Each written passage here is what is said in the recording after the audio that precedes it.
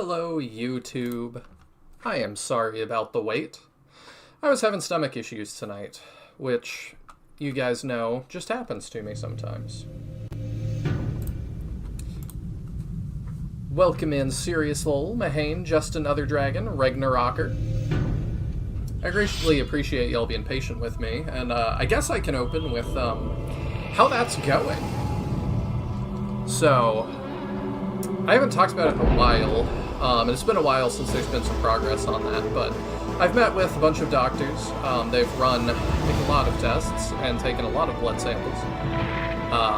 And basically they've concluded we don't know. We don't know which problems yet.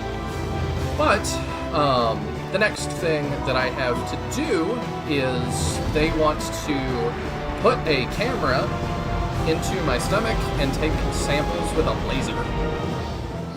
So, as y'all can guess, I'm thrilled about that. I'm very anxious about it, and I need to schedule that. I haven't done it yet, but that's my next step. So, I always appreciate y'all being really patient with that. I'm having stomach issues too, and I'm here. Yeah, it's a lot easier when I'm watching and not hosting, but I definitely have sympathy for that. It's always funny when I'm hanging with friends or something and they have stomach issues and they're like, "Oh, I'm so sorry you did it," and I'm like, "Do you know who you're talking to? I get you more than anybody. I don't care. I invented stomach issues. I was born in it, molded by it." Hey, Tyler. Hey, what's up? Sorry, mate. Shouldn't be anxious. Just look at it as you being one of the few people who's eaten a laser before. Oh, I can join a bunch of Star Wars characters. How are you this week, Taya? I'm doing good. I'm noticing that you haven't announced the stream, so you might want to do that. Oh, thank you. You're welcome.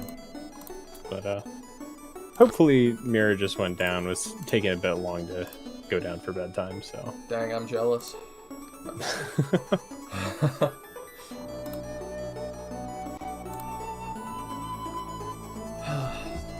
You had a good stream. You've had a couple this week. Yeah, I had a couple this week. I really liked the coding one. Thank you for putting it in words I could understand. I mean, I know that especially when working in assembly, I'm working on stuff at a level that basically 0% of my audience understands, so being able to explain it is nice.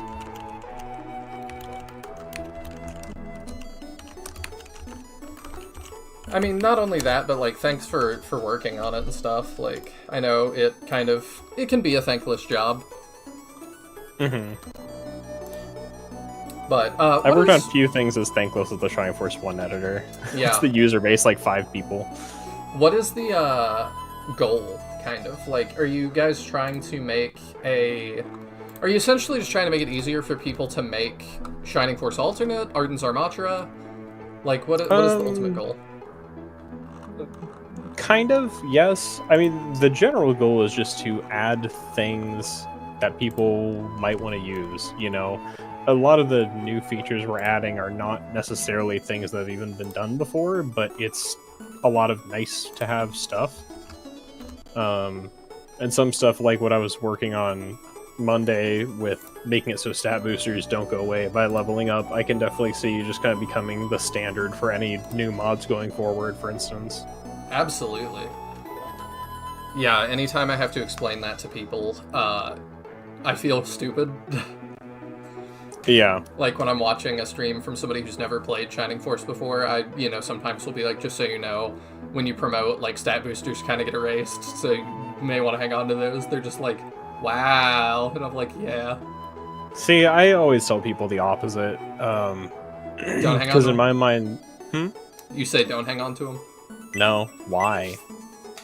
So, like, you lose them based on leveling up, so even if you save them for promotion, it's like, oh, I promoted, I'm level 2 promoted, I'm going to use my power potion, well, next level it's gone. Oh, yeah. So, you're right. I'm dumb. My advice is just, like, if you need the boost, use it. Like, use it for what you need now. Use it to make Arthur work. It's going to end up not mattering anyway. So, like, yeah, I usually use my power potions on Arthur because it makes him work for now, and it's not going to matter on anybody else within 3 levels. So, like, why? Well, and I feel like it's one of those things where, like, people have been repeating the whole, like, oh, they go away, save them thing for so long. People are just, like, terrified to use them. I'm like, why? Like, use them to make your life easier now, because they'll be gone eventually anyway. So, and, like, unless you're actually going to go, like, 20-20 and at, like, level 20 promoted use them, there's no real point. True. Swapping out our people here. Stat boosters disappear on promo level up. They disappear on any level up. I can get into the whole... I guess while we're moving party members, I can get to the whole dumb nitty-gritty of Shining Force 1. Sure, let me welcome people real quick, though. Yeah. Welcome in, Magnus Zero. Hope you're still enjoying SF3. I am absolutely enjoying it. I'm almost caught up to you, so hopefully I can catch your next stream. I appreciate you dropping by and saying hi. I fully understand the not watching because of your own stuff. You probably already dipped, but I appreciate it anyway. It's kind of what I do with Taya right now. But I totally get it and really appreciate it.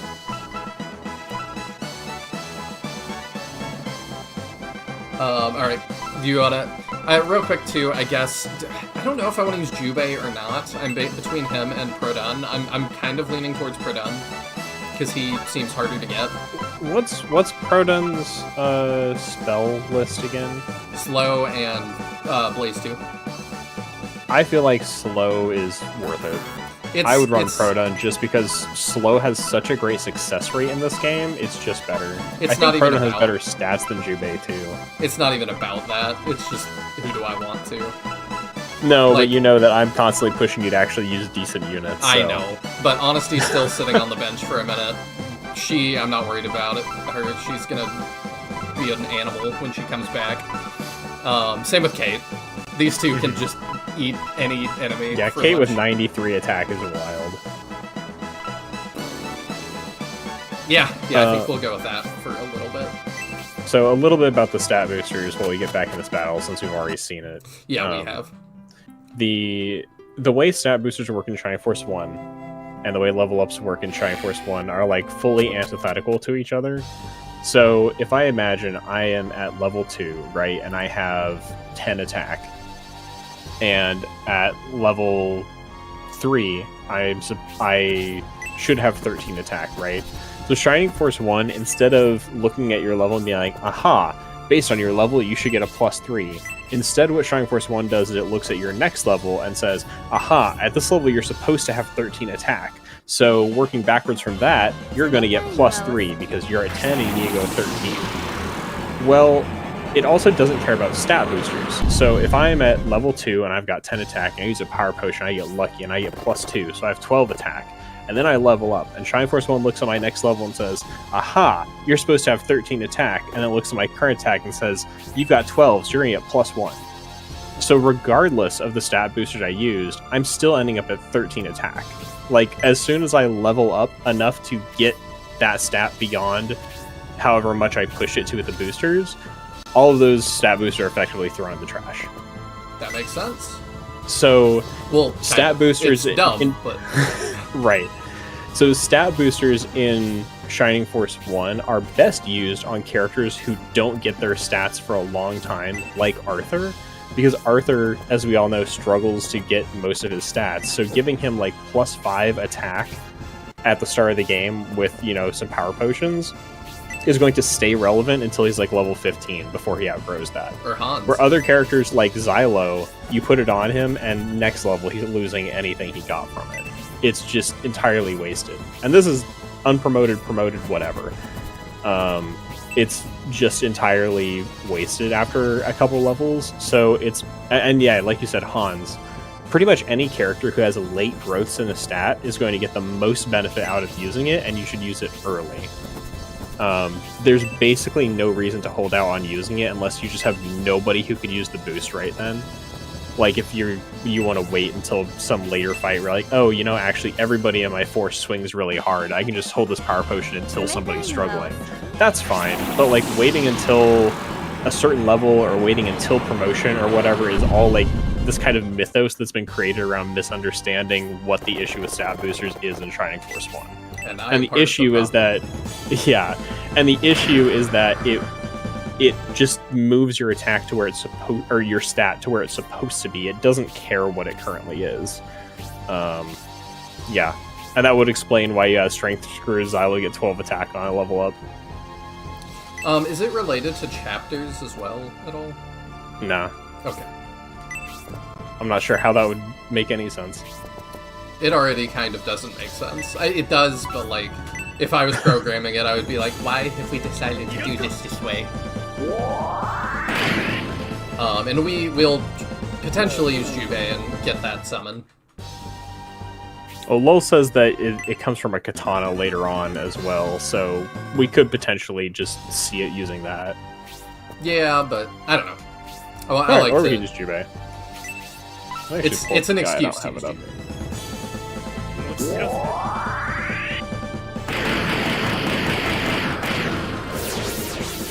Curious what level he learns it.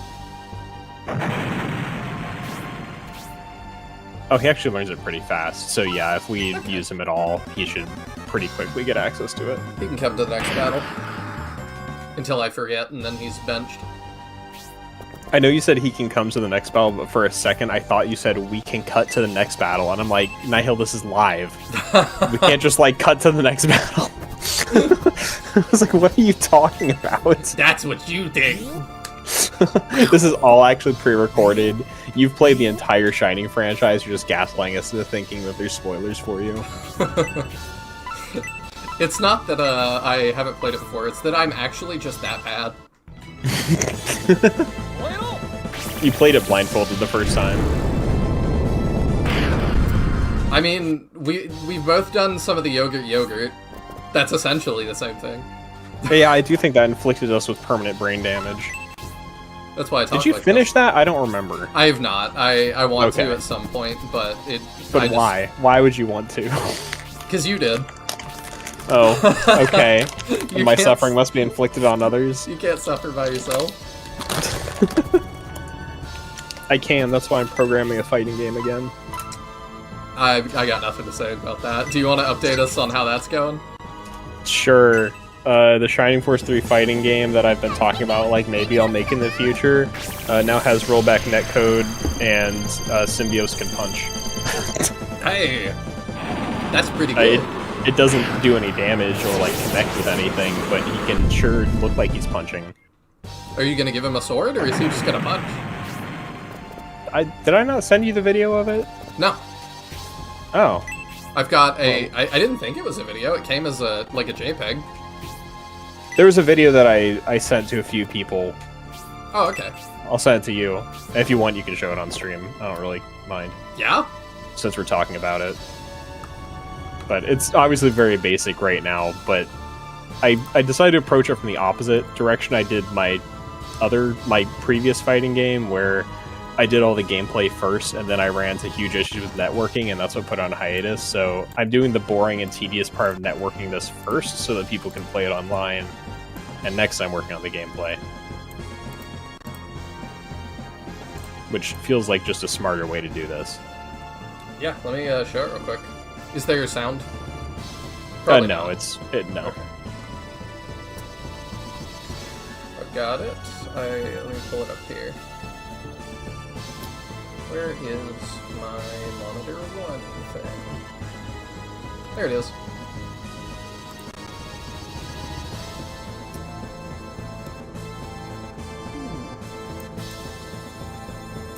Alright, so here's what we're looking at. I love the jump. I forgot he can jump, that's right.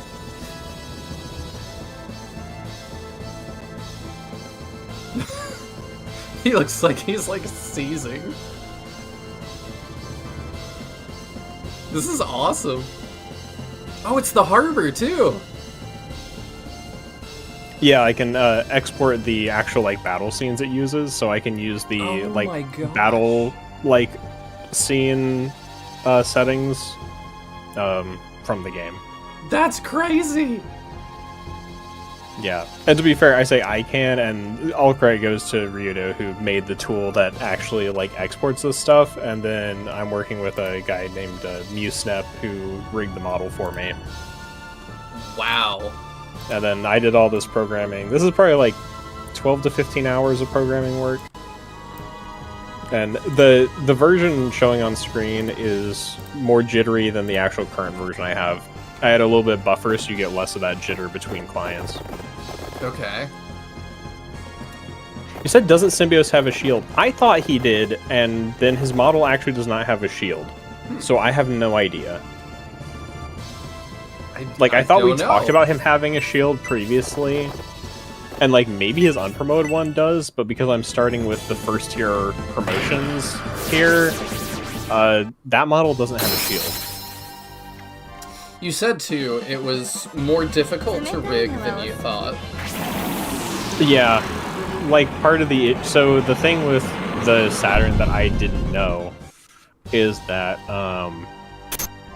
every single polygon is a separate like material and texture, unlike in a modern model where like an entire mesh, like his torso or whatever, would use the same material. That's not the case for the Saturn, and what that means is where a normal like video game model would probably have 4 to 10 textures on it, Symbios has 177 textures. That's a lot of texture. Which is, it feels high for such a low quality model, but and you're right, Lo, he does have a shield in his unpromoted model, but not any of his promotions. So that's weird. I could always re-add his shield to him, like I could steal it from the other model if I wanted to give him shield attacks. But I'll dabble with it. For now, I just need to get like the game doing anything, like letting him attack and actually do damage. But anyway, yeah, that's where I've thrown like 15 hours over the last week.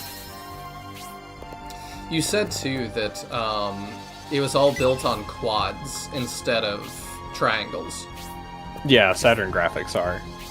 Which is really weird. Like, was that like a technological battle that was being waged? That's a question I don't have the answer to. Okay.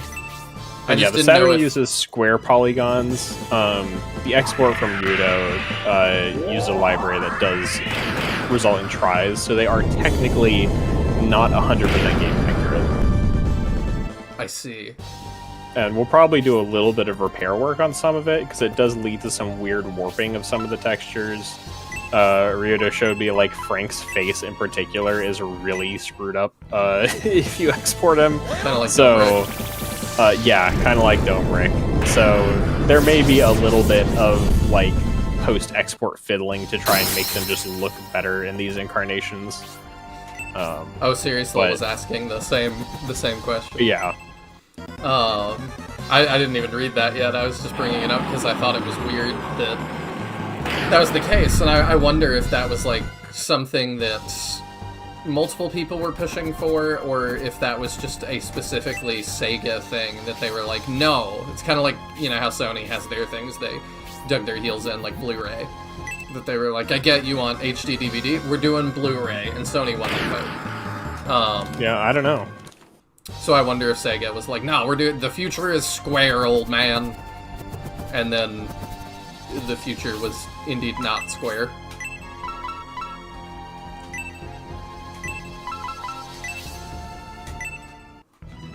Really interesting stuff, though. If you're a nerd like me.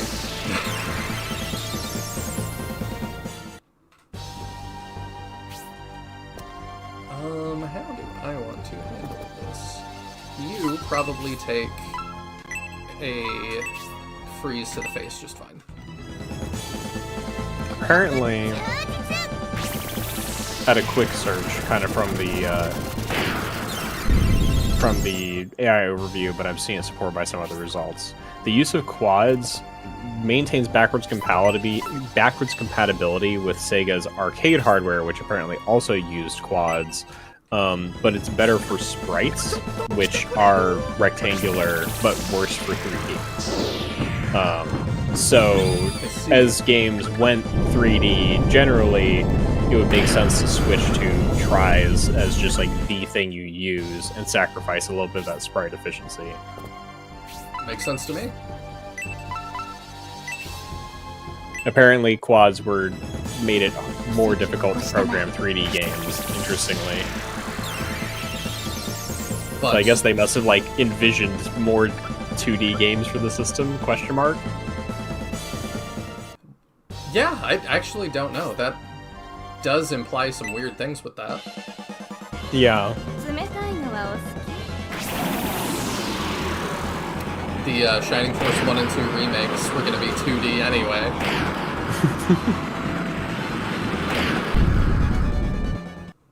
That's a weird thought. I would love to see Shining Force 1 and 2 in the style of 3. We were actually just gonna get Resurrection. Yes. Just on the Saturn. It's a little bit difficult to bust through this. Having done texture work for mods, hearing that amount of textures a character has in the game sounds painful to work on. Yeah, does that mean, like... I wonder how they made them. Like, were they actually doing, like, 170 separate textures? Like, I've seen y'all work on, Well, what effectively it means is because the quads are designed for sprites, basically each each square is an individual sprite. So instead of, like, texturing over a model as you traditionally would, they're just drawing 200 sprites at different angles on the Saturn. So each of the textures for the model is like this little tiny sprite. A lot of them are like, 10 by 10 pixels because of the detail level of the sprites. It is kind of awful, and I talked to a couple people about the potential of like reducing it down to a more traditional texture. And basically what I was told was that it would be such a like tedious hand-done process that it's just unlikely to be worth it unless we're really starting to run into performance issues. Which hopefully with only a couple models on screen it shouldn't for the purpose of this game, but in a perfect world we would fix that. In a world where Sega was funding this. Yeah. Hey, if I put this out there and Sega's like, hey, do you want to make a real Shining Force fighting game? I'm saying yes. Would you say no to them if they asked you to do anything Shining related?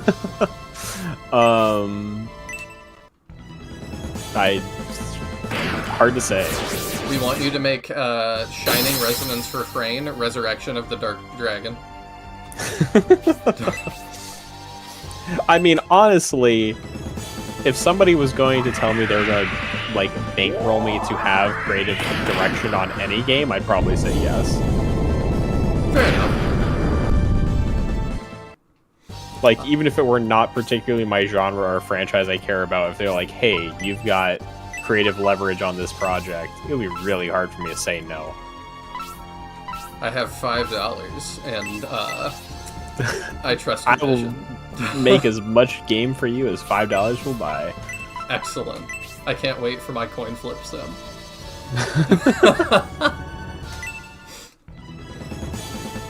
Oh, don't worry, I won't be able to code it landing for that price.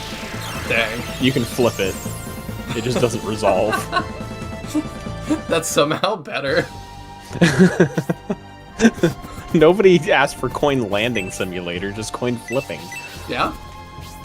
You gotta really elaborate on what you want.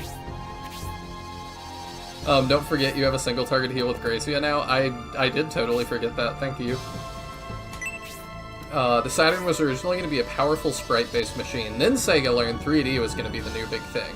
So they just slapped a second CPU into the Saturn to do 3D.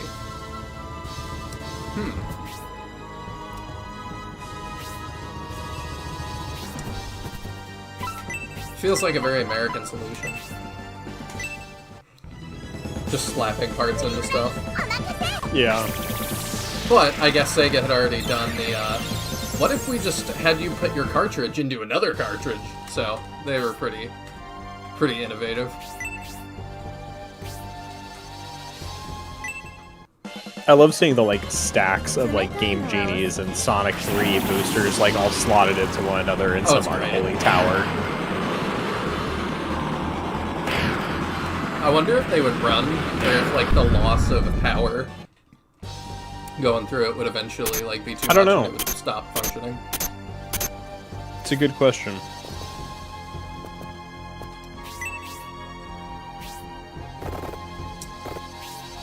Too bad we don't have the technology to put a CD inside another CD for the same effect. We really should. Somebody should get on that. Maybe the guy from Pimp My Ride. Oh boy. You remember those memes? Yeah. I feel like we talked about this on stream like a couple weeks back. I feel like we did too, that the whole thing was like, none of the cars were meant to work. Effectively a scam, yeah. Yeah.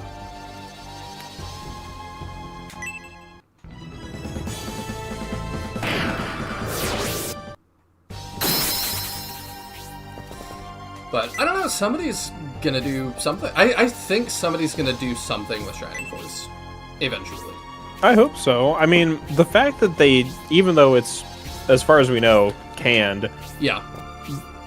the fact that they were trying to do the mobile game does mean that somewhere behind the scenes there's at least some interest in doing something. Like, they Seems wouldn't that way. have, you know, bankrolled the project if there wasn't some legitimate interest. Yep. I mean, I think it makes sense looking at Final Fantasy Tactics making a comeback, and, you know, the Lancashire one from a couple of years ago. Yeah. And as far as I know, all of those were profitable. I do feel like it's a little unfortunate that we're in a good gap spot right now between Fire Emblems, so there's not, like, other current, like, strong SRPG competition. Where it's like, if you were to do something big with Shining, it would have been ideal to kind of land in the same spot that, like, Tactics re-release did. Yeah. Where it's like, people who are into strategy games don't have another new game right now. Yeah. And it makes me kind of hope that, like, I do hope we get another Shiny thing, but that maybe it's a little bit after Fortune's Weave. Just because I feel like it'll do better. Oh, for sure. You really have to take that into account. I know Mangs has talked about that as well. He's working on Underon Saga Definitive Edition. And when talking about release date, he's like, that depends. If Fortune's Weave is the holiday title this year, early 2026. If Fortune's Weave is summer, late 2026. Yeah. We gonna get out the way. Because I really hated what happened to Wargroove. Wargroove 2, like, launching the... Was it the same weekend or the weekend after Advance Wars? I don't remember. All I remember is it was very bad timing. Oh, that was brutal.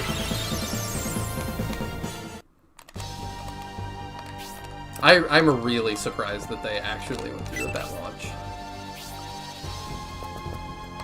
And, you know, maybe by that point, they didn't have a choice.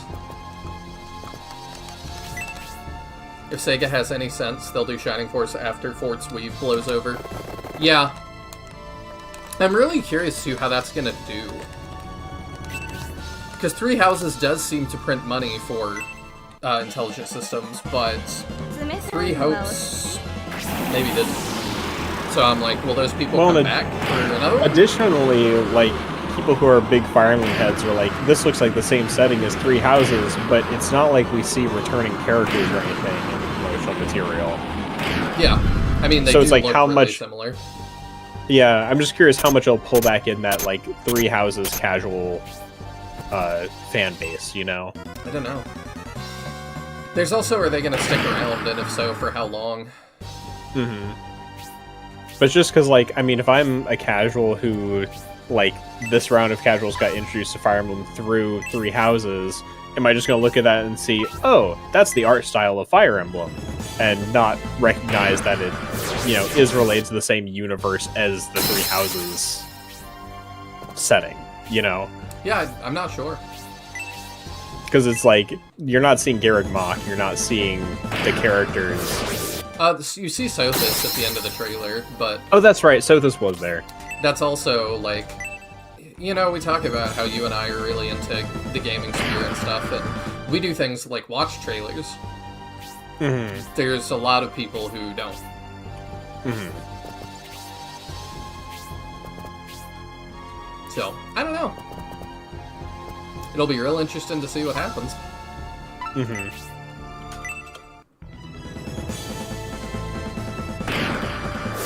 Constantly having destroyed this regrowing ice is so annoying. Yeah, this one is something. Yeah, it's a bit of a tedious one. Love this battle, but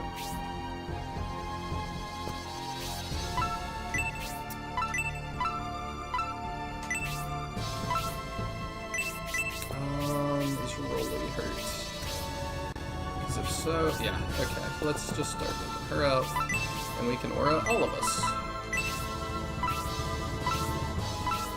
Oh, no, I can't. I have to aura. You know, if I did manage to get like Sega's attention with this fighting game, I'd love to just be like, hey, we'll fund you to make like an All-Stars fighting game of all the 90s Shining titles. I would love to just pick through the cast and build my dream roster and have money to make that. It would be really interesting. I wonder if they'd be down for something like that, given they have done a Shining fighting game already. I feel like that makes it more likely.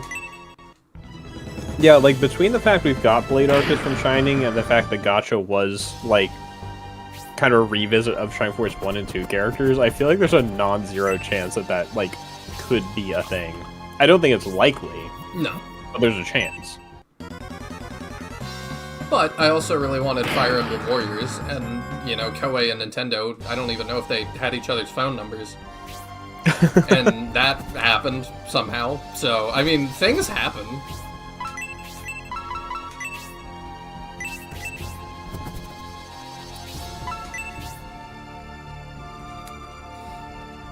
The Yetis, they're coming very slowly, a little bit every turn.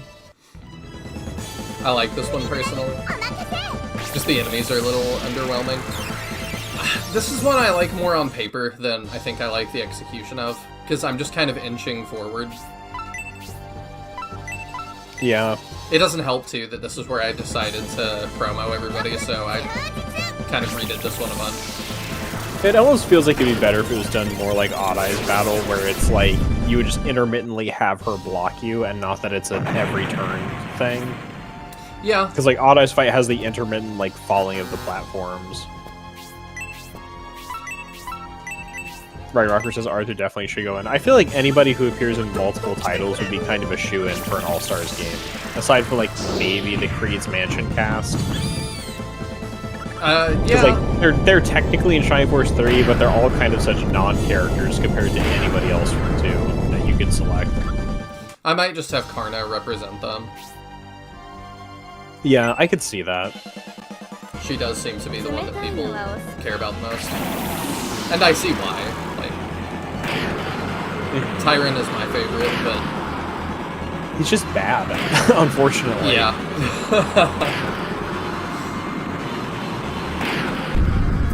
Fire Emblem Warriors had me so hyped right up until they filled the roster with Awakening and Fates characters for it, and everyone was limited to one weapon type and a Fire Emblem spell. Yeah. I was also quite frustrated. Seeing them say, like, well, we're saving Hector, you know, the characters you really want, like Ike and Hector, for our sequel. And I'm like, but you don't know that you're gonna get one! You have one chance to do this, I really want you to do it right. And I really hope we get a Shining Force, or a Fire Emblem Warriors 3. But... I'm not buying it unless no one's in it. Huh? I said I'm not buying it unless no one's in it. I hope Lowen is in it. I hope everybody's in it.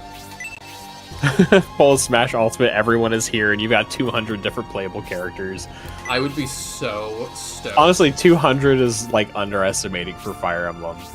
It's probably like 100 characters per 3 to 4 games, approximately, so we're probably looking at more like 400 characters. Man. Yeah, it doesn't have to be actually everybody, but a roster that size, I would be really, really stoked. I think we start punching through and we go punch her in the face. Everybody really wants to play as Reese. I mean, yeah. I'd be down. Or what's his face, the hero with the mustache from GBA. Molder. Molder the I couldn't Boulder. remember his name until I described him to get his name, and then it's like popped into my head like, oh yeah, Molder.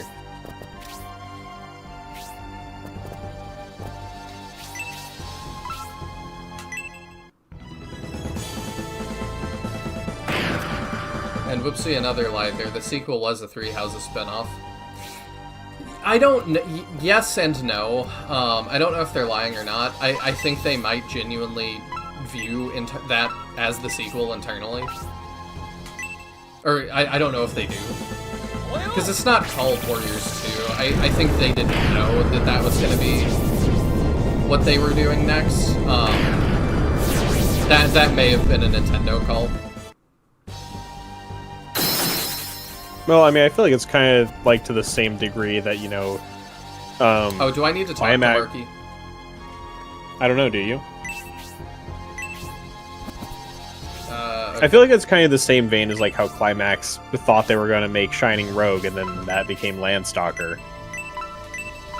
Yeah. You know, it's like sometimes what the people making the game think they're going to do gets changed by the corporate demands. Yeah, and I don't necessarily hold that against them. No, same. It's where I'm kind of like, you know, it could very much just be out of their hands what they ended up making. Nintendo's like, yo, Three Houses popped off sales-wise. We need to capitalize on that. You're making a Three Houses spinoff. She kind of skates. That's interesting. So I guess I'll get Julian up there. With turn orders, just really hard to get him up there. Yeah. Do you remember what Marky said last stream? She was really upset. She's a vampire. She needs to drink blood. Trying to think about what you could be talking about specifically.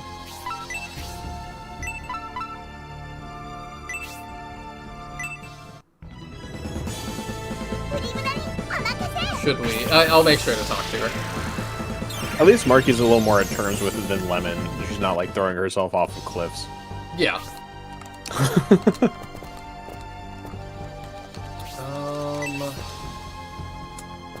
The problem is that they're gonna start rebuilding these.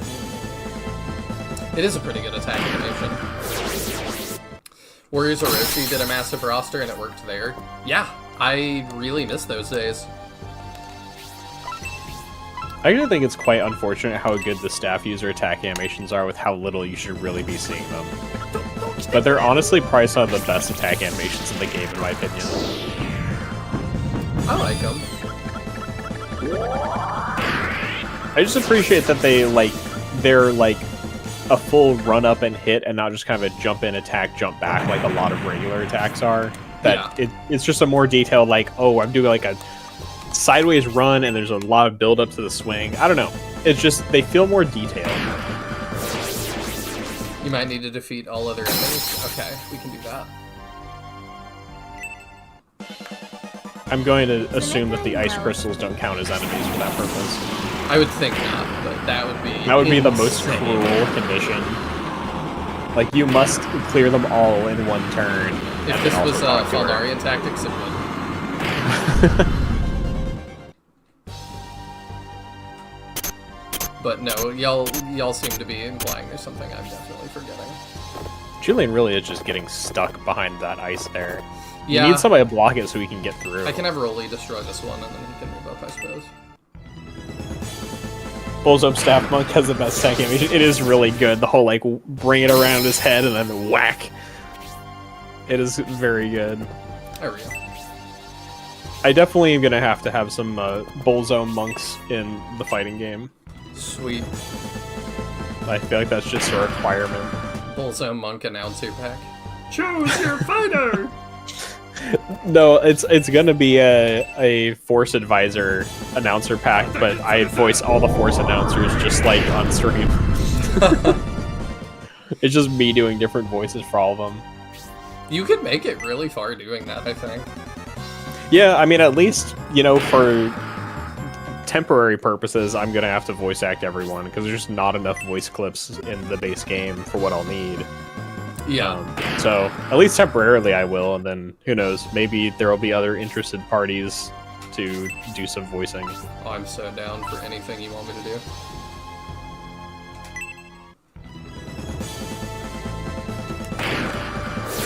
I feel like you're a good enough I voice need you to actor. voice the Bullzone Monk.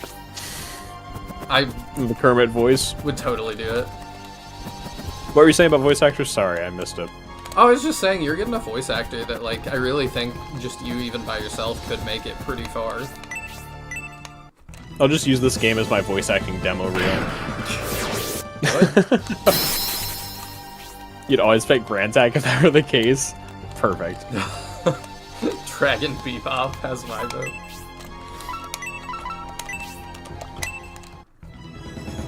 You You got a god.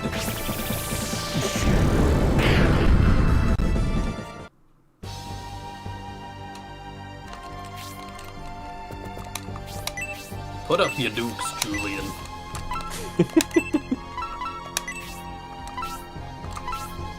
You gotta let him get a perfect. Dantares wins, and at his age, too.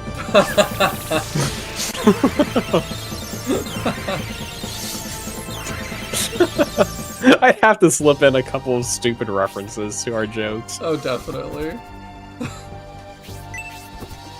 That's such a dumb one. What was the whole spiel we went off the other stream at the desert fight?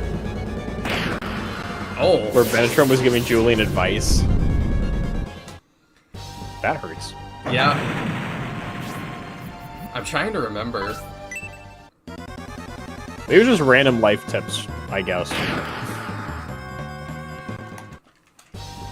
The main thing I remember from that was just us wondering where that projector thing was coming from. I was very confused about that. I can see why.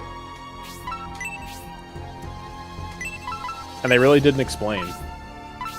No, but if Shining Force explained the ancient stuff, like, we gotta be used to that at this point. I've watched so many people play SF1 for the first time, and when they get, especially when they get to like the underground castle where Kane is injured in the bed, and all those machines start showing up, they're like, "What do you think these are?" And it's always like, I don't know. What do you think they are? Machines. Yeah. Julian, you need to breathe to continue living. It was stuff like that. I'm the navigator, that's what that means. What do? I navigate things. Turn left at the gargoyle sitting on the road. You egress from the battle, recalculating.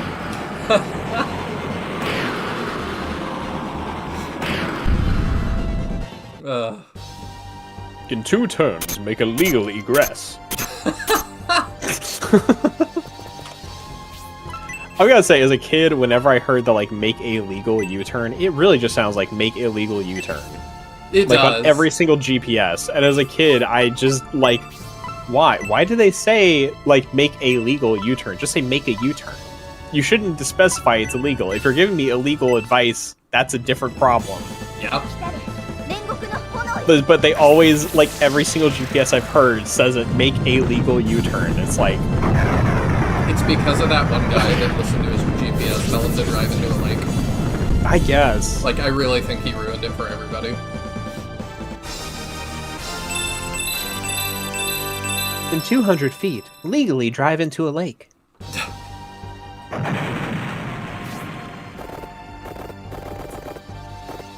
People are crazy.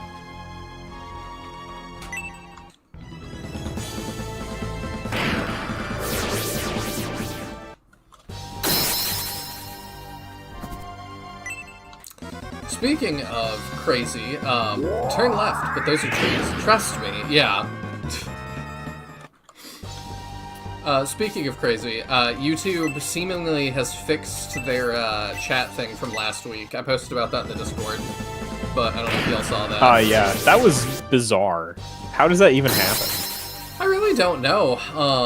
Some other streamer was saying that her chat figured out it was mostly relegated to English chats. So people in her chat started ending with like Japanese characters, and it ceased to be an issue. Some other chatters started talking in Spanish, also didn't seem to be an issue. I'm really not sure how that happened. I know you were saying probably some AI bugging out. Probably. It's quite possible. Ooh, that looked awesome. We hadn't seen that yet. Was it Mirage Dance? I looked away. Gold Rush or whatever. Oh, gotcha. He turned him into gold Yeah, Gold and Rush. shattered him. Yeah. That is not the even the craziest AI story of the week. So apparently there's a site called videogamer.com, which is not one that I have read, but they apparently did the same thing Escapist is doing and fired all their staff pretty much and replaced it with AI articles. So they, which I'm like, I don't care. They can go die in obscurity. The website, I'm not wishing death on actual people. For all those people they fired, they can just go die in obscurity. Yeah, I would not wish death on actual people. But people were talking about their review of the new Resident Evil, I guess, allegedly is AI written, and it is affecting its Metacritic score. Wow. So yeah, people are like, alright, now we have to cross that bridge. Like, that surely should not count. You would think not.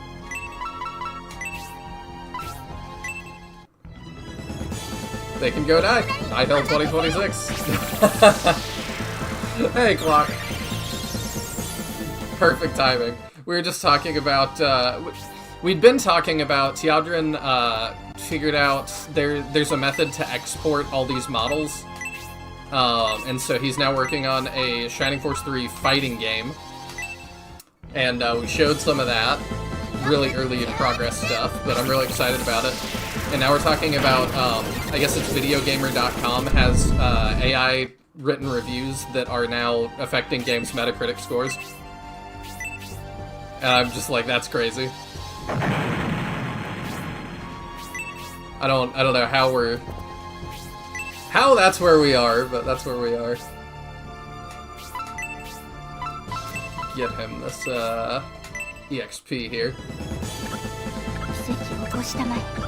All the ice pillars give me grind here to get to level 20 vibes. To me, it's even the Yetis that spawn right at the start. It feels like they give you kind of a chance to get set up, and then. So I've killed all enemies. We'll try and talk with Julian. We're also trying to recruit this boss. There's just something so iconic about PS1 graphics and models. This is Sega Saturn. Excuse you. But yeah. I can't believe that you don't recognize the... Look, Nihil, the PS1 graphics are so iconic that he can tell this is PS1. That's how iconic they are. There is some real irony to saying the graphics of a system are iconic and then saying it's the wrong system. Like, I'm sorry, there's just like some really great irony to that.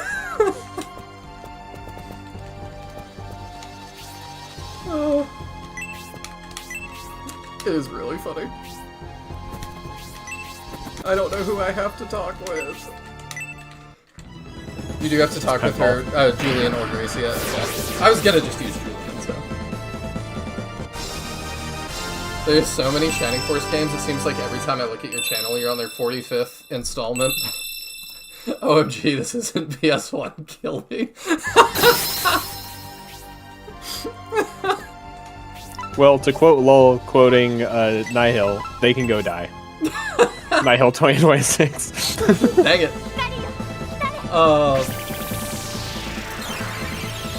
They're really, like... So in the initial run of Shining Force games, you're into Fire Emblem. There's way more Fire Emblem. In the initial run of Shining games, there's Shining in the Darkness, and these are only the canon ones. These are not all SRPGs, like tactical stuff.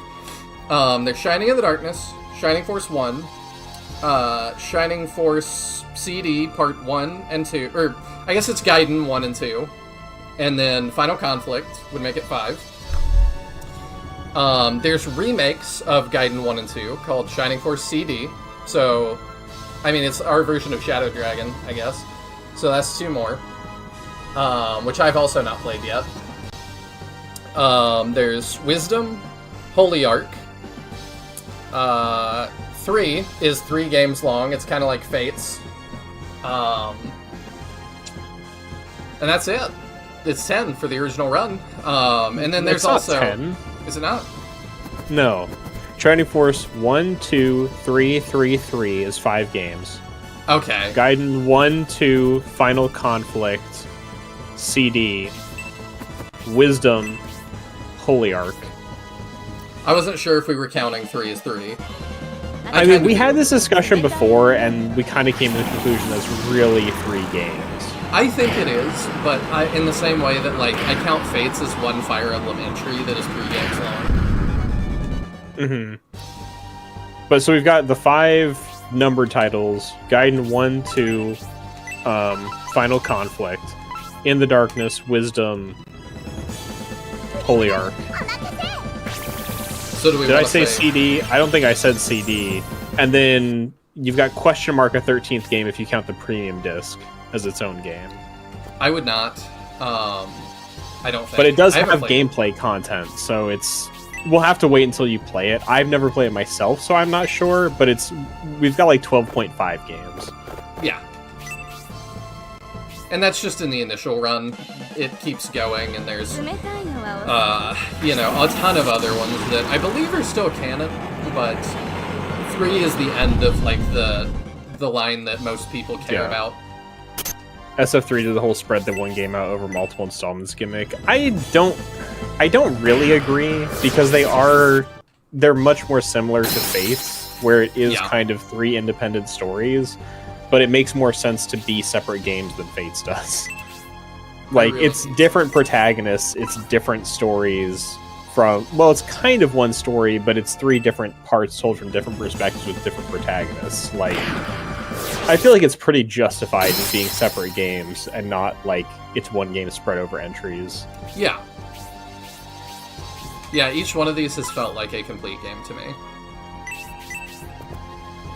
Granted, you'd be very confused, like at the start of the game, if you played it on its own. But that's true of some series of games. Like, playing Kingdom Hearts 2 without playing Kingdom Hearts 1 is like, well, did you really expect to know what was going on? If you start at Kingdom Hearts 1, you don't know what's going on. You're right. I started at 358 half days and I didn't know what was going on.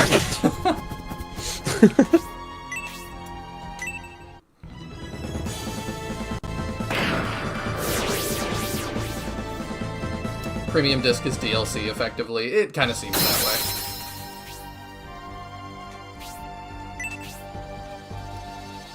But yeah, similar to Fates, it's like, I do grant that, like, each game in Fates does feel like a full game. Even if you don't like it. Do they reuse maps and characters? Are 3 installments notably different? I don't think they reuse any maps, and the entire playable roster for each game is different. Yes. Except for, like, 2 exceptions in Julian and Dawn Horse specifically. But every battle is unique. Yep. I don't think there's even any repeat bosses. We haven't fought any of the same people in multiple scenarios, have we? I don't think so. So, like, they're very unique. Yeah, you're right. We need to slow her. We could also... Does this speed up agility? I don't think attack does. Attack is just attack power. Okay. Because, yeah, I am Quick, kind of going in or- circles. Or boost is what they call it? I don't remember. Yeah, I see the issue. Because, yeah, now he's gonna get his turn, and That's awesome. What the heck? So you're seeing 3 different point of views of war, each from a different faction / country. Literally, yes. The first 2 games are the 2 opposite sides of that war. You're playing as Symbios in the first game and Medion in the second one on the Republic side, one on the Empire side. And then this scenario is Julian, who's kind of an unaffiliated party, more or less, doing his own kind of thing. Yeah, this is our lord for this part. And this section of the story kind of is going to bring all the loose ends together and give us our full ending. Yeah, we're essentially doing Game of Thrones. Like, I referenced that in the announcement for stream today. Because, like, we've gone out beyond the wall into the icy territory and stuff to go deal with the monsters beyond the wall that are the real threat. Yeah. Well, the extra cool thing, Clock, that this game does that basically no other game does, you can carry your save file from the first, the second, and the third game, and your decisions in those games affect the events of those later parts of the story. Yeah. So it's like it's not just different perspectives, but what you did on one side will have like repercussions later, which includes like which characters you can recruit and stuff like that. Similar to Onderon Saga, there's characters that if you kill early on, they will actually remain dead. And you won't see them in part 3. Yeah, and there's people that like you can go to like extra lengths to spare, and then they will come back later. Like Spiril, who's in our force now, was actually a boss in a fight. She died. Was a boss in a fight in scenario 1, and because we went out of our way to not kill her during that battle, which was pretty difficult to do with our setup, she returns in this part and joins this force as part of the narrative. Where if we just actually killed her, she would be dead. Yeah, let's do plot real quick. Are you saying you want to know what happened between me and the Bolzome sect? We're in the midst of battle. Why are you asking now? Yes, I defied Bolzome and was cursed to become a snow witch. This miserable existence is his fault. For Clock, who hasn't tuned in for this, because they decided to make the Lord a mute protagonist, I've now dubbed him as Blue from Blue's Clues. The Bolzome sect, those vandals, the only being who can match their power is an innovator. That's why I'm waiting for the legendary expedition. That's me, Julian Legendary Expedition. Ba-bow, ba-bow, ba-bow. If this battle is pointless, are you saying we should halt our attack? Yeah, I'm saying you should stop punching me in the face, yes.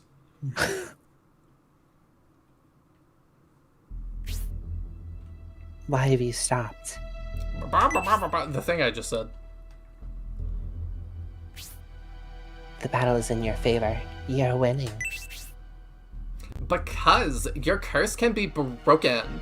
Unlike that guy from Shining Force 2. My curse can be broken? Ow, you don't believe us? We're the Legendary Expedition. We can make you just a regular witch. It's true, Marky. This is the innovator, Gracia.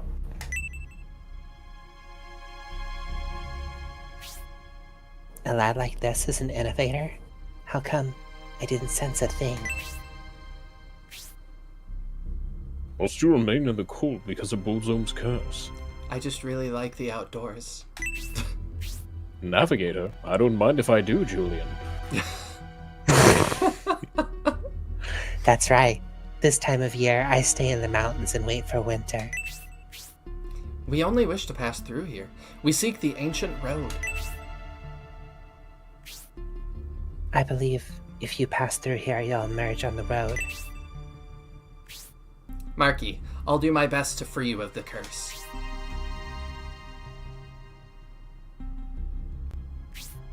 I'm sure the staff of Bassem can break Bolzome's curse, but how?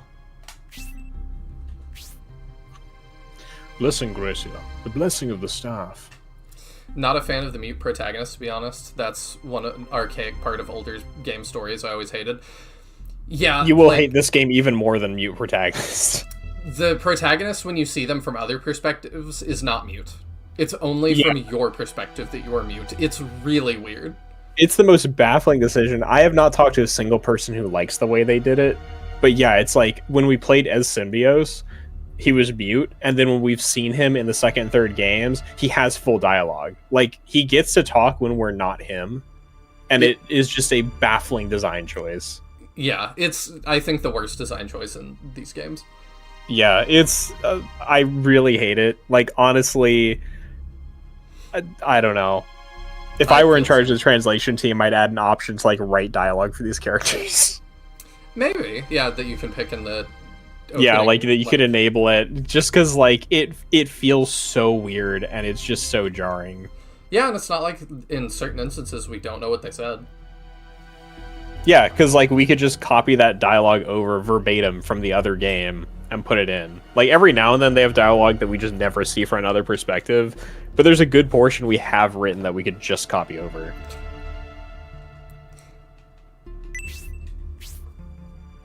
Staff of Bassem, grant Marky your blessing and break Bolzome's curse.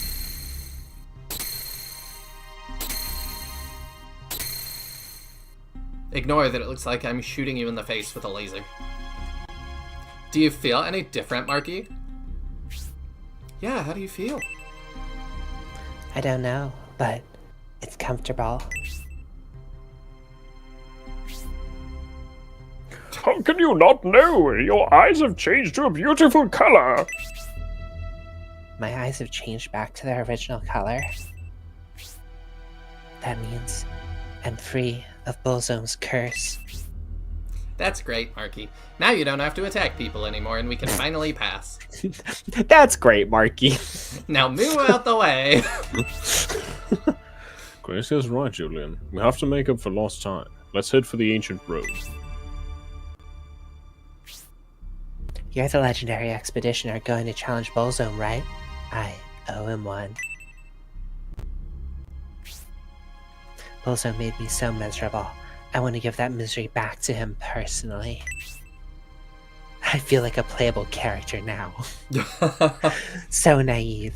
I'm saying I want to join your force. To battle the mighty Bullzone, we need all the help we can get.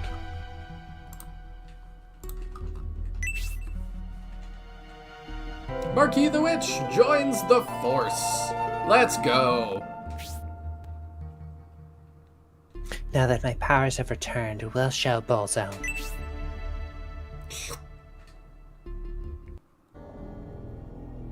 Said Marky's a silly name. Did you name her? Nope, that's her original name.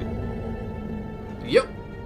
And honestly, some of the character names in the fan translation are less silly than they would have been if we just straight took it from the Japanese. There's a major character whose name is just arrogant. There's a guy named Dominate. In this game, which is odd even for Shining Force, the franchise, a whole bunch of characters are just English words. Which is a strange design choice. Yeah, Major. I like Majoron's name a lot. Yeah. Is Marky promoted or just regular promoted? That's a good question. She should be regular promoted. Yeah, I think she's just tier 1. I think we still have to get her to tier 2. Because she hasn't been blessed by the staff. Yeah, she's level 21, so I'm pretty sure she's first tier promotion. There's a lot less. Oh, sorry, go ahead. Justin says, my thing, I think her cursed eyes should be the red color and uncursed should be green. I mean, we don't really know what the Bullzome magic looks like. They haven't really used red as a motif for Bullzome. If anything, they are all Kermit voiced, so it should be green, right? Although actually it does kind of go opposite of Honesty. The fake Honesty was purple-eyed and then her actual eyes were green. So I do think it buries the lead a little bit having Marky with green eyes when she's cursed and then red after. Yeah, but her red eyes look good, so yeah. There's a lot less snow since we left the mountains. That's what happens when you leave areas weather changes, Donmort. I'm glad that you're learning this. From the looks of this, we'll be back on the ancient road in no time. Then we can head toward Remotus. Who are you so wise in the ways of science? I'm learning from Benetrum. What's the matter, King Benetrum? Isn't it good we're approaching the ancient road? I can't get Bullzome Temple out of my head. The closer we get to Remotus, the more I worry about how we'll be able to reach Bullzome Temple. Oh, that's another on-the-nose one. The furthest away town is called Remotest. Yeah. I can tell you how, Julian Army. I wonder if she's based off of Marquess or whatever the French word is. Very possibly. But then we have to think about the French. There's actually a section in the World Book about the name origins. I can poke around during the next battle. Okay. When Fiala was pretending to be Domeric, his eyes were red. True. Yeah, maybe it doesn't make sense. There was that one Bullzome monk who wasn't Kermit. Could never forget him. Oh, yeah, he was great.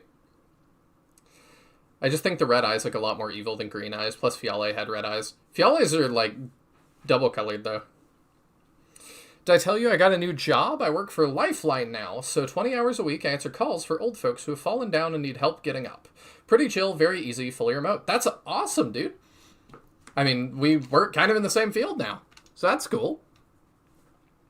Also, I wanted to say, while Clock was here, I did think it was really funny. I was looking back at my old YouTube, like, going back to my earliest YouTube stuff. And one of the earliest things I could find as history on my YouTube channel, or, like, my personal account, was watching a video of Marky Joe play it has to be one of your earliest ROM hacks, which I just thought was funny. It was like Phoenix Emblem or something. So, I was watching that the other day. But yes, to lock in for a second, Golem is here. Anytime Golem shows... Oh, he doesn't have rainbow words this time. It's his name that's Rainbow, usually. Oh, okay. What's the matter, Julian? Why do you look so anxious? Oh, is he hearing voices? Gracia, it's Golem. Golem, the vandal for whom Julian is seeking vengeance. Why is Golem here? He appeared suddenly last time as well. What is his purpose this time? Before I met Julian, he challenged Golem and was cast into the river. Yeah, let's not have a repeat of that. Golem is Julian's target. That's how we know of him. I don't think he's... Let us all restate the same information 6 times to be sure you're paying attention. It's like Netflix. Also, I don't know if I pointed it out, Donport's side profile is insane. Could stab somebody with that. And I'm not talking about his lance. Just saying it that vague way, it sounds terrible. Then he must have come for Julian. Maybe BBL. I wasn't talking about that end either. Alright, see you, Glock. Thanks for hanging out. Then he must have come for Julian. I don't think Golem was coming for Julian. I think Golem couldn't give less of a crap about what Julian wants to do. I don't know what Golem wants, but I don't think it's Julian.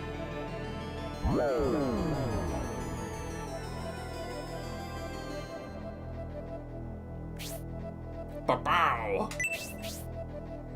Julian, don't. Oh, there it is. Why stop him, Penetrum? If he wants to challenge me, he is welcome to. It is of no consequence to me. Please wait, Julian.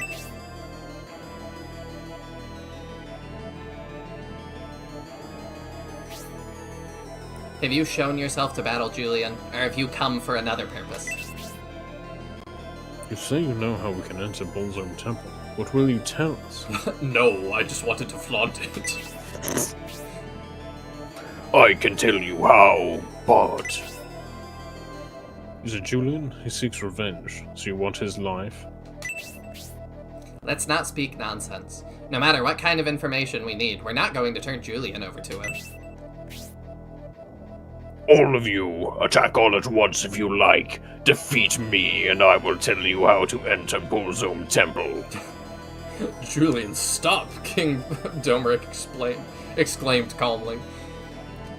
They are making a lot of assumptions about Golem. Julian, did you put your name in the Goblet of Fire? How about that, Gracie of the Innovators? You want to know how to reach Bullzone Temple, don't you? But there is one catch. Gracia, that staff. Using it is forbidden in this battle. Are you willing to discard the Staff of Besem? Why did he just show us his skirt? I even dressed up for this evening. Show me a nice time. If I can't use the Staff of Besem, could we still defeat Golem? Should I discard the Staff of Besem as he asked, Julian? Is this a real choice? No. Dang.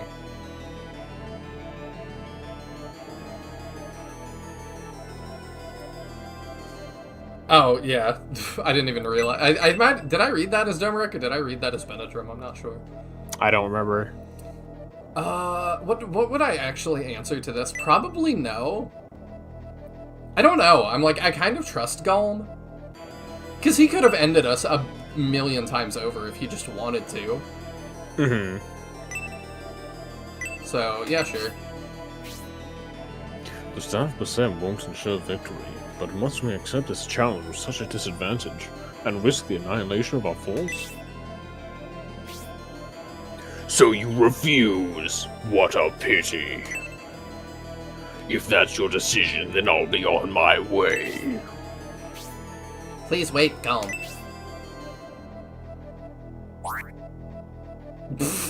Yeet. You didn't have to throw it that far. There, Golem, I threw the staff away. Now, will you stay? Also, he does not do nearly enough physical damage to have an arm like that. You have agreed to my terms, Gracia. The battle will be fair. Defeat me and I'll keep my word.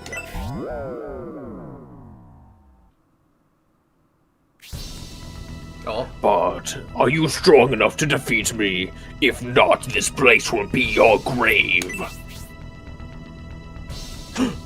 Gracia has discarded the staff of Basim. We have no choice but to battle him, Julian. Defeat Gorm and wrest the riddle of the temple from him. I really like that the drums are separated in my headphones. I'm being serious, like, it's bouncing, like, from side to side. Yeah, I hear it too, actually.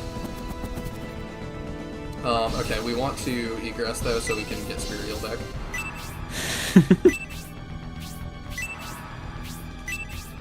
Do we want to put Marky in the horse? I think she's a fantastic unit. I use her a ton. Okay. Also, I mean, it's only the second playable vampire / not vampire True. that we've ever had in the series. She also has a unique summon that we've never seen before, unless you've seen Proserpina. Bless you. I don't know if she ever used it on you, I don't think so. but she has that, and it's pretty sick. Alright, take one last look at that portrait, because it's going away. Bye-bye.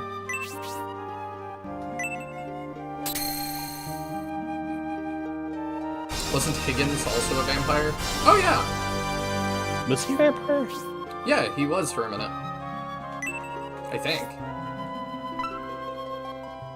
I don't remember if he stays that way. Let's check out that new portrait. I don't like how you said that. Oh wait, she's not gonna be on my list. Well, I mean, it's the only one we haven't seen so far, right?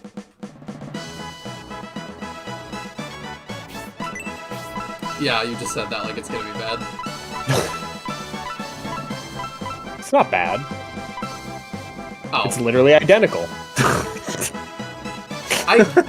Alright. You couldn't even flip it, like... At least it didn't get worse. Yeah? But yes, it's literally the same. They just, like, didn't even try. Well, okay.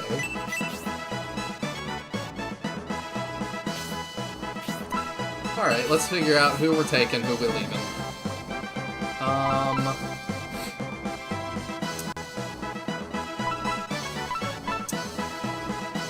Let's see. Who do we want? I personally feel like, well, We can swap I was gonna say, I Crota and personally Fuchibei feel like she does very much the same thing Pendulph does, kind of, just Yeah. better. So, but I also know that you really like using the penguins, so I do. you could swap her out for Bridget for now, as your casters, Yeah, we can do that. unless you like particularly want something that Bridget brings to the table for this fight. Not particularly, I just think she's neat, and that she can restore her own health and MP. Yeah. Oh, Lol says that there is like a draft for her new portrait. Interesting. Do you have a way to show it? I've never seen that. Yeah, we'll check rods real quick. That's all onks. There's an earth rod. Is that better? Than what she has? It's in the No, that's worse. PD. Kind of. The PD. Premium disc. Oh, dude. Thanks, mate. Yeah, but take a screenshot of that. Well, I guess we'll see it there then. Oh, that's slightly better. Yeah, we'll equip that. Okay. Also gives her another spell, so. She probably has an interesting entry. Go down to M. Murky. She is from Beldit. An enchantress, she's human. Mage who was cursed by Bullzone. Overpowered in battle by the Julian army. Saved by Gracia who lifts her curse. Joins the Julian army seeking revenge against Bullzone. I don't think there should be anybody else yet. We can check and see if Golem has any updates.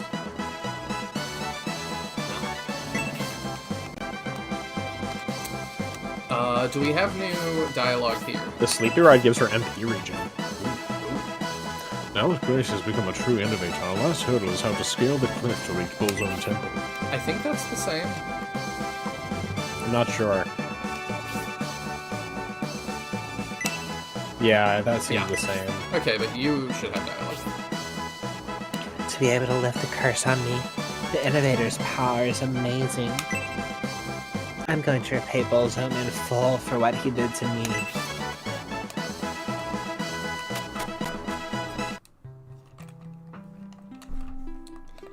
Alright, let's go. Oh, by the way, there are 3 things to find in this battle. Oh, okay. We're gonna save and then we're gonna go fight Golem. Which, we're not gonna kill Golem here.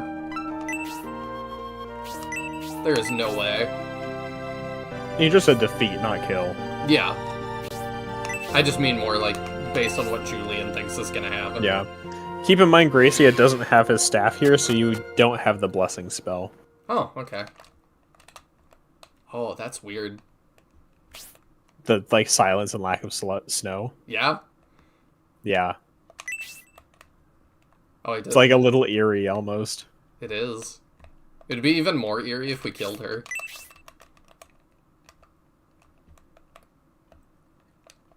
See, as a kid, I would be like, there's got to be a secret here. There's got to be something to find.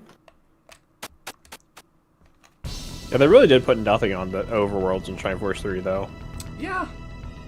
It's kind of disappointing. For a Shining Force 4, I really hope they would flesh that out more. Mm-hmm. Okay, so what do you have? Okay, we're only missing Blessing. Yeah, he just lost his single target heal / damage. Well, I always forget he has it anyway, so no real loss. Okay, that tree is pretty suspect. As is that.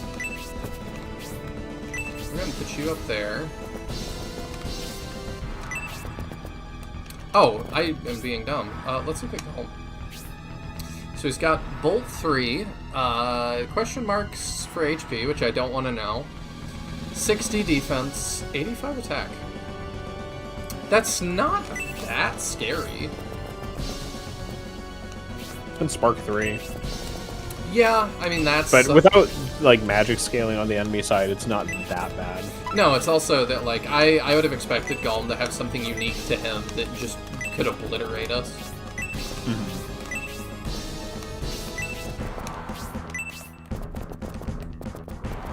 What is your range? Do you move? Yeah, it looks like you potentially do.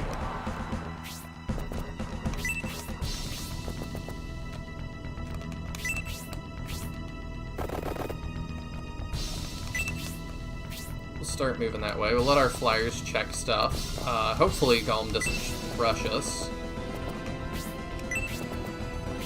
But you never know.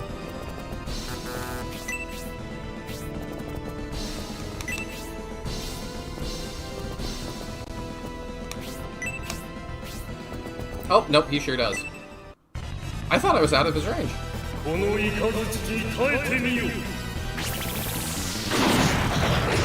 see the He looks so cool. I like his voice a lot, too. Oh, yeah. He is everything I would have wanted.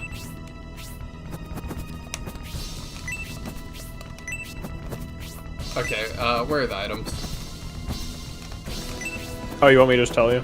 Yeah. Is it on trees? On I hate rocks? them. I think they're all on rocks. Let me see here. The rock in the western corner of the starting platform, the rock at the far end of the map, and the ground on the northwest corner of the map. The ground. So if I do... Oh, I can also check advice here. If Golmoth is a fair battle, that is good. Be wary of his physical strength and wait for an opportunity to end the battle. I hope Golem doesn't rush us. Golem then proceeded to rush them. Yeah. We must remain calm if we hope to achieve victory. I think that's the first time advice has been 2 text boxes. It can't have been the first time. Okay, so Golem, this side is considered north. Mm-hmm. So you said west rock, so that's probably over here. And then so that rock, Well, one is western corner of the starting platform. so that's gonna be over here. So, yeah, probably like that set of 2 rocks over by Leon, I think. Okay. One of those 2. And then one is the rock at the far end of the map. And then one's the ground at the northwest corner. So probably that rock, and then probably somewhere way up there. Okay. So I'll probably let Leon get that. We can throw 1,000 into the mix. He's pretty tanky.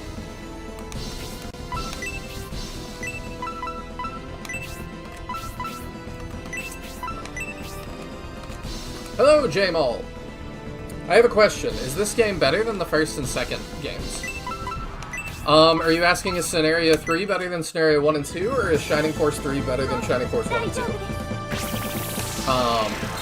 That is an ambiguous question, you're right. I just assumed it was compared to Shining Force 1 and 2, but that is actually very ambiguous. If you mean compared to Shining Force 1 and 2,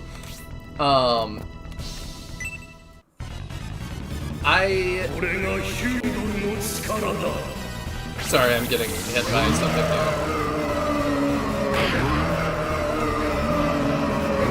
here. He's so cool!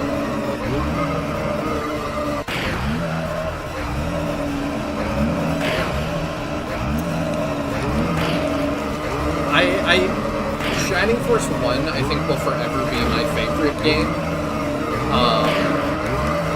But in terms of, is this, like, objectively better? I think this is probably better than Shining Force 1 and 2. Yeah, I was about to say, waiting for you to finish talking, but like Lowell said, that's the same thing that Panzer used in Holy Art. And while it's called Chaos here, the guide online, which I'm more persuaded to believe might be correct, calls it Chaos Cauldron, which I think it had a name like that in Holy Art 2. Huh.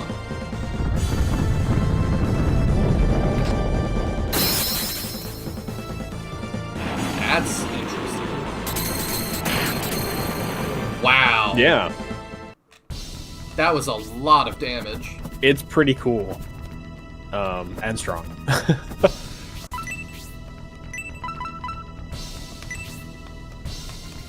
think we're just gonna But yeah, so he does have a unique attack, like you thought. He does. It just was kind of hidden. It's not listed.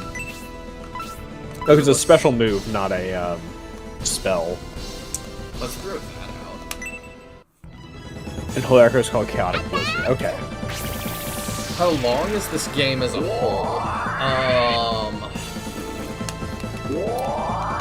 Pretty long, if you're counting all 3 parts. Because each one is a... I am very comfortable calling each one a full game.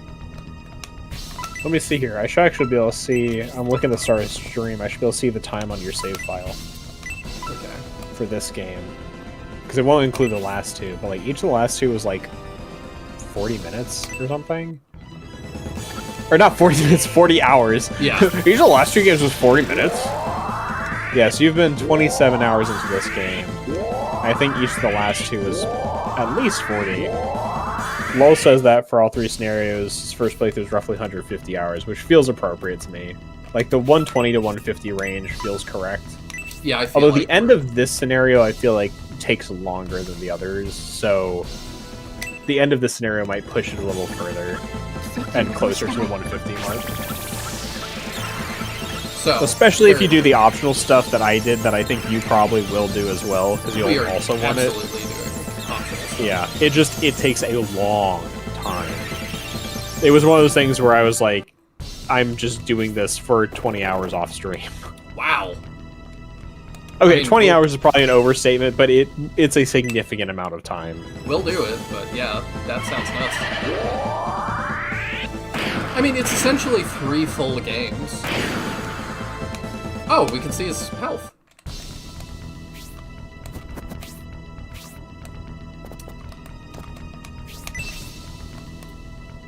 He's not that scary.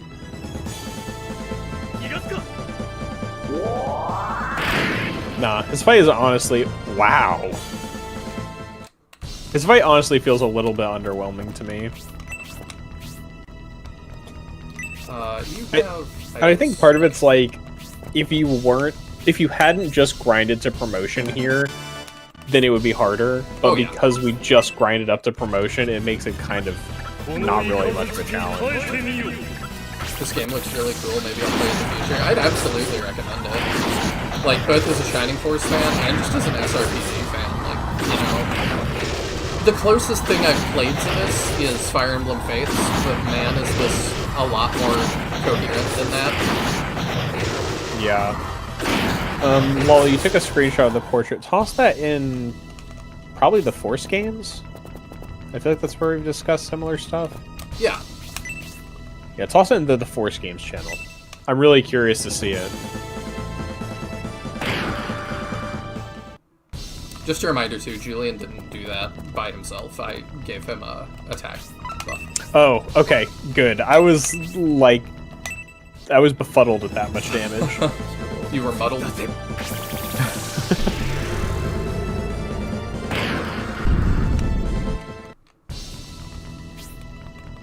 He's not that scary. Proceeds to cast a mass diesel. I mean, yeah. We're definitely going to need to keep up our heals.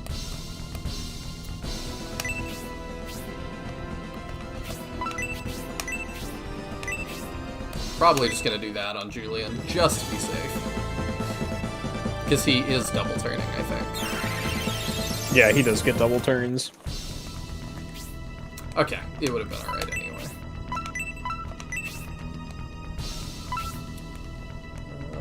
Yeah, we'll do that.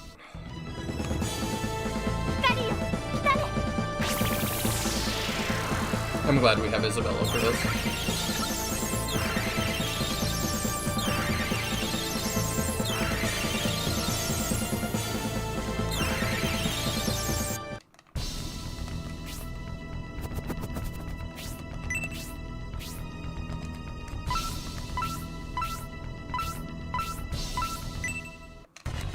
With the auras, we can kind of manage, and I'm tempted to cast Resist, but I'm also concerned that that does block keeps of healing then.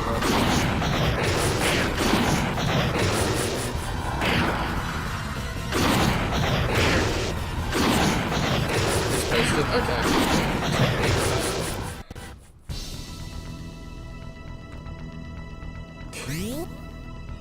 okay. I just opened it to Julian's portrait. Or not portrait, the thing you sent.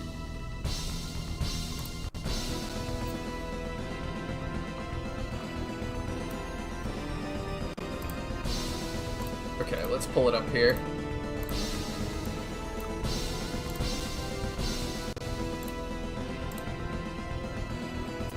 So here is Marky's portrait that was being worked on. Interesting. It looks pretty good. Thank you for sharing that. I also like the souls coming off of her hand. That's really cool.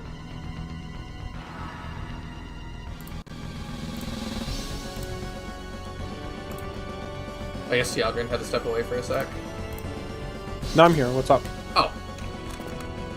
Oh, I didn't show the Julian thing either. I can do that. Julian thing? That you sent. Oh. So I forgot I sent that. That's been like a half hour or more ago. So this is because Julian being exported looks weird. Yeah. So his face is a little bit droopy. Unfortunate. I had 100% forgot I said that too. I had no idea what you were talking about when you mentioned it. I mean, I didn't even know you sent it. I just opened Discord again and he was frowning at me. Let's see. I don't think there's a reason to cast support. He's not swinging on us, so I think we just throw a pen at him. Also, while I really dig their design for chest size is kind of uncanny to me. I mean, I'm not gonna complain, but I also see what you mean.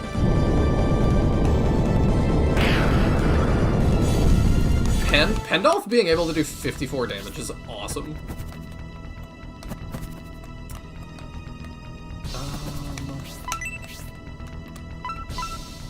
I do think it's really cool that the World Book has a section that talks about the name origins for every single member of the Force. It is very cool. And not It's something that I cool feel like to- you would get often. Yeah. It's just like, it's cool to see like the thought process. So Marky's name is apparently supposed to be equivalent to the word murky, which is transliterated in the same way as her name is here. Like obfuscated? Yeah, so it in the way it's written here, run through Google Translate, says reference murky equals dark, comma thick, in parentheses darkness, fog, etc. Dang, her name is thick.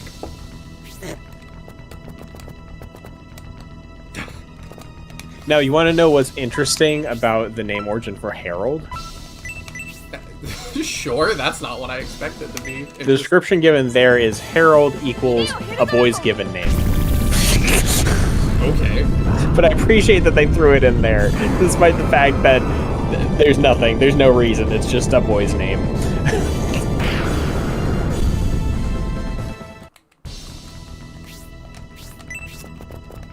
Okay, I can send him to go get the... What do we got? Oh, an evil ring. Okay.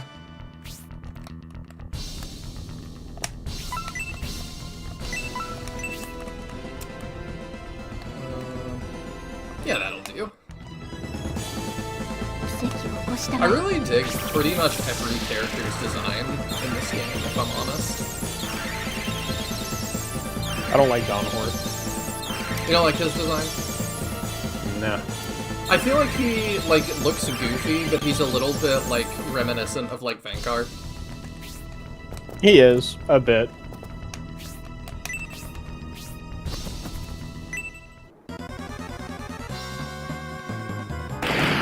I think we could kill him before we get to that item. Both these gargoyles look like they're made of, bus seat fabric. Oh, I'm never gonna be able to unsee that now. Yeah. And why do all the buses use that? I don't know, but you know exactly what I'm talking about. I do. Ooh.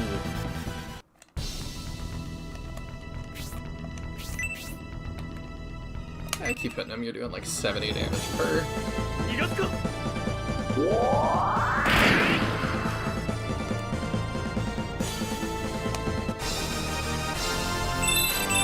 Learns Inferno. So him and Gracia have the same spell. That's interesting. Alright, we could just move Cyclops out.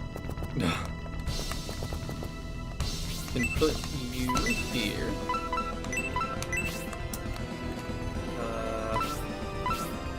Probably rather cast that on Rolling. Yeah, we can just do this with her and Gracie every turn and we'll be alright. Can top everybody off since he's doing 70 to us as well.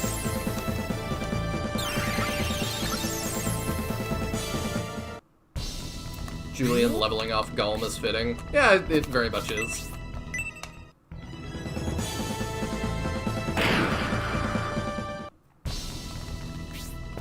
Oh, an Earth Dragon. We don't have one of those. I assume it'll come back up. That's not the only Earth Dragon, is it? I don't believe so, no. Okay. Sorry, I'm muting intermittently because I'm eating chips. I'm trying to be polite to your audience. What kind of chips you got today? Just tortilla chips with some salsa con queso. That sounds good. One of my favorites. I had cucumber chips for the first time ever. Like the Lay's potato chips with their cucumber flavor. That sounds wild. It was really good.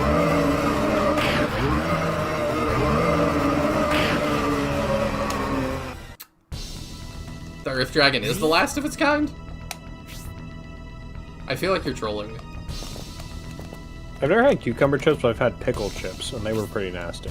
I don't remember if I've had that or not. But I also don't particularly like pickles, so it's probably a subjective thing. I do. Sometimes. I really like the bread and butter pickles. I like sweet pickles a lot, but regular ones have never been my thing. I'm okay with them. I like them on burgers and stuff. But yeah, I have friends that will not eat pickles at all. And it's like once a pickle has been on something, I can't eat it. I have this weird thing where every now and then I'll just suddenly get an absolute craving for pickles, and I have to go get one out of the fridge, and I take one bite and my whole face scrunches up, and I'm like, why did I do this?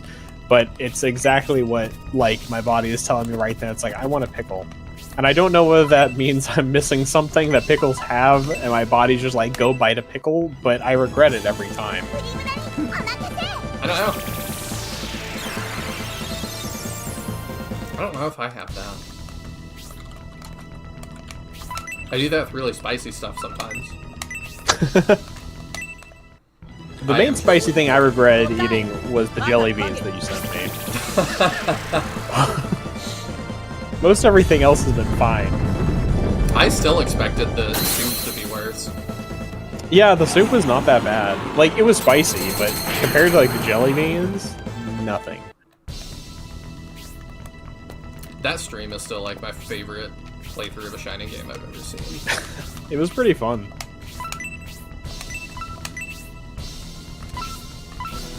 I don't remember. Do you have that up anywhere? I think it's still up in my VODs on Twitch. Okay. My highlighted ones. I had to prioritize which ones to keep there when they cut down how much storage space you got, but I think that was one that I kept on there. If not, I've still got the video file, I just really need to upload all those old streams. Oh, by the way, speaking of Twitch, did you see their new updates they're working on? No. What now? Apparently, they've only rolled it out to some people. It's kind of like what YouTube does when they're testing new stuff. But they've started rolling out ads that will not progress unless you are tabbed in and unmuted. I had not heard about that. Yeah, it started hitting, I think, yesterday. And it's not for everybody yet. I'm curious whether it'll, actually get through my ad blocker, because currently my ad blocker still works on Twitch, so... I believe it will not. Well, then I don't care.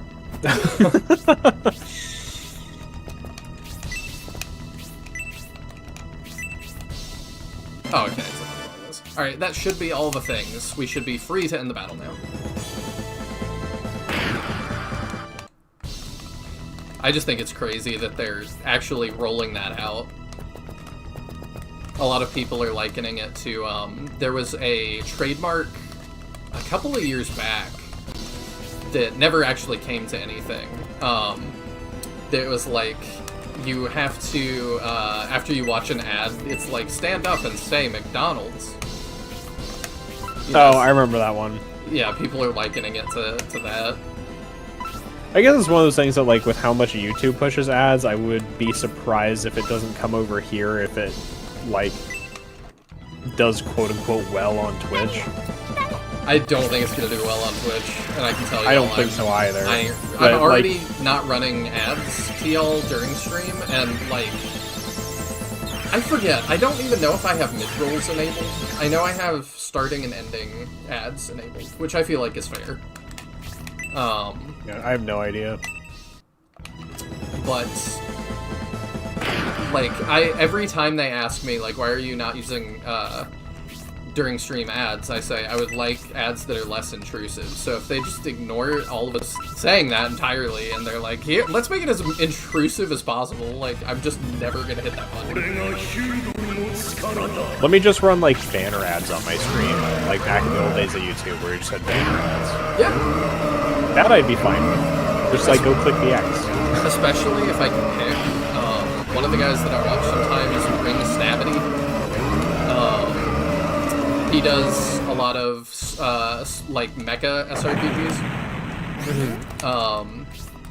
I was watching him on, I think it was Kick the other day, and that one lets you choose what ad you want to do if you're gonna do an ad.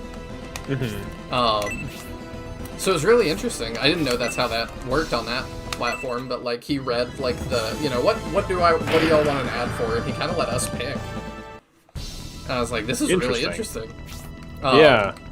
And I did think it was really funny that he's like, what pays the most? That would be Blue Chew. I ain't reading that. And I was like, a counterpoint would be funny. He's like, strong counterpoint, but I ain't reading that. So we got one for gaming chairs instead. Gotcha. Welcome in, Jack Madrox. It's Golem. What a battle to jump back in. Yes, this has been a very cool battle. It does feel more like a cinematic one than like, you know, this is supposed to be that hard of a battle, but we win. I assume I don't need to talk to Golem. Meanwhile, Julian talks to Golem. You recruit him. It's all a misunderstanding. I was born with this face, so people assume things about me. Let's go.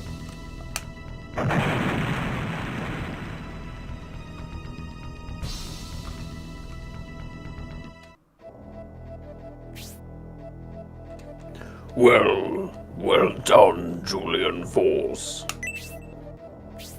As you promised, Golem, please tell us how to reach Bolzom Temple on the cliff. I will tell you as I promised. Climb, fools. Have you discovered the secret of Jumicin? It's interesting that he doesn't know that we know that. So, he's not, like, omnipotent. I guess I didn't think he was omnipotent, but I did think he could, like, kind of scrying crystal his way into what we're doing. Julian talks to Golem. You incur 50,000 gold in therapy costs. Something tells me Golem pulled his punches. Absolutely!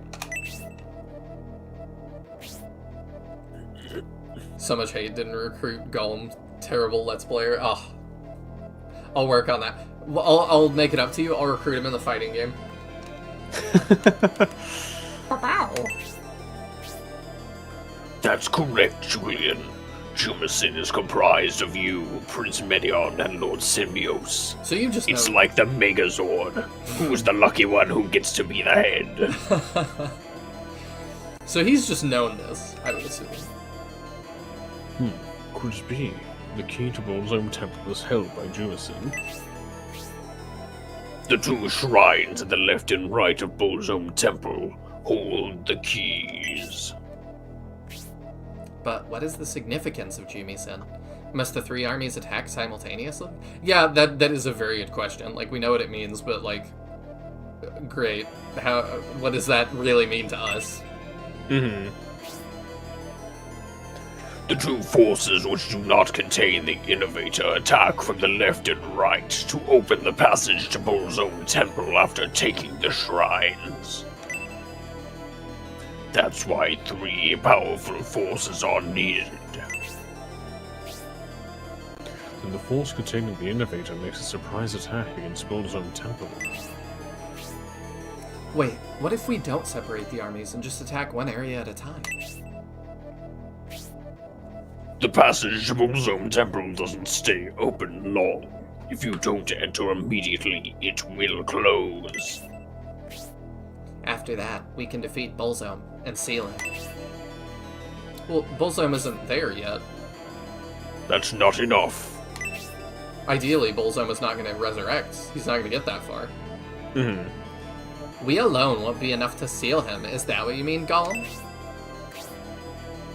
What? Isn't it enough to open the passage and defeat Bullzome? Even if you take away his strength, you can't eliminate his existence. That seems congruent with what we know about Devils so far. Because I think it was the same for Xeon, right? Mm-hmm. That's why we had to reseal him. Then what should we do to... I found the Staff of Besem. Yeah, I guess I'm glad somebody went to deal with this. Oh, Where are you going, Golem? I have more questions. that's surprising. I thought you knew everything. Gollum did say the battle will be fair after Gracia threw away the staff, which is presumably the only thing capable of truly hurting him. Maybe. Although, to that degree, that would make the battle not fair, because he was saying he would straight up kill us, which if we're not able to kill him, that's not fair. Yeah, but then again, he is pulling his punches, I guess, to give us a shot. I don't know. Maybe. Isn't SMH shaking my head? I think it's both, and I just never know which one people I've mean. never heard so much hate until you said it just now. Oh. I don't know. You're the navigator, Bantrim. You tell me where he's going. I have kept my word. But only like this. It's... Your existence, Gracia. By that time, it's time for you to shine. In Force 3. Shine. Ing Force 3. But I... What should I do? Gone!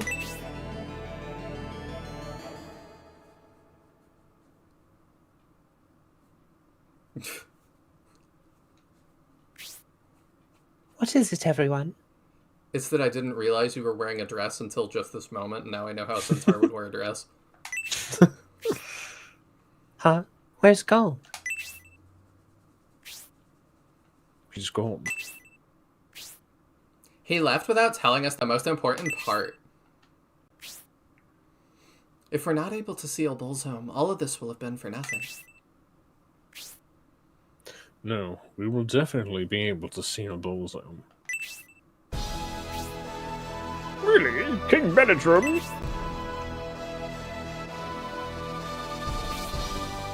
It's a great achievement for us to have defeated Golem. This means we have the power to confront Evander. I'm really not entirely sure about that.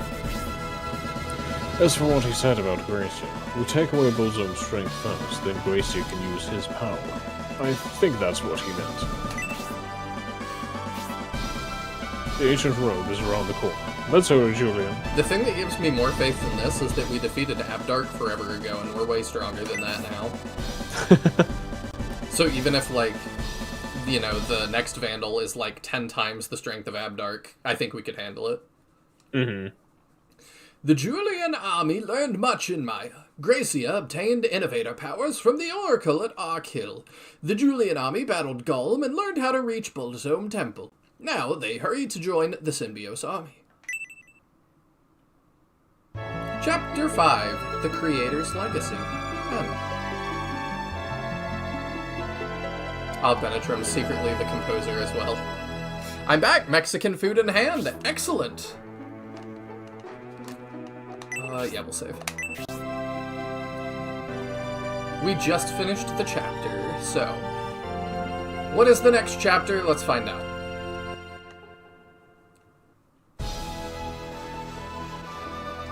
Chapter 6, The Capital of the Far North.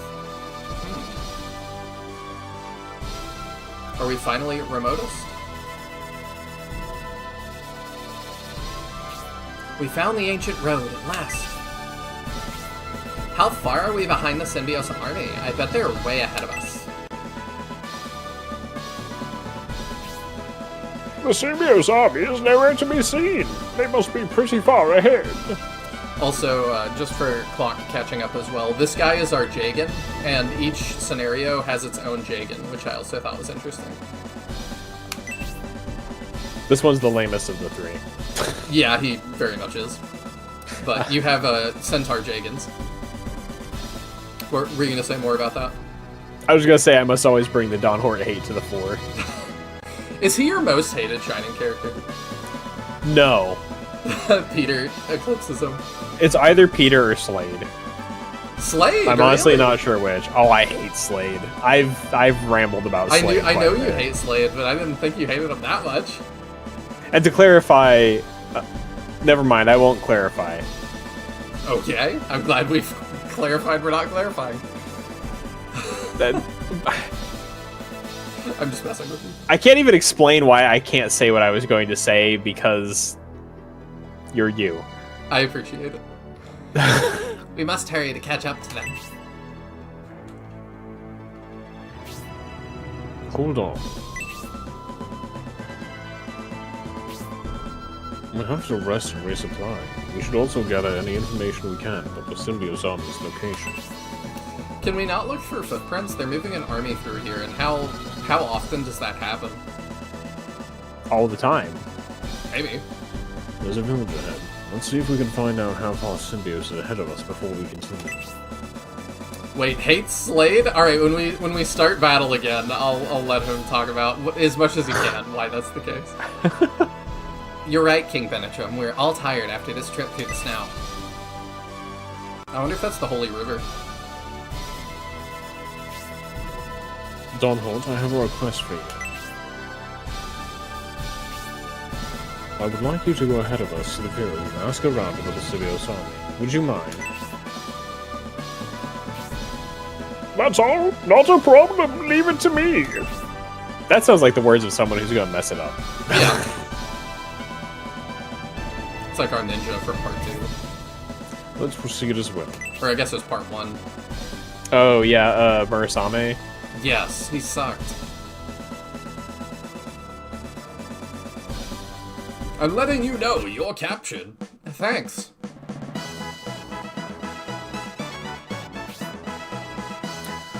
Dormant Village. We will reach the capital soon. It was also the chapter title, so we must.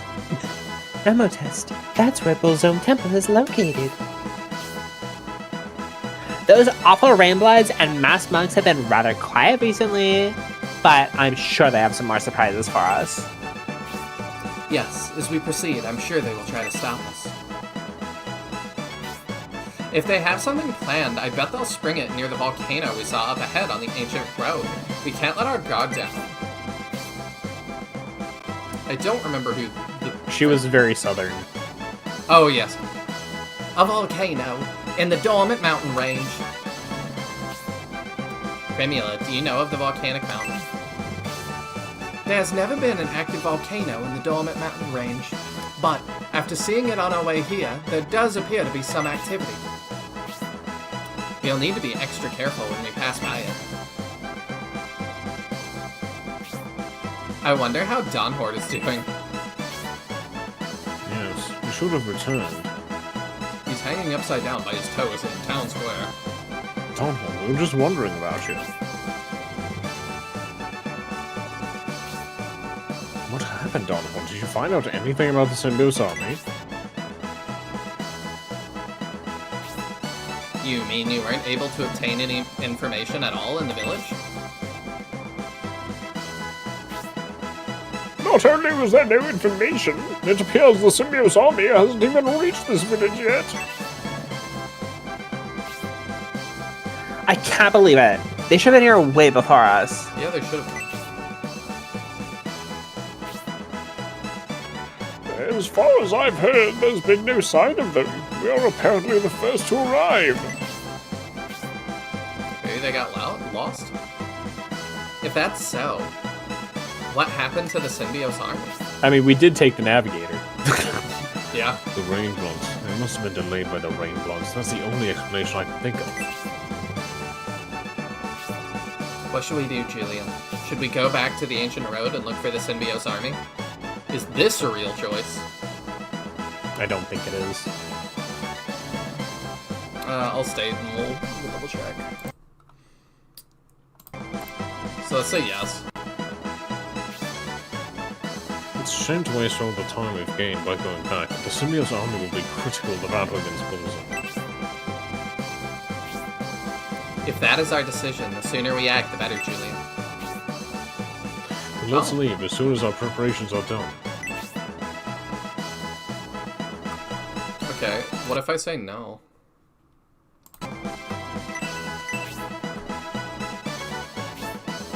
I know you have faith in symbiotes, but they must be near the ancient road. We really should look for them. If that's our decision, okay, yeah. Then let's leave as soon as our preparations are done.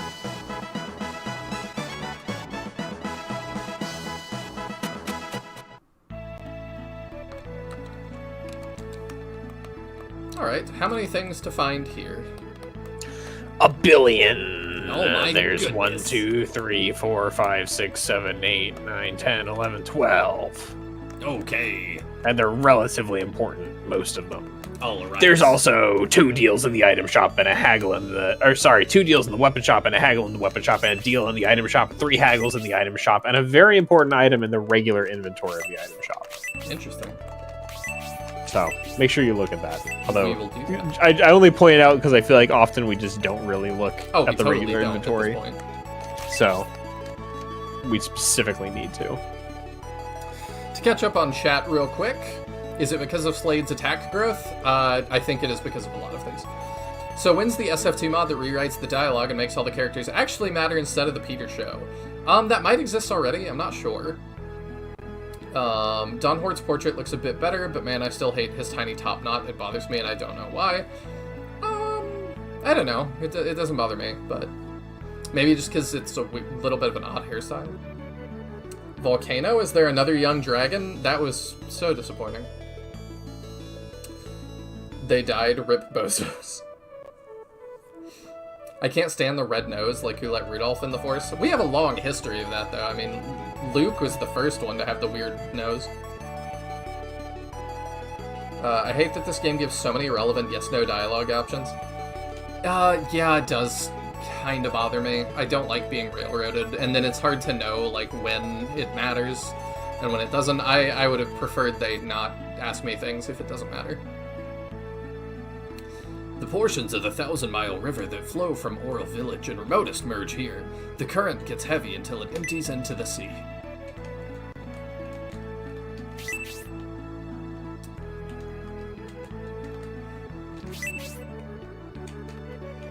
Alright, let's look around. Okay. So, 11 to go. A suspicious looking well? What makes the well suspicious? 10. Venker is the first drunkard / red-nosed character, I think. I think so, and I don't think Don Hort is supposed to be like a drunkard. I think that's just his face.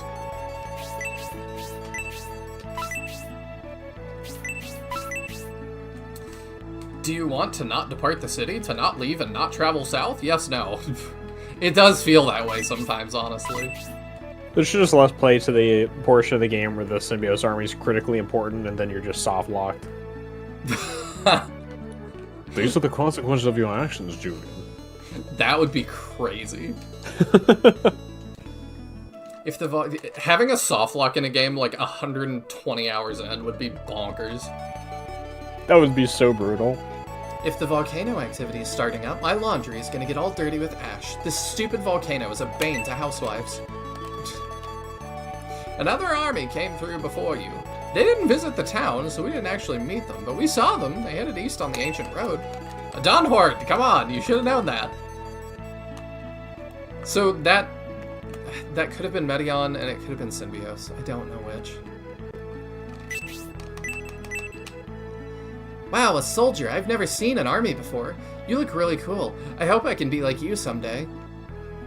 I like to imagine that every time the girl passes through him, he's just like, ah! Well, listen, kid. All you have to do is get calm to kill your father. Yeah, then you too can look like a Final Fantasy character. So you all came from the southern region and are going to Remotest? Is Remotest a cold place? I don't know, I was hoping you could tell me. The meaning of the eastern and western portions of the Thousand Mile River is here in Dormant. The merging is said to symbolize the clash between the powers of light and dark. I heard that Dormant Volcano was born of the clashing of light and dark energy, due to the merging of the Holy River and Dark River here.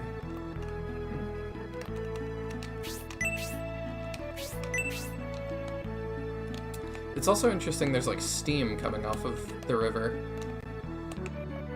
This is like a hot springs kind of situation? I guess so. As you get closer to Remotest, the protection of the Holy River weakens. That's why you need to be careful, even on the road out of here. I see that chest back there.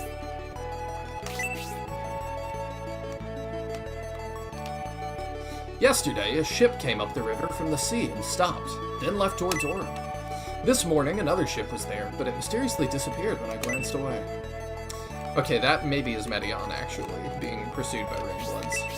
Oh yeah, there's a hot spring back there.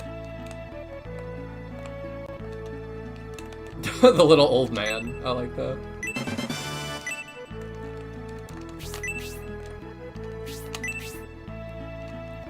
To be fair, I hated Venker's red nose too. I don't know. I kind of like Venker. I might be the only one though. I don't know. The dormant volcano just recently became active. One morning the ground shook, and I was awakened by a big explosion from the mountain. Sounds like our friends are having a time. Alright, let's start in the buildings then. We'll start over here.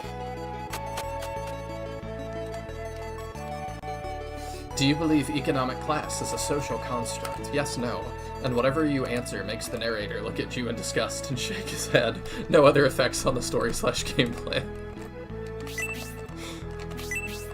That would be infuriating, but there are certain things in Shining Force that I'm like, especially as a kid, I was convinced were things that aren't things. So that would be another one that I was like, how am I supposed to answer this? What does it do? If you must leave the village during winter, take rations and furs with you. If you get caught in a snowstorm, find shelter in one of the caves and be patient until the storm passes. Dormant hot spring precautions. If you have a fever or otherwise feel ill, refrain from taking a bath. Those with allergies should also be cautious. To live here, you must learn the wisdom of the North. The weather can turn at any time, so you should be prepared to pass the time indoors. That's why I have Parcheesi. Stealing his Parcheesi set. Let's go. What does he actually have to pass the time? Oh, he won't let us know. Can I break in if I look? Okay, no, it's still shut down.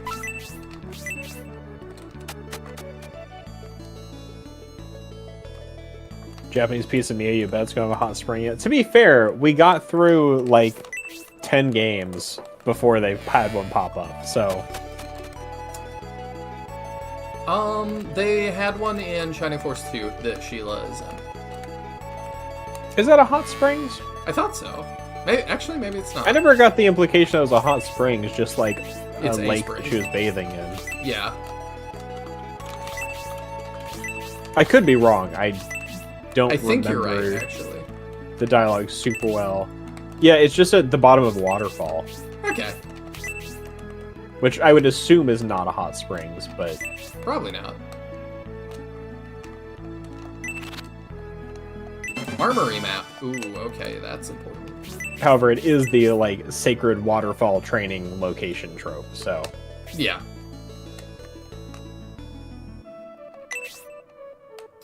Okay, so this is another blacksmith. We already kind of did that, though.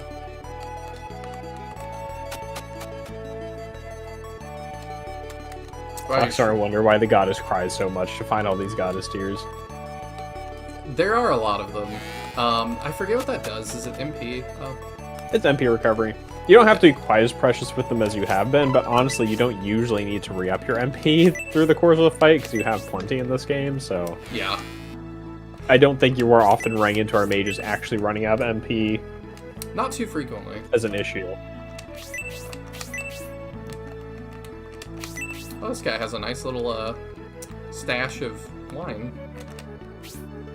Another visiting army is great for business, so you are all very welcome. You must be in need of weapons, I would think. So how about it? Won't you help my business and buy something? Another visiting army. Okay, you said there's deals here? Or There's 2 deals and there's 1 haggle. Okay, let's get the haggle real quick. And I think the haggle might actually be worth getting. I'm gonna go take a look at it. Okay. Smack the hyperactive children. They're nice, though. The Justice Sword. Okay. It's a lot worse for us. Okay, no, it is worse for us. Got it. It's a unique weapon, so, but it can only be used by Julian or one of the heroes. So its properties, if you decide to get it, it's light and dark resist plus 20, and it has a special move attached to it. But it's not like particularly good. Interesting. It is a bit underwhelming to get it by the time you can get Orichalcum weapons, because it's better than all the Mithrils, but it's far worse than the Orichalcum. I see. I guess that's if you just haven't found many of those. Yeah. Oh, Gauss Tears would have been nice having the guidance. Yeah. MP economy when you play the guidance is going to be rough. I mean, I'm more used to that. Final Conflict especially is really bad about it. Oh, it's so the refugee gave you. Oh, okay. Okay. I didn't realize we already got one there. I didn't manage to save all the refugees, so... I mean, it did take a extraordinarily long amount of time. They did not make it easy. There's hair restorer and a wig.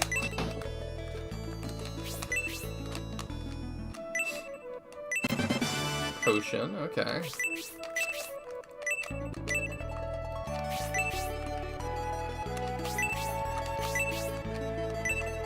Regarding long winters by the village chief, when couples spend many cold days together, their families will grow. Food will not last as long, so be careful. So true. Another harsh winter is coming. The mountain and fields will be buried in snow. It becomes a battle against the cold here. Is that all a euphemism? The north region is covered in snow half the year from the snowstorms of winter. When the snowstorm can continue for days on end, it seems spring will never come.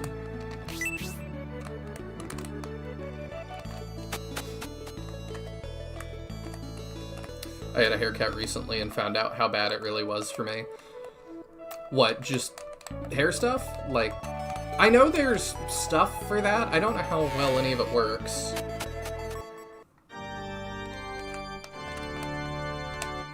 But you can go to Turkey and get a hair transplant. That seems to be growing in popularity. It's impossible to get to Remotest by boat. Just before the city lies the frozen sea. The ice is frozen solid, it never melts. The power of the Holy River disappears as it flows from Dormant Village out into the sea. You will not have its protection on the trip to Remotest. The frozen sea is expanding across the dormant volcano region. When any northerners go to Remotest, they steer clear of the frozen sea.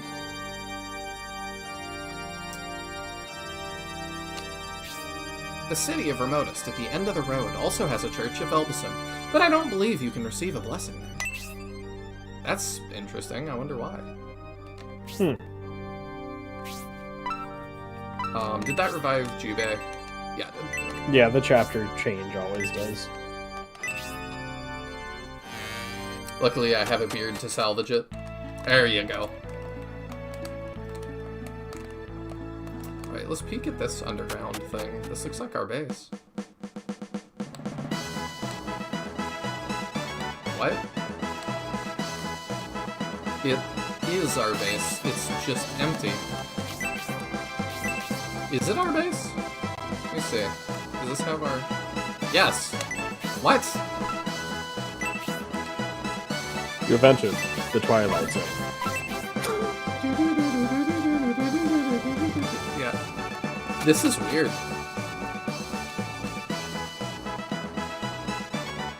I'm guessing this is for another army to use. That'd be interesting. Is there anything to find down here? I don't believe so. It doesn't seem like there's anything in there. Ragnarocker got me with Julia. The accident was 4 years ago. You have to let them go. That would be crazy.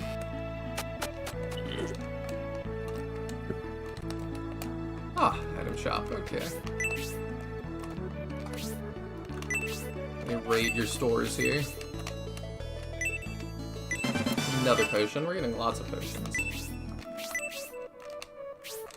We have a spring that heals all illnesses, so no one needs medicinal herbs to cure their injuries and such. Even so, all my goods are fresh. The book back there said if you're ill, don't get in the water.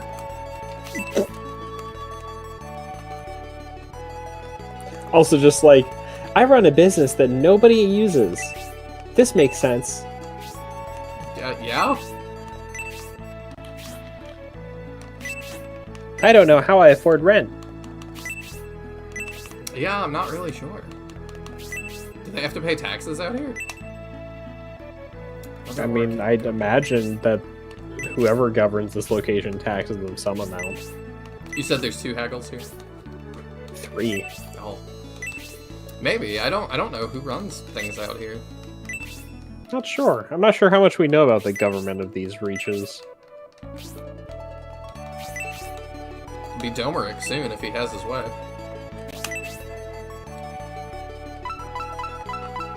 Dark helmet? Who is this for? Jubei.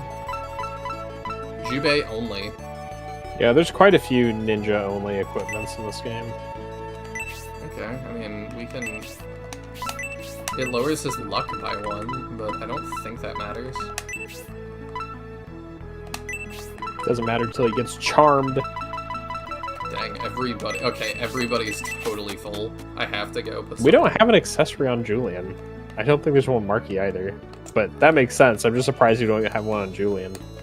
Yeah, I think we did, and we took it off and gave it to somebody else.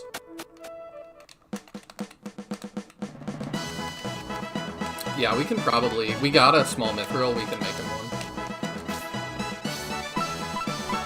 Oh, we haven't talked to our people. No, we haven't yet, but we'll do that. Oops, dang it. I think we need... Do we need that map? Gateway, Mountain Mine. No, I don't think we do. I think it's not the... Are you sure you want to deposit your orichalcum? You're not going to forge anything? What should we forge right now? I don't know. Who needs a weapon? We kind of took care of all of it. We could maybe make one for Marky, but I think that's it. Okay. I didn't realize we had orichalcum weapons for everybody. Pretty much. Okay, I want to use that. I don't think Leon's is. Gaia Axe. Oh, we can make him one. Let me just see. We could also give Julian the boots. Yeah, no, his is not the orichalcum axe. It's like 6 more attack he could get. Herald, I don't think that looks like one either. Magnum Shell. Yeah, Magnum Shell's a mithril weapon. Okay, I mean, we could do a couple real quick. Yeah, we've got a few that we could make them for. Oh, we also don't need to keep that, I think the villages of the north are just kind of a place where people come together to trade and such. They don't really have governance. And they don't even have like a local government that keeps order of any sort. Like, you know, a village... Well, whenever they talk about like a village chief, that's the government of that village then. Because there was like a book from the chief or whatever on one of the shelves, so... They don't have like a larger government necessarily, but there would be like a local government. And there's a high likelihood there's some amount of taxing just to like pay some amount of like guards, I'd imagine, just to keep the peace. But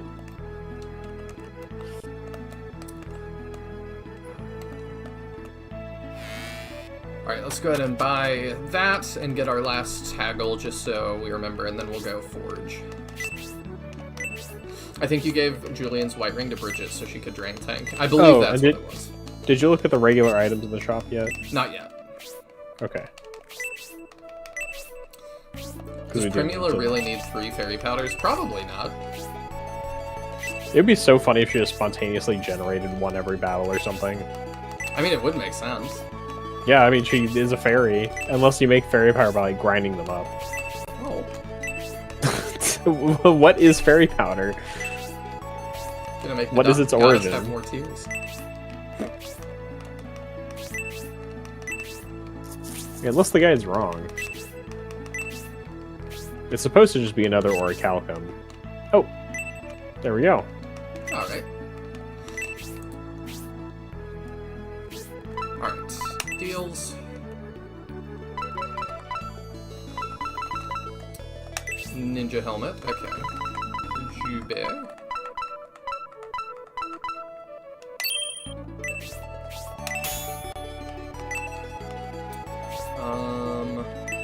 No, because we don't have a lot of accessories. That will either go to Marky or Julian, probably.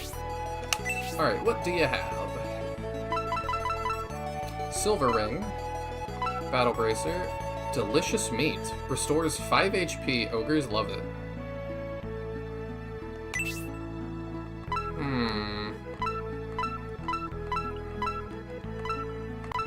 That's quite interesting. That is interesting for 15 gold. Yeah.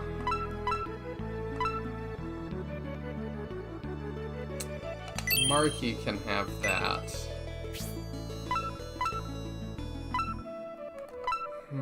I wonder what that is. Is there another one that you wanted me to see here? Nope, that was it. Everything else is pretty Oh, standard. I can at this buy more point. than one. Alright, let's buy backup. Backup delicious meat. I don't know what it's for. Build the meat megazord. I have to, if you buy 30 of them, you get a secret character made of meat. It's got one of those like FMV sequences from Holy Ark where they assemble to fight you. Like the skeleton one. I'm sure that's what it is. Yep. If you came for the hot spring, don't hold back. Hop right in. Due to the recent volcanic activity, the hot water is really bubbling. The water just keeps coming.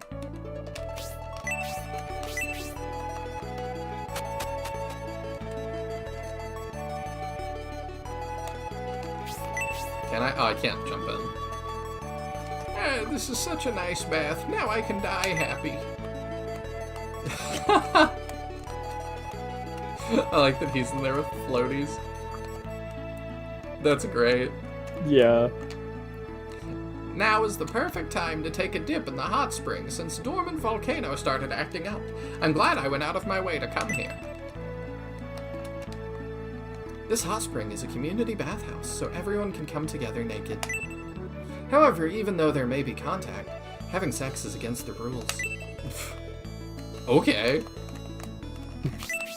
I'm surprised that they're, like, addressing that even. Well, she saw the look Julian was giving her. I guess. There was something like Julian was giving Pendolph. I mean, it's probably the look Pendolph is giving everybody else. You know that's true. That is his area of expertise. It very much is. Only for research, of course. There's nothing interactive here. Interesting.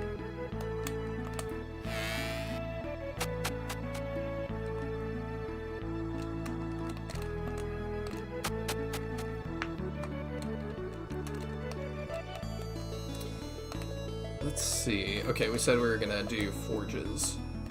Mm-hmm. I don't remember which house it was. Is it this one? Or is this the weapon shop? That's the weapon shop. Inventory management, you know. Hey, I'm doing that right.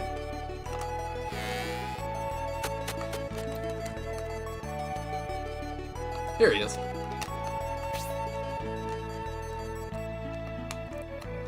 Okay, let's do small mithril for. We'll do Julian.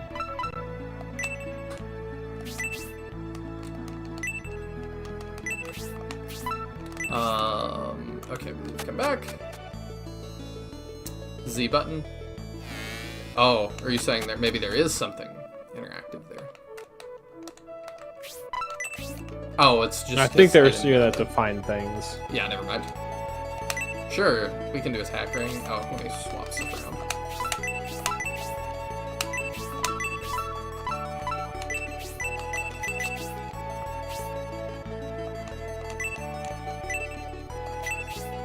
Got it. Okay, now we need to do Orichalcum. I guess I can stay real quick.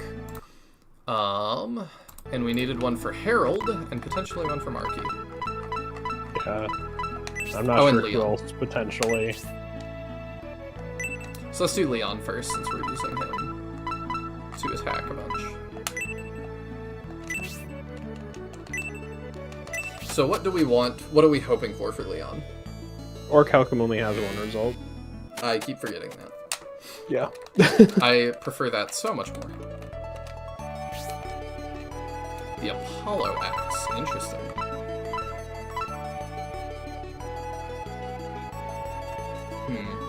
Yeah, we'll take that.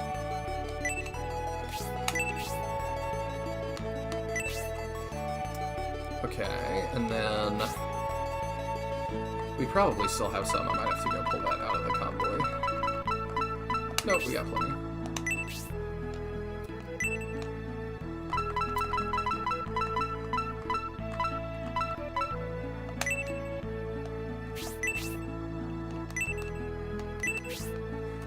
And then I'm gonna have to shift Harold's inventory.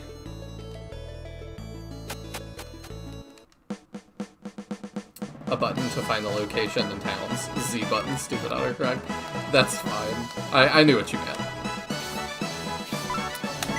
Give Harold. We don't need that right now. Oh, it's not the hot rod shell, is it? It is. Oh, whoops. I guess we already made it, you just never equipped it.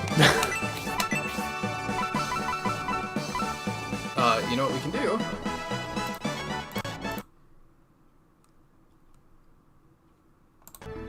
Boop.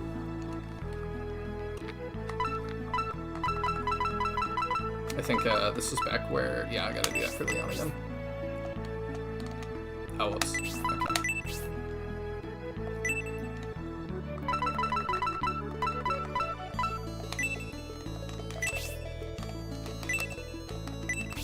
There we go.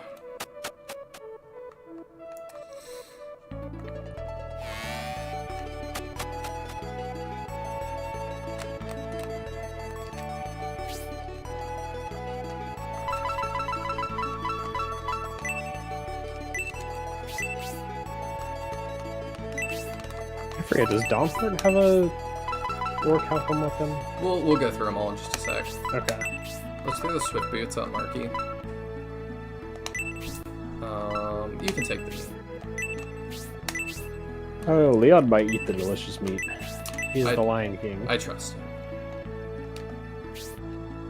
Marky definitely does not have one, so... That's true. Chooses what, rods? Yes.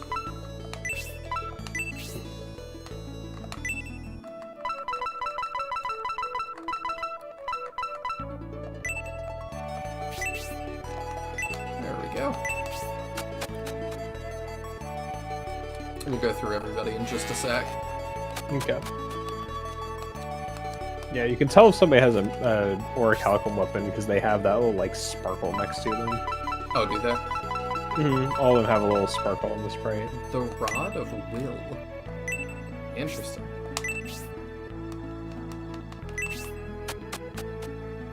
So, there's a thing that maybe you'll want to explore if you play again. Orichalcum provides best attack weapons, but they have no properties.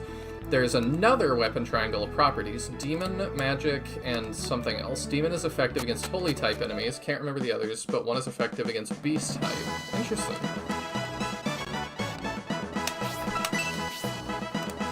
Okay, so Photon Blade. Photon Blade is... Photon Blade is just a mithril weapon. Oh, so we should make one for Julian. Yeah, it would be a plus of like 6.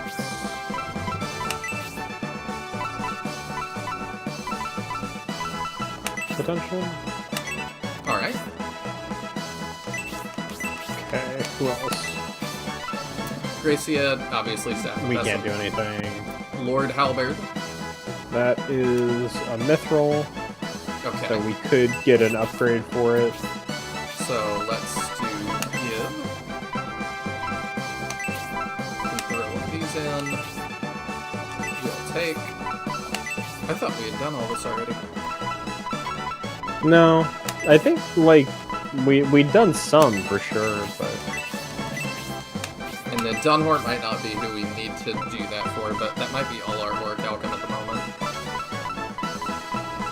Okay, we have one more. you should actually equip the hot rod shell Okay, if you want to use it. That is. probably. That's a pretty decent jump. I'll be right back. I'll check on the mirror. Okay.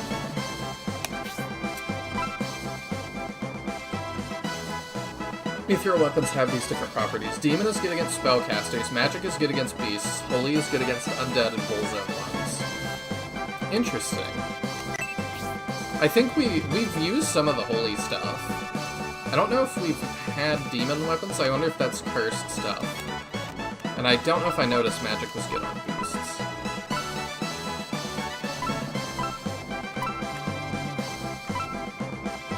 I don't know who else needs Orichalcum stuff. Got his done. I think that's Orichalcum already. I don't know if the Buster Halberd is.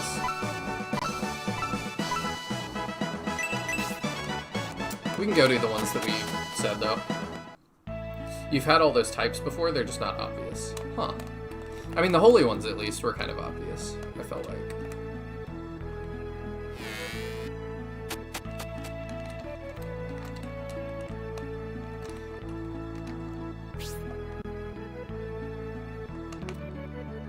Let's do Julian.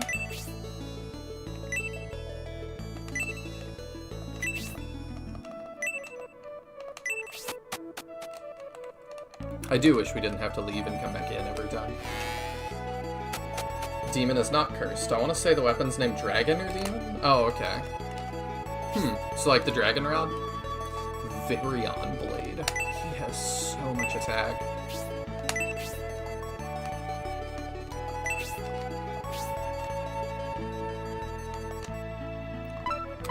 Alright, yeah, and then we can do Dawnhort. Because eventually everybody will have this. Oh, and that might be all we can afford. We can sell probably some of Leon's axes at this point.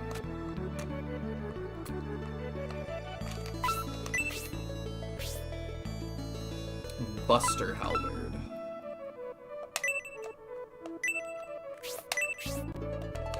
Yeah, we can sell his old one. I wish this guy would also offer to buy stuff. I get why he doesn't, but I wish he was like, I have a friend I could give this to. Do you want to sell it to me for da-da-da? Wands and rapiers in general are demon attribute, plus some mithril stuff is also interesting. There's a lot you can sell. Yeah. Alright, let's cut down on some stuff here.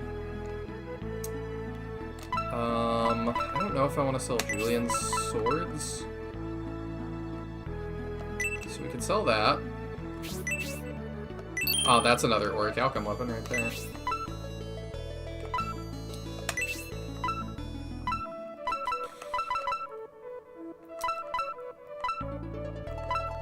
You don't need that anymore.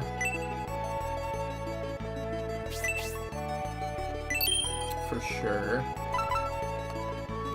We probably don't need the Saint Mace. I know we can buy back some of these if we need them in the future. I don't know what Gungnir is for. All these maces. Yeah, we do have a lot of them. I think they've kind of stacked up because I don't have a mace user, so I'm like... I don't know if these are good or not. That's not.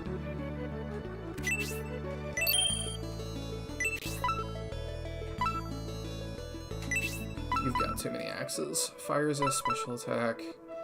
Blaze 2 if used. That might be good. I'm assuming we'll be able to give these to other people at some point. Might be nice to be able to cast Aura in a pinch. I don't know if I'll remember it, but... You probably are not going to need Blaze 2.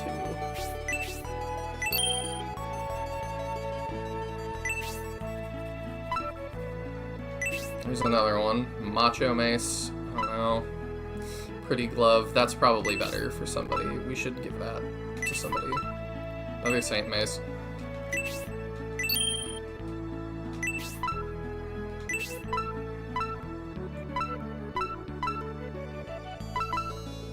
Can sell your old shell. And probably that Gaia Axe. It's gonna be interesting to see how much money we have after this. You're good. Or Calvard. I'll keep her with access to Spark 3.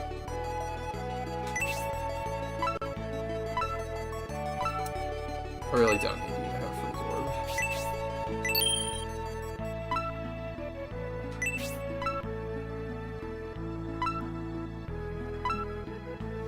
Okay, I think we're good. The only thing I might do is... Where was that other accessory? That one. It must be in base. That's fine. Jimmy-san lists all weapons and their attributes if you're curious. I'm trying not to look at that until I've, like, beaten the game, but after we have, I probably won't do a full stream going through that, but I don't know. I'll definitely start looking through it off stream. I might do some videos on stuff that's on there.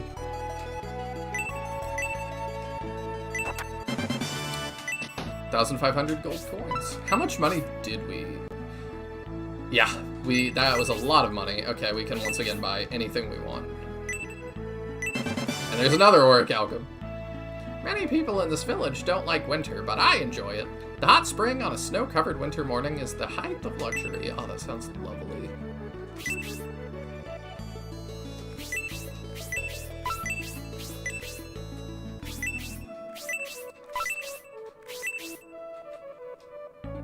Dorman's hot spring is a specialty of the northern region.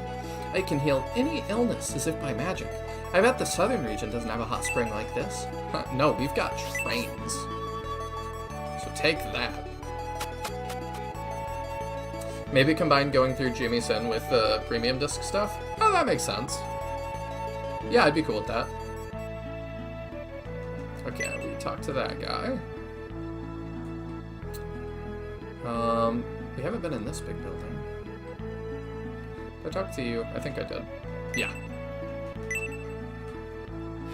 Yeah, that's why I figured just wait till you play through again. I assume you'll want to try it with other options, such as not sparing Stella. Yeah, I do want to do another playthrough at some point, but it's so long, I don't know how long it's going to be till we do that. There's so many more, like, indie SRPGs I want to play too, and I also want to keep going on the Season of Shining arc and do all the games I haven't done. There's a lot I want to do. Which, you know, is a good problem to have. If your friends left Oral Village that much ahead of you, they should have already passed through here. However, we haven't seen hide nor hair of them. Maybe they turned back. There's a cave on the southern portion of the road you can use for shelter from snowstorms. There's also food from the village stockpiled there and a stream of meltwater to drink from. That's smart. Ah, people from the south. The north sure is cold, eh? This is just the beginning. In the dead of winter, it's something else. If you're heading north, take some of our ale with you. I do wish he gave us some. Winter is right around the corner. Winter is coming. This really is Game of Thrones. That's why everyone is preparing. People come here to restock on ale to fight the cold. At the cabin where I live, deep in the mountains, it's already winter. I'm a little late, but as long as I buy some ale, I'll be set for the winter. Trying to look at his barrel. There we go. Another Orichalcum. Goodness. This village is packed with hot spring seekers till the fall. In winter and around this time, they drastically decrease. The inn stays prepared in case a few show up.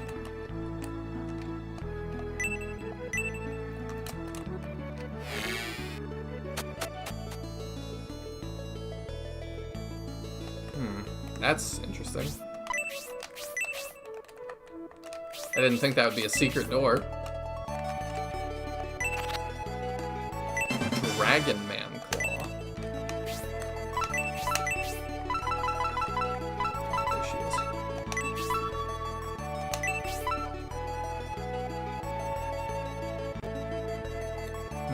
I don't know if we want that for him or not. I wonder if that has, like, a special attached to it or something.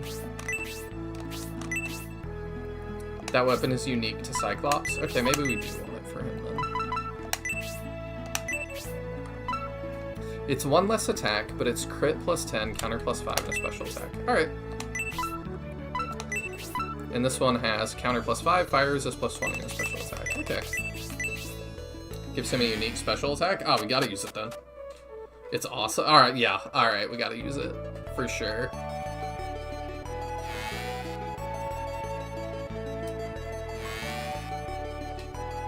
My parents really love the hot spring. They've been in it almost non-stop since coming to Dormont. I went in for a while, but my hands and feet got all wrinkled, so I got out. Now I'm trying to read the bookshelf. Dormant Inn Register. My battle-injured body was easily healed. Even the sweat inside my mask felt good. You didn't take it off? More hair restorer and a wig. Oh, they locked the good wigs up.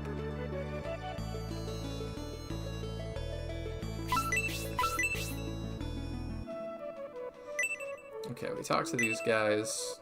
We looked at that barrel, I think. So we've got base dialogue. That might be it. Is there anything else you guys think that I really need to find here? Or is that pretty much everything?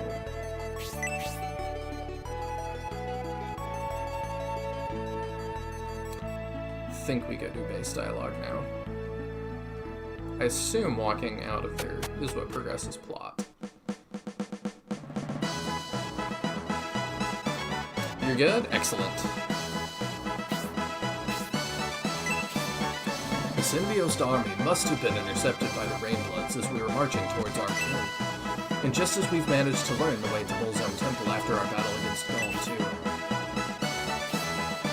Those damn Rainbloods are extremely powerful. I witnessed it in Elbasim. And they've turned that power against the Symbios army. Symbios is a part of Jumisen. We must hurry to help him so we can get into Bullzone Temple. All that traveling in the snow has chilled me to the bone. We're in a volcanic region. Can't we bathe in the hot springs? I do wish we could go do that. I thought they would have it be like Pokemon Ruby and Sapphire, where when you go into the hot springs, like, it just comes up to your neck so they don't have to, like, make a new model. The Symbios army were advancing quickly. For them to just disappear, the Rainbloods surely had a hand in it. We must hurry to help them.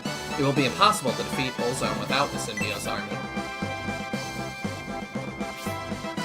If we're going to save the Symbios army, we must return to the ancient road. It's alright, I'm ready at any time. We were saved from the Rainbloods' immeasurable strength by Jubei's advice. If we'd been caught off guard, the Symbios army was surely taken by surprise against them. So those were the Rainbloods. Each pair seeks to take out one of our armies. If the Symbios army has vanished because of the Rainbloods, they could be in grave danger. If the murderous Rainbloods have laid a finger on the Symbios army, I'm not worried about Brother and his army, but the Symbios army who left before them haven't arrived in Dormant yet. My beautiful mane got all frizzy from the snowstorm. It could do with a good hot soak to freshen up. The Symbios army hasn't arrived yet, nor is Medion. Emperor Domeric is likely preventing Prince Medion from leaving. He's definitely up to something. Although we drained Gom's power, we didn't kill him. I understand you're disappointed, Jane. The spring is heated by the volcano's magma, and the water spurts out. The constituent parts of the water are good for the body.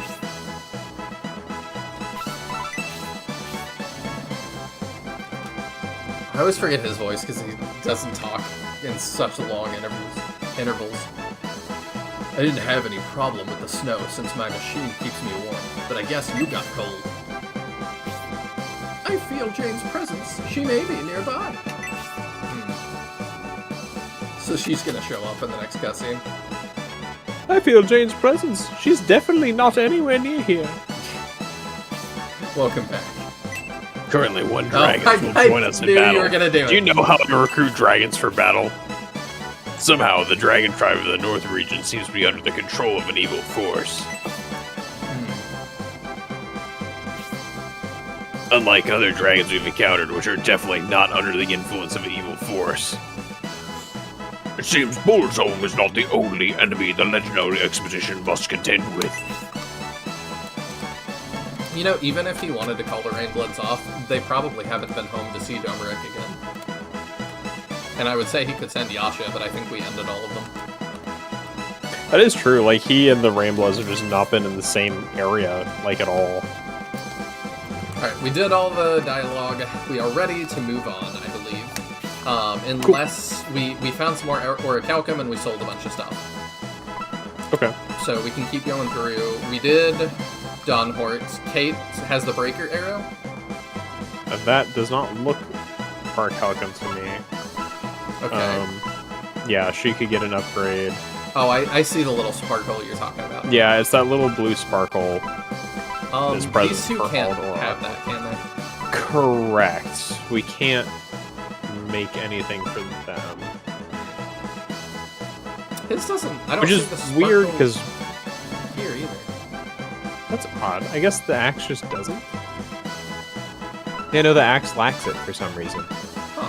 That's So interesting. does the Rainbow Beak. Yeah, the rainbow beak I had noticed, but I figured like it's probably just like unique in being like a Pendulf weapon, but Okay. most of them have it. It's very strange that the axe doesn't.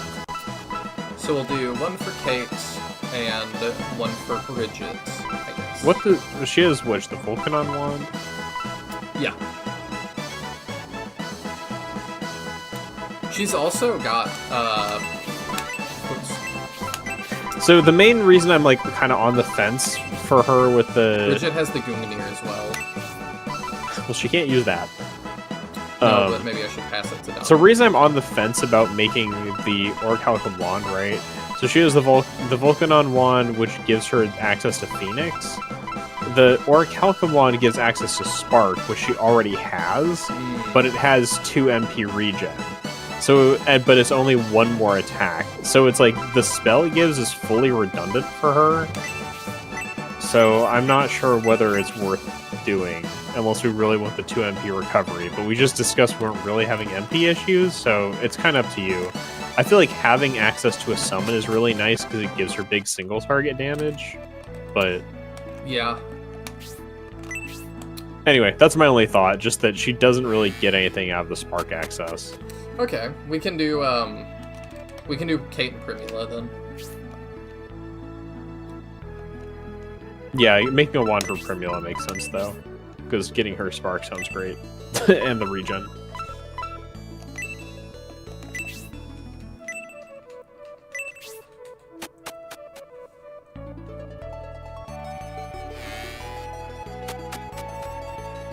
I'm very curious to learn too what Jane is. Sagittarius, huh?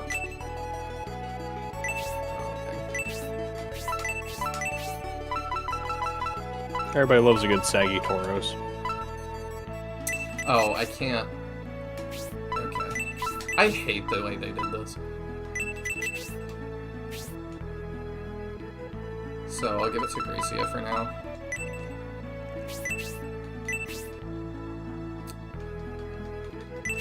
Okay, and one more. We were almost out of money too, and then we went and sold stuff, and now we have money coming out of our ears.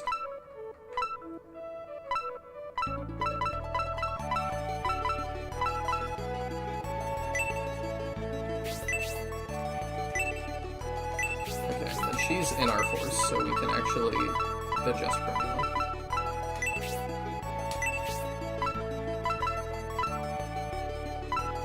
That's Jubei.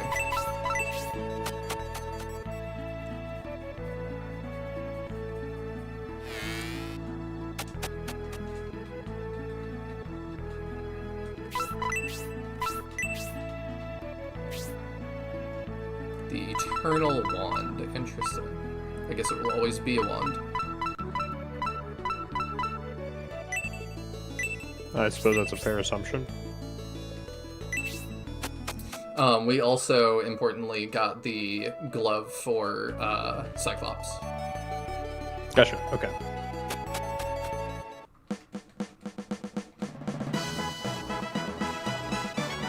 Alright, coming in here, we can throw that on Kate. I'm doing it now because I know I'm going to forget. Excellent. We should be good to go. Thank you all for being patient during item management.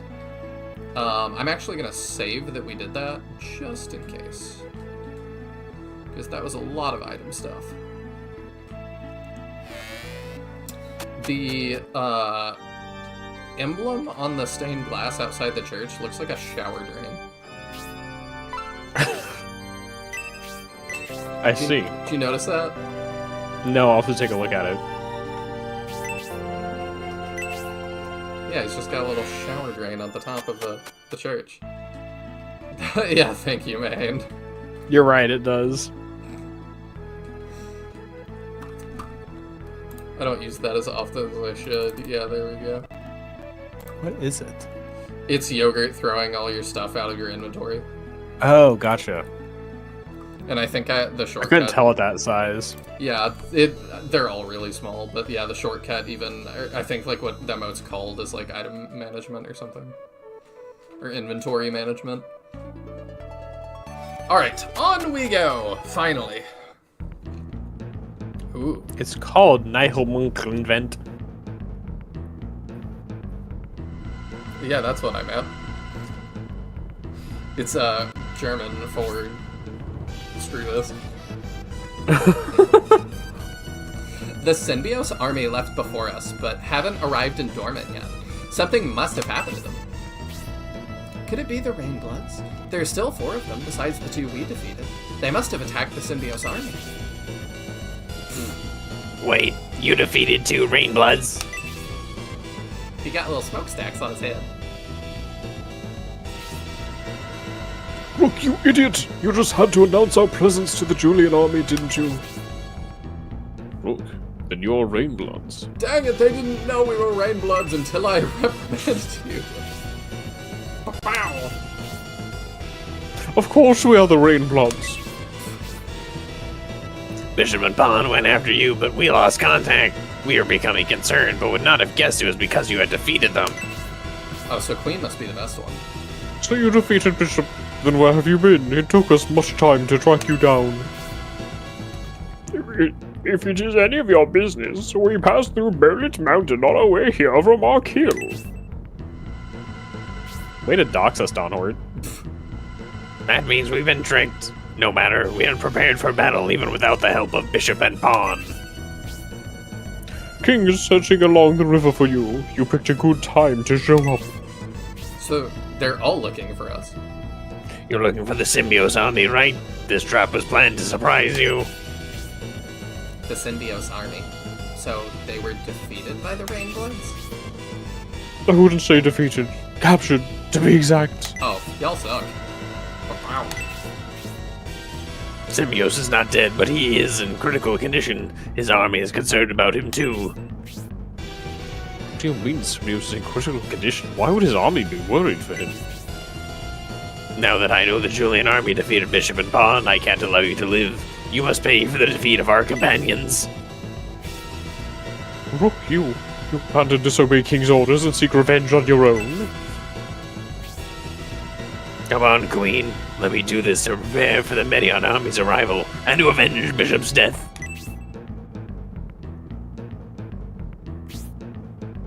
You are neglecting orders. First you reveal our location to the enemy, then you start a battle without permission. King can punish me if he wants. I just can't let them live. He seems like a hothead. As I feared, Lord Symbios and his army have been captured by the Rainbloods. If Lord Symbios is in danger, we must rescue him quickly. Sirius must be in that cave. But first we must defeat this powerful Rainblood threat, Julian. Here we go! I'm so glad my favorite character, Julian Army, got to stick around through the whole game so far. Alright, what we dealing with? Oh, it's been a while since I've seen one of you.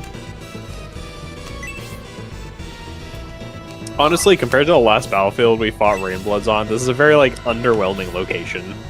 Bloody Night. You can get banned off the internet for saying that in the UK.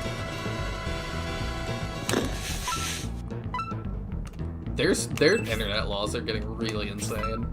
Yeah, that is true. To defeat a strong army like the Rainbloods, it's essential to ascertain when they will attack. I don't really know what that means, Benetrim. Yeah, I don't know. Giant Axe. He's only got 360 health after fighting Golem. This is a lot. Oh, he's got the Saint Maces we sold. We just sold them. See, she's been shopping. Is that supposed to be the volcano? Because it's like kind of burny at the top? I guess. I expected that to look different. I mean, it's been dormant or whatever. That's true. Okay, and then... Night, Ragnaroker. Good night, Ragnaroker. Thank you for hanging out. We also need to get Cyclops over there to get that dragon. I love this theme. Anything to find on this map outside of the ruins? No, just the ruins. Okay, I guess. I believe you have the ruins mapping? No. We have it. Does Primula have it?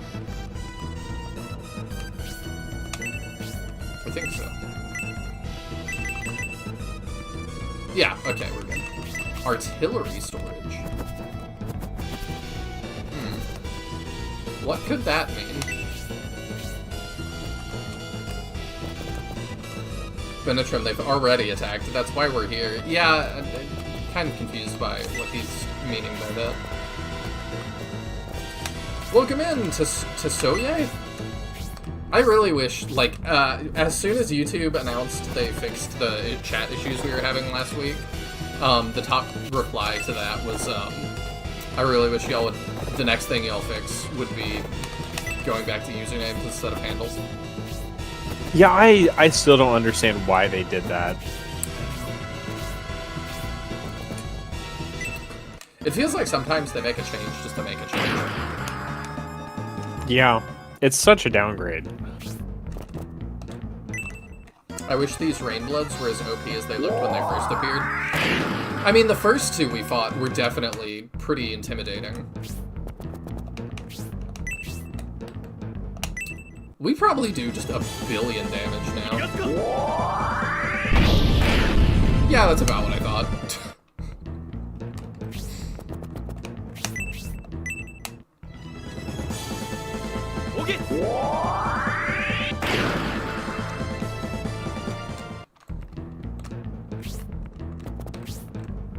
Alright, I said it took a while to get back to this, but can you non-spoilery explain why you hate Slade? Sure. I feel like you've done it once before. I just didn't realize that the hate was this strong. Yeah, I've talked about Slade a few times. I mean, a big part of it, like a big portion of it, narratively, is he's the reason Shining Force 2 happens, and he never really redeems himself for it in any way. He lets loose the great evil. You run into him in jail and he joins the Shining Force, and then he does literally nothing for the rest of the game, aside from gameplay functions. You just wish he had more, like, speaking roles. I don't feel like he redeems himself in any way. Like, he should be imprisoned or executed for nearly ending the world. But nobody knows like- that, do they? He admits it when we find him in the prison. Yeah, I'm saying, like, that's not the Shining Force's style, though. That's not really Bowie's style, and nobody outside of us... No, I mean, guess... Sarah beats him up in a corner. It's kind of her style. Yeah. I don't think she would have killed him. But, I mean, gameplay-wise, he sucks. He's absolute trash. He starts his first couple battles, I think it's, the second battle, the one after you get out of the castle, where he just, like, starts in turn 1, get one-shot range.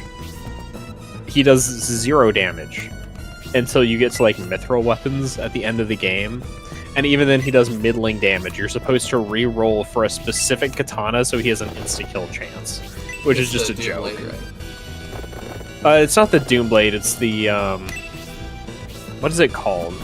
It's the, like, the one that's, like, whatever has been cut off, or, like, severed. I don't remember. It's not the Doom Blade, I can't remember what it's... Weapons...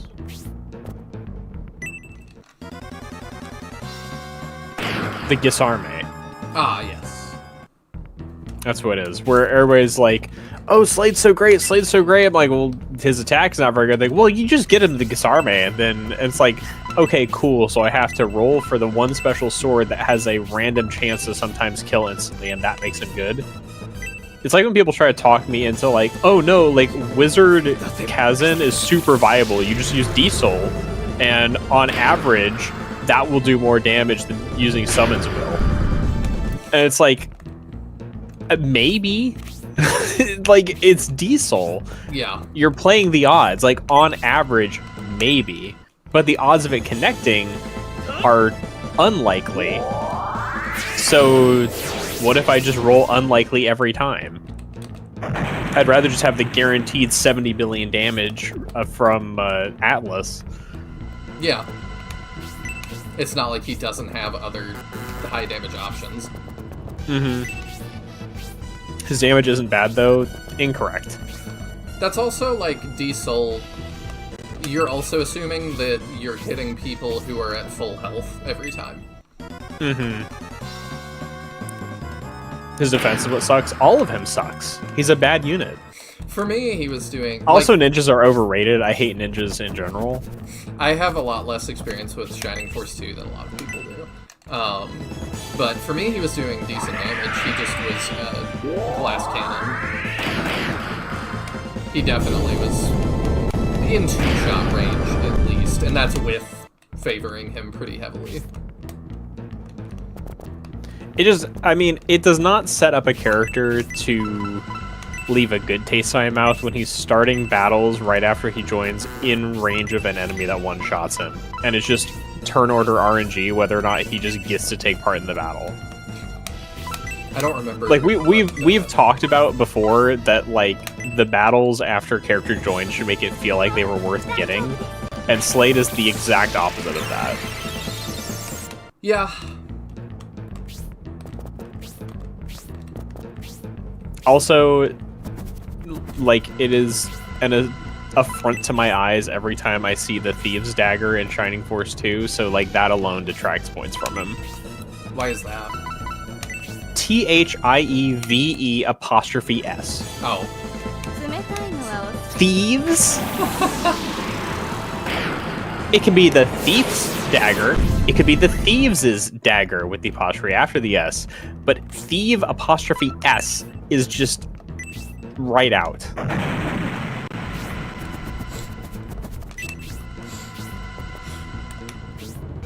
Also, people say that his magic is like useful, and his magic is even worse than like the regular elemental magic. That does not redeem him in any way. I love tree maps. In your opinion, Diesel is only worth using with Hanzo and the GBA Shining Force actually hit commonly in that game.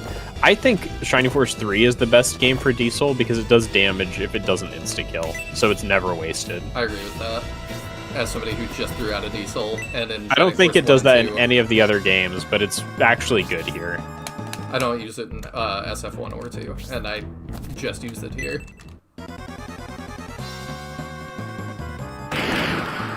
Although I've not played Resurrection in a long time, so. You want to know an unfun fact about Resurrection? Another one? Do you know how cursed weapons work in Resurrection? No. Cursed weapons in Resurrection have a 100% chance of stunning you. Oh. Cursed equipment, like accessories in Resurrection, has a 100% chance of stunning you. If you are equipped with a cursed item, you cannot take an action. So why would you ever do that? Because when you get to Runefaust, if you have 40,000 gold, you can buy the one and only Holy Ring in the game, which if you equip the Holy Ring, then you can wear cursed weapons and they won't stun you. I see. There's one and only one Holy Ring. It's found in deals. It costs 40,000, which was 3 times as much money as I had when I got there. And, Oh. if you... What? So that must be the special that's unique to that. I assume so. The stream froze for me, so I just had to reset it. Dang it. He turned into a dragon. Gotcha. Yeah, it is. But... So, it costs, 40,000. It's in deals. Resurrection has this really cool thing with deals where, unlike Shining Force 1, which has, can hold multiple rows of items in deals, Resurrection can't. And, 75% of your inventory by the time you get to endgame will be things that sell to deals. If you sell anything to deals, it will push the Holy Ring out, and it will be gone forever. Wow. Even if you buy back something from deals to make room there. That seems like quite a glaring oversight. So it's bad. Cursed weapons are just unusable. Stream is acting up. Oh no. Good night, Justin. Thanks for hanging out. Hopefully we're good. Let me see. I'll double check it on my end. It's looking okay on my end. Streamlabs is fine, YouTube is having issues.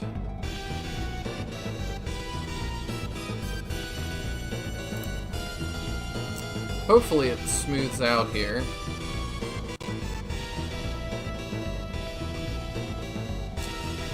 Let me double check on... Yeah, it's just YouTube. You can still hear me okay? Yeah, I can hear you fine. Yeah, Discord's connection is good.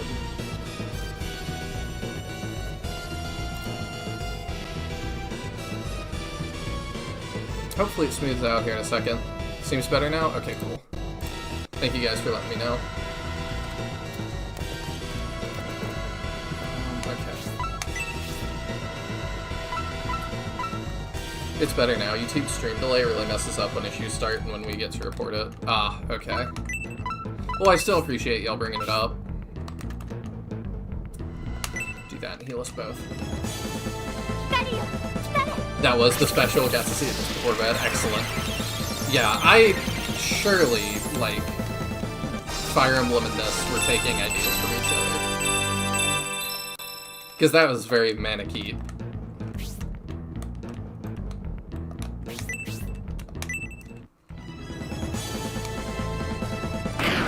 To jump back to the Slade conversation, though, his magic is literally better. I have no clue what you mean. Katona is stronger than Blaze, and Raijin is cheaper than Bolt.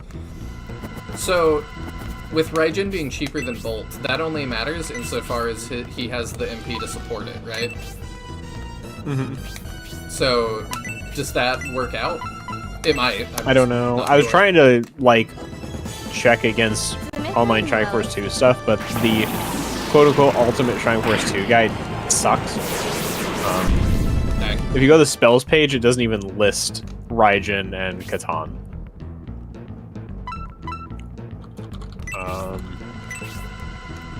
Maybe the Shrine Force 2 Shrine does. Spells.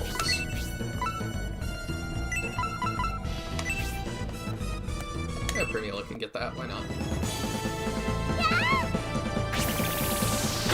So, Catan is a fire attack doing 14 HP damage.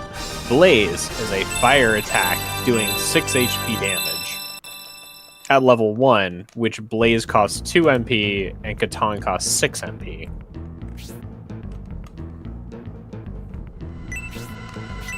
And then Blaze 2 is a fire attack doing 10 HP damage for 2 MP? Or not 2 MP, for I was about to be 6. like, what?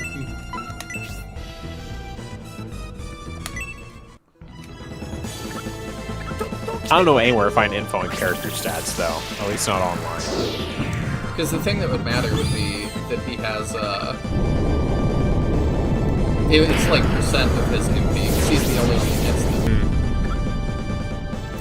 Let's go, Pendolph, level up. Attack 2, defense 1. Slade has always had the honorary permanent ninja slot on my team for every playthrough. Could not sub him out if I tried. I think Slade is cool. And I guess it's the kind of thing where, like, I've complained about spell damage in Shining Force 2 already. Like, a lot, Yes. right? I think the elemental spells suck. So you're telling me that I get Slade to minimum level 29, right? Or sorry, level 24 is when he gets his first spell. 20, you promote, and then level 4. That's assuming no extra levels before promotion. He gets to level 24 to gain access to a spell that does 14 damage. That sounds really great when enemies have 80 HP, doesn't it? That It does. super redeems him as a character. The only thing I don't like... He doesn't even, like, swing his sword. He just jumps forward and farts. Well, I think he, like, stabs with it backwards. No, it's still sheathed. Oh. Look, animations are hard. Anyway, so a big part of the problem with Slade's magic is that the AoE spells, at most, he gets to doing 30 damage with Raijin 2, which he gets at minimum level 39. Which, if you're me and you don't grind, you're finishing the game at that point. Yeah. Like, I'm at Xeon by the time he's level 39. I don't So- remember what levels I was at, but I would guess I'm probably similar. But it's like when his magic is not even able to do 30 damage, and he lacks single target, so unless he's got multiple targets to hit, it's just not worth doing. He doesn't get a single target spell until level 45 or higher. And that's just like, no thanks. I think spells are fine in Shining Force 2, not good but fine. I greatly disagree, personally. And that's mainly just because you were saying that enemies have just really high HP amounts.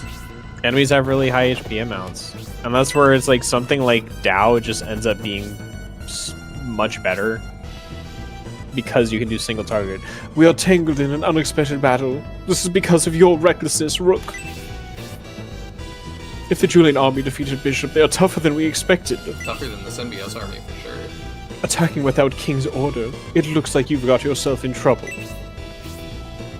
I can't leave you like this. Oh well, count me in. Does that mean they're gonna start running at me? I don't know how to thank you, Queen. The Julian army is too powerful for me alone. I guess I was just gonna die if you didn't do that. In truth, I'm surprised at their strength, but together we will defeat them. Bring it on, Julian army. We'll show you the horror of the Rainbloods. Okay, they're still on to rush at me. Good, because because I do want to take my time and do the ruins. Yeah, I feel like spells in Shrine Force 2 are bad mainly because of the HP inflation compared to every other game in the franchise. Like, enemy HP is just kind of the highest it's ever been in Shining Force 2. Enemy HP. Enemy HP. Every now and then just kind of slips out there. I would expect that from me. I'm surprised for you. For some reason, apparently, like, when I was really little, I would just say the word daddy with that accent, nothing else. I've never was down south. There was no reason that would have, like, gotten into my vernacular that way, and for some reason I always said it with that accent. I used to have a really thick southern drawl. More so than anybody around me growing up. And my parents were always like, he doesn't hang out with many people that sound like that. Like, I don't know why he sounds like that. And then they finally realized I used to fall asleep listening to audiobooks.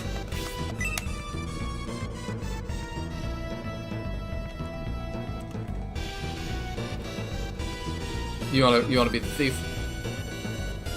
Sure.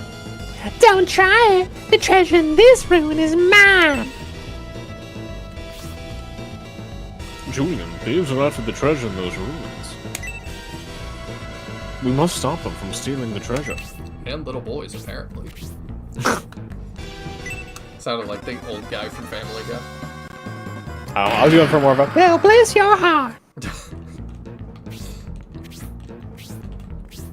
Enemies have high HP, but they also have stupid high defense. Being able to ignore that is always good.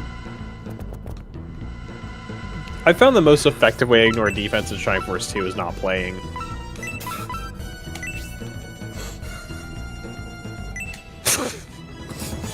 It's worked for me. All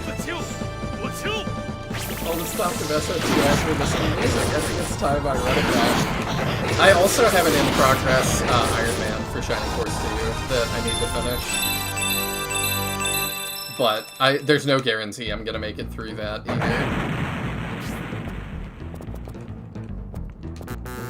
For some reason, Monk is currently obsessed with trying to run my Shining Force 1 randomizer on the highest difficulty, Deathless. I mean, that sounds fun. I said I I would think do they're that on for their your like birthday. 20th attempt. It's not even just an Iron Man, it is fully deathless. If any character dies, they Oh. reset. Like, and generate a new version. And I'm just like, that's insane on max difficulty. Just why? Because nobody's done it yet, I guess. Because nobody should. It is not meant for that to, like, be viable. Ooh, he took that way better than I thought he would. Yeah, I mean, you've pretty well outscaled the enemies.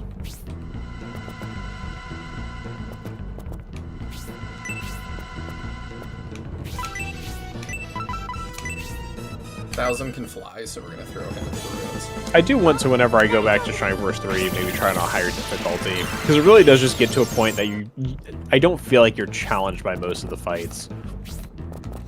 Yeah. And we've avoided even, I feel like, excessive grinding. Like, we did some grinding to get to the extra promotions, but, like, aside from that, battles were already easy. What is this? Very gimmicky. I'm realizing.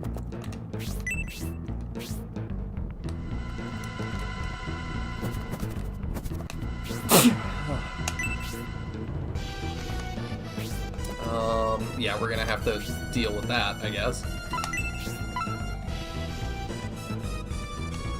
I would rather you be a healer, I think. I think I want to just keep him back. Excuse me.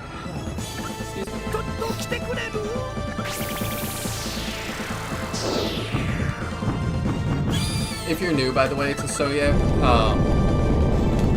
yeah, Teodrin obviously really does not like SF2, but I like it. Oh, yeah, and I definitely, like, play it up extra just to make people mad, because it's kind of funny. It is, I find it really funny. I would recommend the second difficulty right above the base. How many... I know you've played this game more than maybe anybody, Serial. How many difficulties have you played it on? I feel like there's only a handful. I don't imagine there's more than like 4. 4 still feels like a lot to me. And 4 is how many Strike Force 2 had. It feels like a lot to me.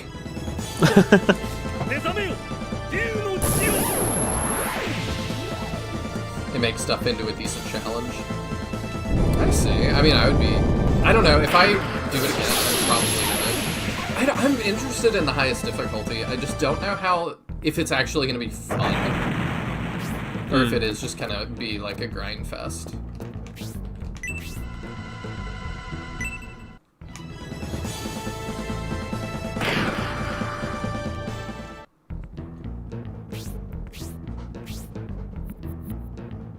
I find it difficult to know how to make, like...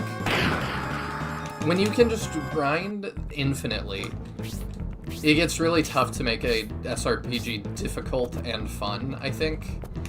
Because you don't want to just get locked into that is the answer to everything. Yeah, that's part of why, like, I avoid having grinding an option in my work.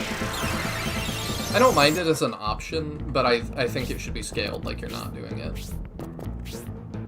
I think one of the biggest reasons that I constantly... I've said before, I'm okay with... Like, Fire Emblem Awakening is not that bad. I always think it's bad. But I think part of the reason is that as soon as kids become available, I, like, just stop and grind to get them, and it just feels like a massive roadblock in the middle of the game that kills all the pacing. And, like, I'm not supposed to do that, necessarily. Oh, but the question is, like, Lord, when else would you be supposed to get them? What? Yeah, that's how this one works. I see. Yeah, it is like, if you don't stop and do it then, when are you supposed to? Yeah, I don't really Because they know. don't scale up. Like, they just are the level they are, so if you get them later, they're just entirely non-functional. And even then, you have to put some extra effort in to get them usable once you recruit them. Does this... How much damage does this do? It's not a lot. Okay. So I'm just supposed to hit them at range to get the... Ah, I see. Yeah, this is really weird. I think Rolly can reach that. Yeah, I guess we can just damage them for some MP.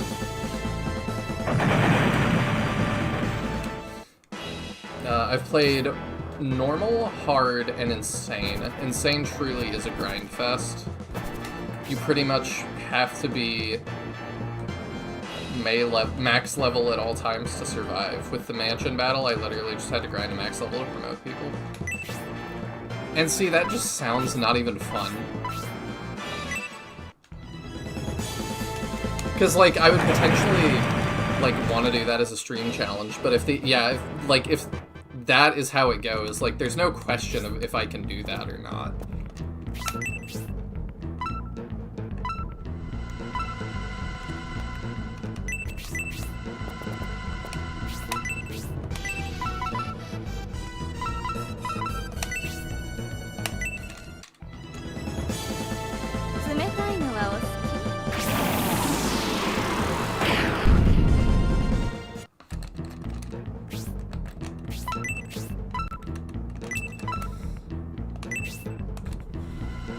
Yeah, I could throw that at him.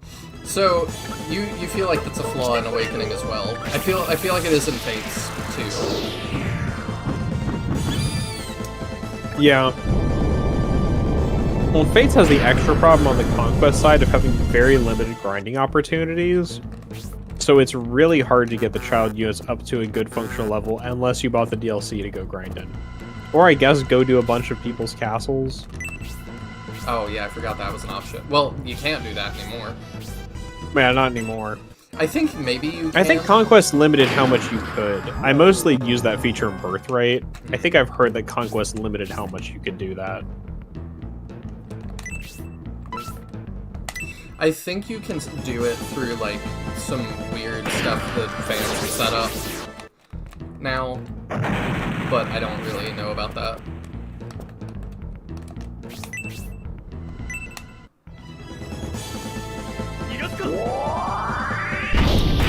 That's just start to leave button with him, I guess. Yeah, pretty much. I did have fun preparing who I bring to which battle to make full use of the weapon triangle. That was genuinely fun. Made me think a lot about the stuff you can normally just ignore. That does sound fun. To have that matter more. Yeah, it's just the act of actually needing to have the grinding to do the fight is a really big turn-off for me. Yeah, it's kind of like how, I know a lot of streamers doing Pokemon challenges now, they've all sort of made agreements that, like, if you just auto-level up to, whatever, like, the cap they've determined is, then it counts. I will say I personally don't like that. I feel mixed about it, because, like, I do think I it think, kind of to defeats me- part of the purpose of Pokemon. Yeah, well, and I think part of it for me is, like, often they're doing that for, like, Nuzlocke challenges where, like, oh, the grinding isn't fun to watch, but it's like, grinding is where I've often lost Pokemon when I've done this challenge myself. Yeah. It's like the moments when you're not paying attention. So you're eliminating, granted, maybe it's not always a risk, but it is a risk. For sure. And you're taking away some of that risk. Especially if somebody's doing something like a randomizer, where you could run into something legitimately scary in the wild doing grinding. I don't know. I personally feel like the whole leveling up that way thing is pretty cheap. I can kind of let it slide if you're going with, like, the vanilla game, but nobody does vanilla Nuzlocke anymore, so... No. I don't know. I disagree with it. I feel like it's not entirely illegitimate, but it's definitely cheaty. Yeah, I agree with that.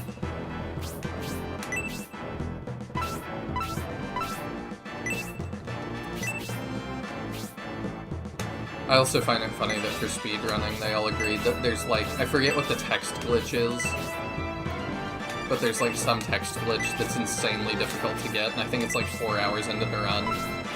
And so they just decided, do we want to get 4 hours in and then reset all the time? Or do we want to just agree that we're not doing that? It was like, yeah, we could just agree we're not going to do that.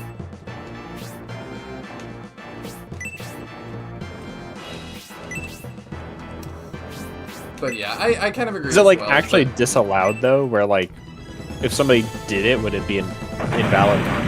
I think it would just move it to a new category or something. Gotcha.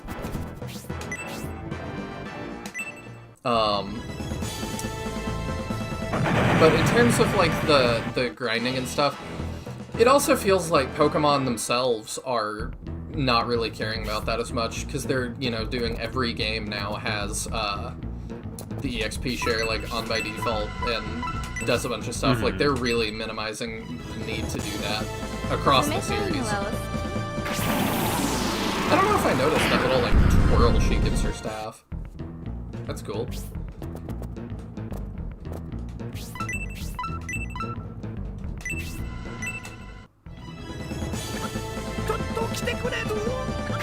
For example, Khan was super good since he gets slow, and Arthur becomes a top-tier character simply because he gets magic.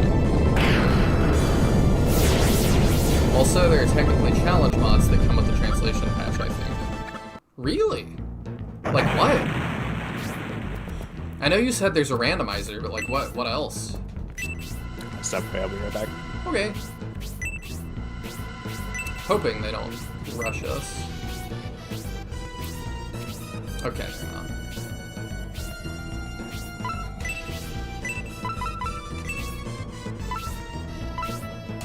Can heal up Jubei, I suppose.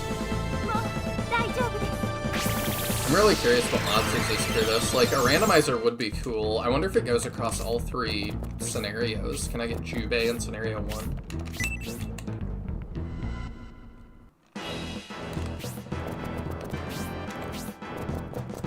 So this one's not hard, but it's really goofy.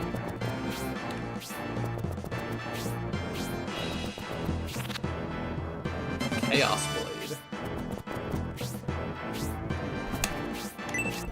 Alright, who's still got stuff? You do. So maybe I can put that on her too. Let's see.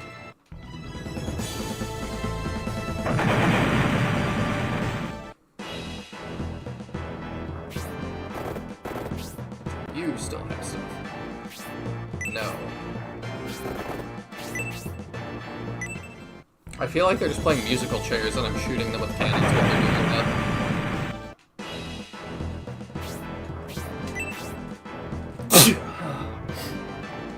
This kind of feels like a because we could room.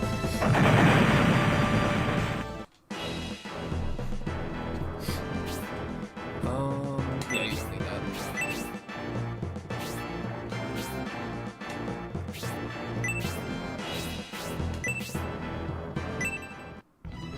A lot of them are small. Oh. The website for the patch has a link to a bunch of mods. A lot of them are small tweaks, though. Like what, though?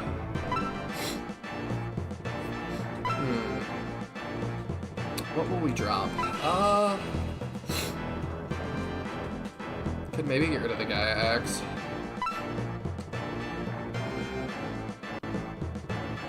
I don't have anybody that uses maces. We'll rip it now. That's fine.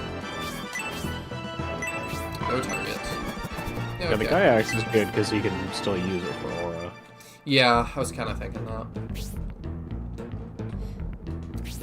I'm gonna maybe try and bait that dragon.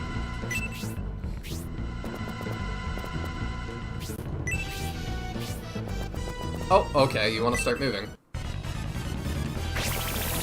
Okay. Well, we've got everything out of the ruins that we need.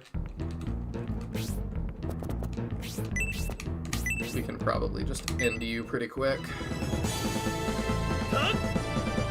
The challenge mod is just called Rika Challenge. But what does it do? It challenges Eureka. I had not considered that. Queen's thighs are huge. Oh, Demon King spell. Okay, that's the one y'all were talking about. I don't think I'd heard them, like, move like that very much. It's so wibbly wobbly. That was a great sound.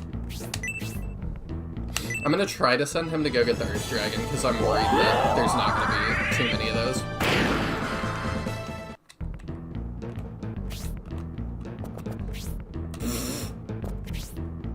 Wow, just leave her hanging. I guess.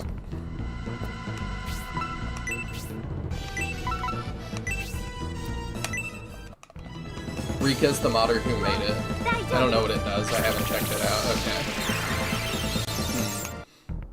Okay. I'm curious, because, like, some challenge mods I really like, some I feel like are kind of pointless. Oh, the Earth Dragon he can't fly. Well, he's not an air dragon now, is he? I guess not. I just assumed that we wouldn't move backwards. Like, all the ones we've seen can fly. I can't believe you're out here stereotyping dragons like that. You're right, I should be ashamed. Hashtag cancel Nihil. It's the year 2026. Dragons can walk if they want to. I assumed they all took the bus. Okay, In the United States? With our public transit system? we took all the treasure, I guess we could just leave. I don't really want to wait for them to play musical chairs and sort it out. The Earth Dragon's wings are too small. Yeah, I guess I just wasn't paying attention.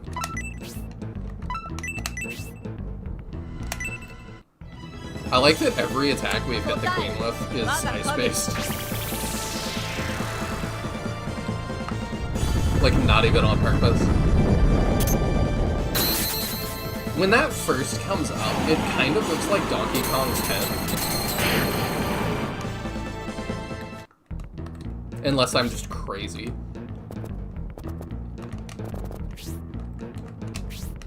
In which case, just ignore me. Okay. Alright, let's heal her up. Oh, I maybe should have used her. Too. I forgot as well.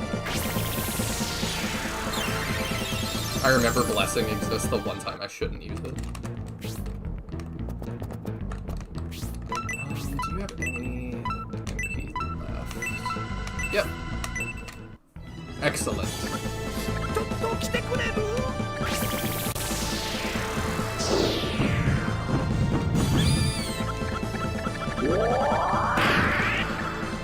Let's go.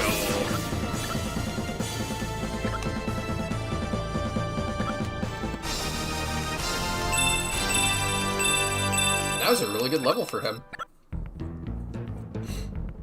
I just checked the file for the challenge mod. It has 8 folders that all seem to have a separate copy of each scenario, so maybe it's like individual maps.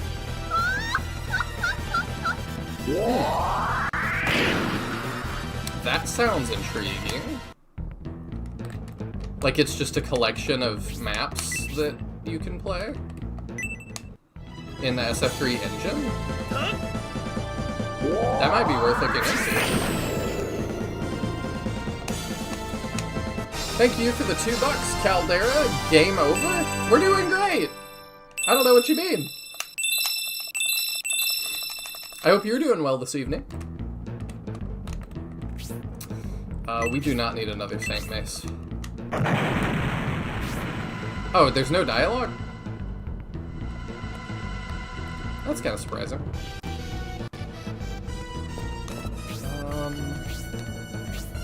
Oh, you have really far range, huh? They might just be edits of existing maps. Maybe so. Even so, though, I'm curious. Like, there aren't a whole lot of things for SF3, so anything is kind of interesting.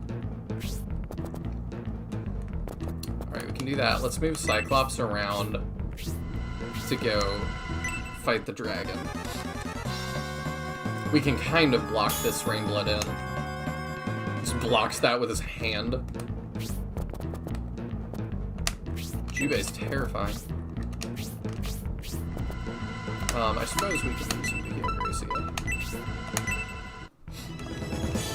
Just to make sure we're Gucci.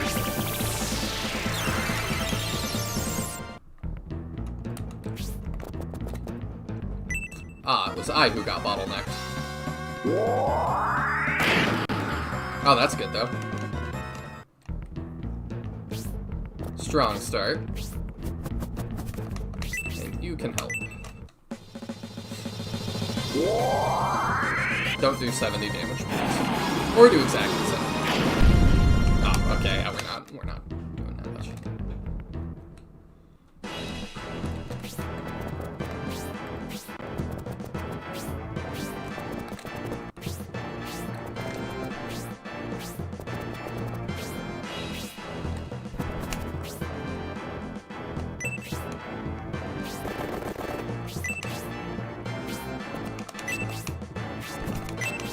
We outie.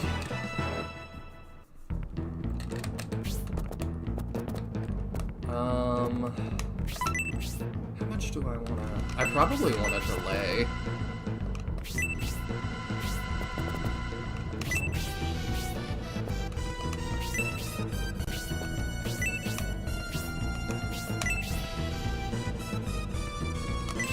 I think we just wait. Alright, can we get this kill? Let's go. Another one for the collection.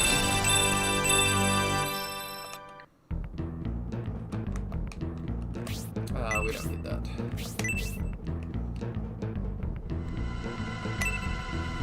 Yes, we add the Earth Dragon to the Force. If you get duplicates, do they replace the ones you have, or like do they stack up? How does that work?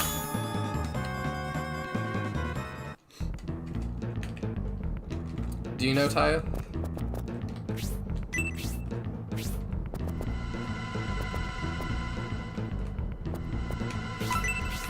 I don't know if he's eating chips and forgot he's muted or he ran away. You can check out Jubei's new summon. Oh yeah, let's do that. Let's hit the Rainblood with it. I guess that makes sense that he's gonna do that. Dang, my allergies are acting crazy now. I wonder why. My AC didn't just kick on or anything even.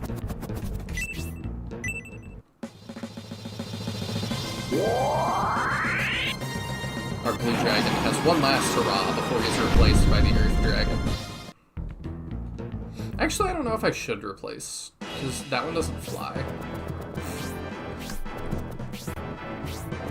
These guys each having their own specific door they leave out. It's really funny.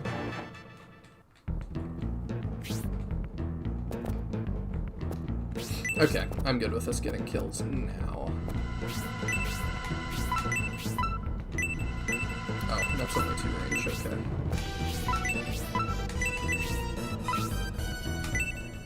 Try and get rid of the Earth Dragon here. Let's see, another thing I thought to talk about was one of my favorite shows is ending. I don't know if y'all saw that Smiling Friends is coming to an end. I get why they're doing it based off listening to the creators talk about it, but it made me very sad. I have not enjoyed a show that much that's like recent in quite a while.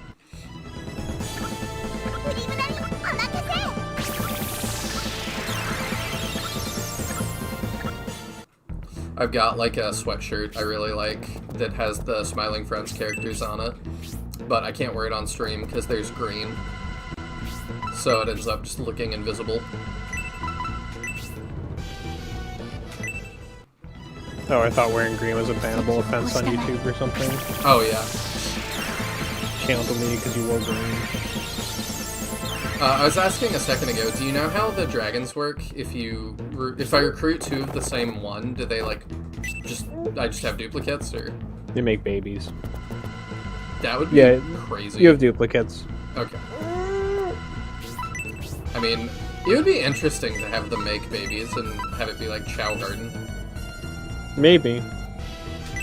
If you capture monsters in Final Fantasy Tactics, they can make babies, but you have limited army slots, and they'll fill up your slots. And then you won't be able to recruit people. The more you talk about tactics, the more I'm like, I didn't think about these things. Well, it's like you only get like 20 slots for characters or something, I think. So when the monsters like reproduce after every battle, that very rapidly fills up. Yeah? Yeah, just quickly made it a system I did not interact with, especially because they can't level up or anything, so it's just like bad. It's like a neat idea that just doesn't work, which is how I felt about a lot of things in Tactics, honestly. I was like, huh, this would be cool if it wasn't just brain dead. Everything you've told me about Tactics feels like it's really fun on like your 10th playthrough. Yeah, and that seems to be all the people who are fans of it are like, well, of course you just do blah, blah, blah, blah. Like, how many times have you played this? 35? It's just stuff that you would not know going in. Like, oh, well, of course you need to get this class because this class gives this skill. It's like, well, how would I know that? The game doesn't even tell you how to get different classes because they all have, like, yeah, this class requires you to be level 4 in Class A, level 2 in Class B, and level 5 in Class C to unlock it. It's like, so I have to have gone and intentionally done a whole bunch of different classes to randomly unlock this one with no info. You don't love that? At least in the original. Apparently in the remaster, they do show you the requirements for that stuff. Oh, that's good. But in the original, it's like, remake. how in the world are you supposed to know that? I don't know. I wonder if they expected you to trial and error it. Well, but it doesn't even, like, nothing tells you that that class exists until you unlock it. Yeah, How are you supposed to trial and error something that you can't see? I just meant, like, they wanted you to, like, screw around with it, and when you find one, like, it's supposed to be like, oh, cool, and then you write that down. That's like a secret. I guess. But Is that it then a like compelling secret? Maybe not. it's one of those things that like that's fine, but then it really bothers me when it's like I express that I'm having difficulty with the game, and all the people who are big fans of it are like, well, of course you just do blah blah blah because that's the right thing to do, and it's like, how would I know that? Like me, as somebody going into this game blind, how would I have ever conceived of that idea? I love that a lot of it just reminds me of the, I might have said this already, the tweet from Elijah Wood about the Star Wars sequels that, like, it was some Star Wars fan site that says, like, did you know that the Palpatine's fleet on Exegol is made up of, like, Sith that showed up and, like, enslaved the local population to build the and Elijah Wood just responds, no, how could we have known? Yeah. That's very much how I feel anytime I got quote-unquote advice from Tactics fans on my playthrough. It just like, it felt like I was being treated for an idiot for not just knowing something I never could have known without looking it up or playing the game ahead of time. And also having figured it out in that previous playthrough. It has been forever since we got countered. It is uncommon. He must have just a higher chance to counter. I wonder if whatever axe he's using has increased counter rate. I don't remember what it was. Was it a giant axe or something? Yeah. Ooh. Yeah, that was scary. The Demon King icon to me always looks like he's coming out of like a Mario pipe.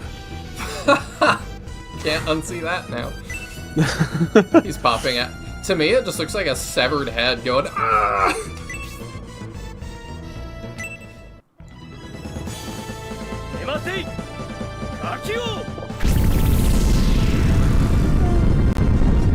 The camera spazzing out.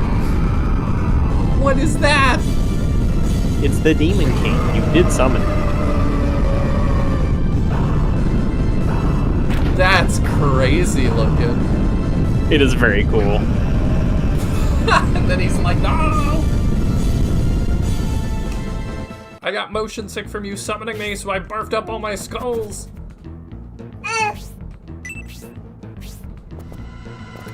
Let's try to fix her. Yeah, that summon and Proserpina being like new to this scenario feels like they really put a whole bunch of effort into them compared to the other summons. Oh yeah. I didn't even have a seizure watching that one.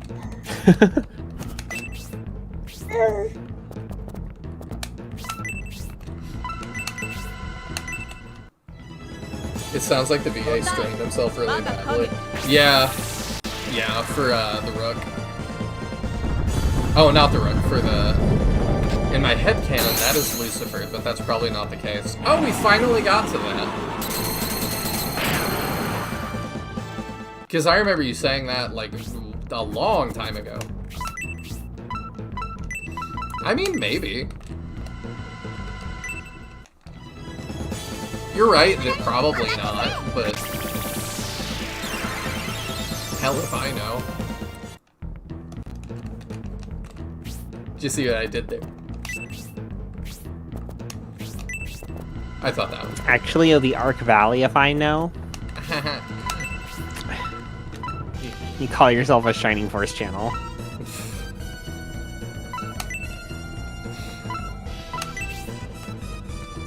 Why does it matter if I use one or two? Does anyone know of any good games that fit the same feel of Shining Force? Not really. Not to me. I mean, Flame Dragon Knights is similar in a lot of ways, but I still don't feel like it has the same feel, personally. And then War of Valana isn't out yet. Like, I do think, like, Griff's games will be the closest you'll get, but none of them are actually released. I need to make a video that's just like games like Shining Force that are the closest we have. I really kind of feel like it's Flame Dragon, but I don't know if you have any better suggestions. I've played Shining Force, Fire Emblem, all the GBA titles, and FIDA. I mean, the answer is yeah, nothing truly. But the closest I feel like you can get... Yeah, I would say Flame Dragon Knight series, Fire Emblem Path of Radiance and Radiant Dawn. Especially similar to SF3. Oh yes, my favorite Shining Force mechanic, Biorhythm. Yeah, well, you can ignore Biorhythm. The game does. Do we want the giant axe? It's worth more than a fairy powder, surely. Okay. You can always sell it to buy a fairy powder if you get another one. Oh, I forgot we could just buy those.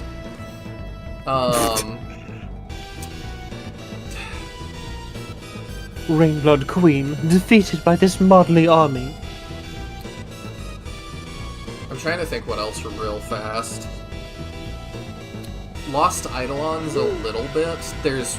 I don't know, maybe that's closer to Modern Fire Emblem, because you get to run around your camp and talk to people and, like, do side quests like that. But you don't run around, like, all the towns and stuff. I do feel like most SRPGs just don't have that exploration factor, like, at all. They really don't. And that really is where, like, where you're at is, like, waiting for the current wave of Shining Force spiritual successors that are all in development right now to actually come out. Yeah. Because there's a few. Because there's obviously the Volana games, which I'm involved with. There's, what was it, Aegis Force? Yes. That, like, 3D-ish one? Yeah, Aegis Force is very SF3. But it's like, there's a whole lot of games by Shining Force fans that are in development right now, but that are not available. Demos are, but yeah. Yeah, I think Aegis Force has a demo. I know War of Volana and I think Volana Adventures both have demos. Yeah, there's also just fan games like Shining Force Alternate. But other than that, just old SRPGs, honestly. Langrisser might be up your alley a little bit. Langrisser's interesting. It is. It lacks a lot of the traits of being like Shining Force, but it is interesting. There's just something about, I find, playing older SRPGs when they didn't have as many resources and stuff and had to be more creative, that I feel like scratches an itch for me that newer games like Engage, even though I enjoy them, don't. Why did they have to appear while the king was away? Looks like you're lucky this day. I mean, what do you mean, why did we have to appear while the king was away? You guys separated. Like, you appeared while we're away. It's like, you guys split up like the Scooby-Doo gang trying to find us, then you're surprised when one set of you found us. Yeah. Where's the captive Symbios army? In the cave, right, Queen? Now wouldn't it be nice if the Symbios army could take revenge for the four of us? What? Why would they do that? Revenge for the Rainbloods? The Symbios army? What do you mean? If you want to know what I mean, enter the cave and you'll find out. The Symbios army will give you a very warm welcome. Another battle with somebody giving their final words laying on the ground until they explode. The Symbios army will seek revenge for the Rainbloods. But why? It must have something to do with the crisis that has befallen Symbios. Could be. Symbios is in danger. We knew that. Looks like we don't have the leisure to discuss it further. We must save Symbios. There's probably a trap inside, but we have no choice. Let's go, Julian. Save Symbios from danger. Chop chop. Yeah, it's just like, having those two sentences with periods is like, alright, let's go do it.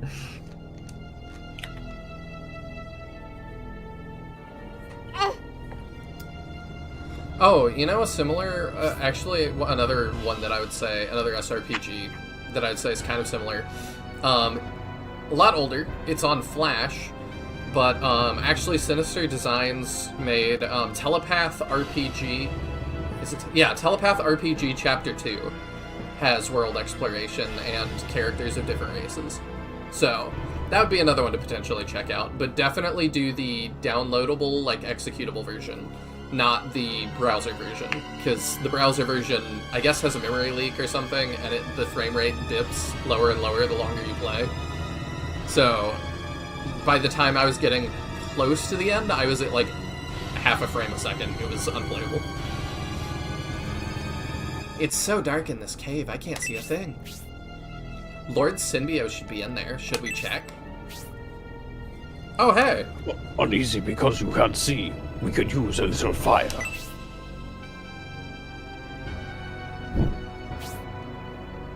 Yasha, the third. You're the final Yasha. Correct. The others have been defeated. I am the final Yasha. Yasha 3, final Yasha. Symbios. Where's Symbios? We heard he's in critical condition. Did you lug those nice-looking lamps here, or... Yes, I dabble in interior decorating. Oh. This is my new centerpiece. It's My quite the coffee table. conversation starter. Symbios, what have you done to him? So surprised already. Ah, but there's more. More? What else have you done?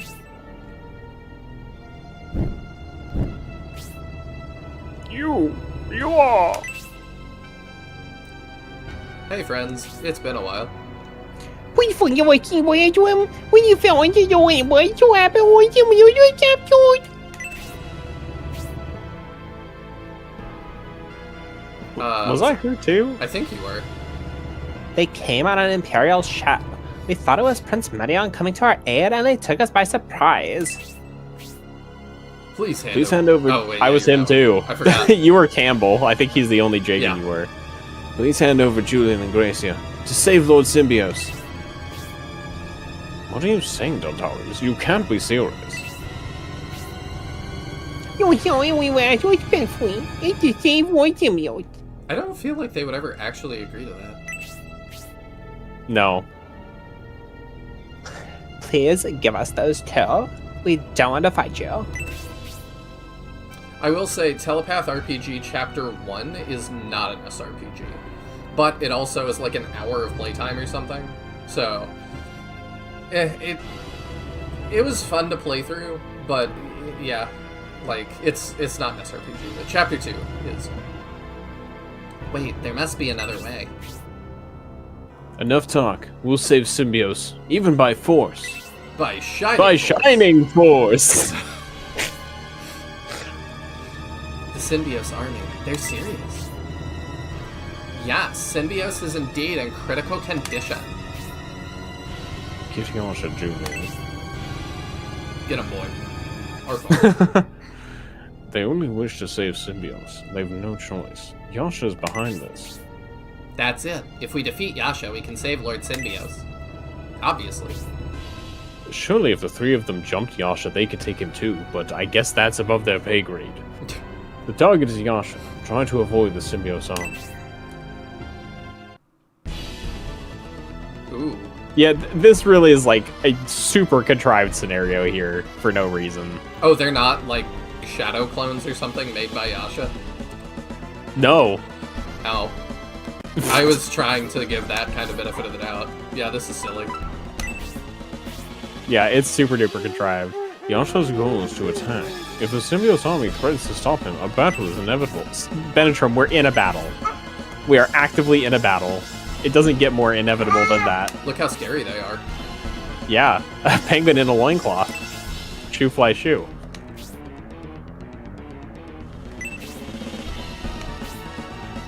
Did they up their gear? No, this is what you had. Oh, okay. Why else would there be a penguin in a loincloth? True. I assumed that was just what everybody did. I wonder what they're like if you don't have, If you don't have the data? Yeah. I don't know what There's actually class- a section on that in the guide. So if when you- I clicked on him, something flashed on screen for a second. I wonder if it was just his character. It might have just been some graphical bug. It did it again. I'm trying to see what it is. I don't know. I don't know how I made that. So if you didn't play Scenario 1, the ones who will be there are the ones who always join the Force. Dantari's Grace, Mascarin, Obright, Sybil, Eldar, and Murasame. And then there will be an additional 4 generic enemy ninjas. Interesting. It's not that contrived, but you just lack critical info. Yeah, which I feel mixed about. It's a little, like... It's the first time that the party we've controlled has been, like, thrown into a situation that we didn't put them in, I feel like. Because we see, like... We see our party go through stuff on the other scenarios, but it's all stuff that we did. This is the first time I feel like they've gotten themselves into something, and I'm like, I didn't tell you to do that. It feels a little weird. Are you sure? Because, I mean, the end of Scenario 2 had us fighting a section of the Symbiote Force. Oh, that's true. I don't know why that didn't feel as weird. I don't know. I'll be right back. Okay. Symbiote's army it's so in over their heads. Julian just looks so intense by comparison. Yeah, they're, like, we definitely outclassed them by a lot at this point. That's why I'm like, I assume I'm not supposed to kill them. I'm not going to. Unless y'all tell me there's no consequence. I'm just gonna go for Yasha. Hello, a statistician? Maybe I'm saying that right? I don't know.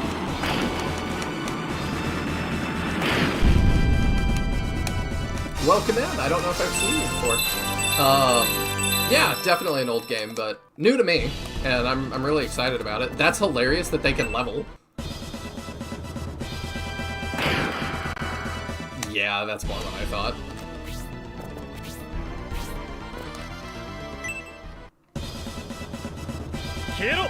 Yeah, Symbiote's army is all tier 2 units, Julian is all tier 3, they're totally screwed.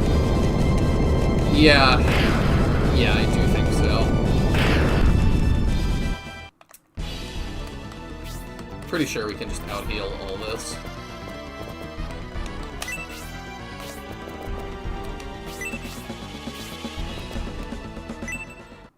I don't even remember what... Oh, Tornado, okay, yeah, that's gonna... There is technically consequence, but it's incredibly minor. Okay, like I said, I'm probably not gonna attack them, so what is it? How minor are we talking? Alright, I can throw her in here. Aura. Yeah, we can do that. Bring everybody back up.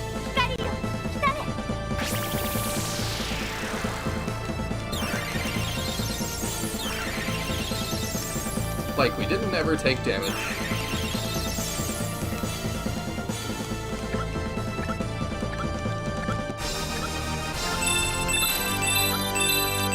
Technically, this would be a really good grind spot.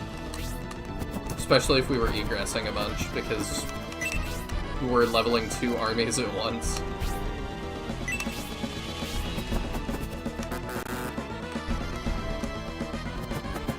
I'll send her this way. Yasha's got a lot of health. I probably need to be careful with Gracia. And Pendulf. They can probably bring them down. The move on this is terrible. Huge land effect. He changes one line of dialogue.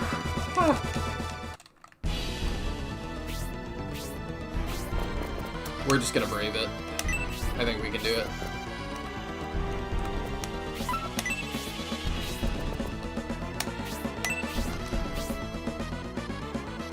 Oh, I should be casting, like, sleep on them and stuff. I should do that. Forgot that was an option.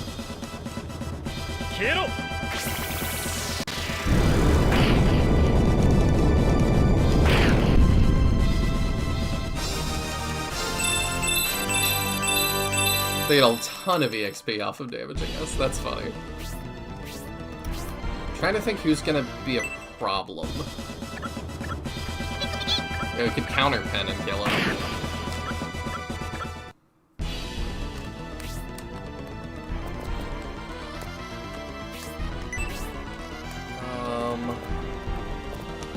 We'll do that for Grace might be the biggest problem. I thought that hurt. That was quite a bit of damage for Irene. It was.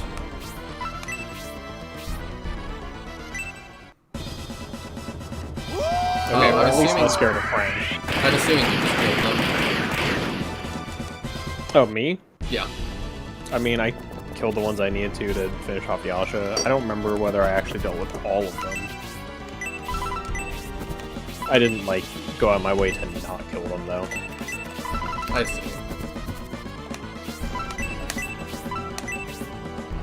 Do that. But I feel like it's quite hard to get through their group without taking at least a couple out. I'm gonna try not to. Technically farming yourself for EXP. Yeah, like, I do think it would be a really good grind spot because of that.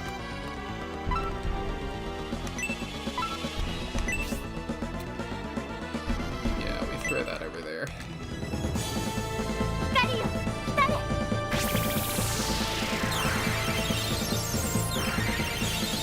Regular attacks don't do much, but they still have high crit rates. Yeah, for sure.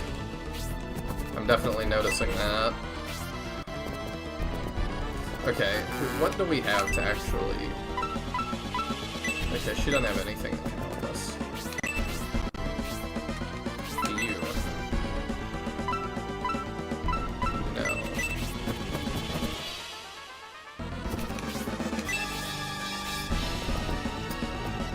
Let's keep you moving with the group. I don't think you do either.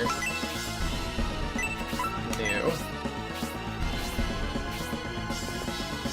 Does Marquis still have the rod she joined with?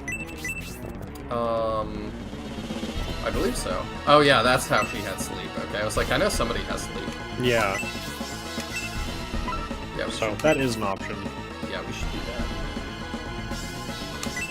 Can throw out some supports too.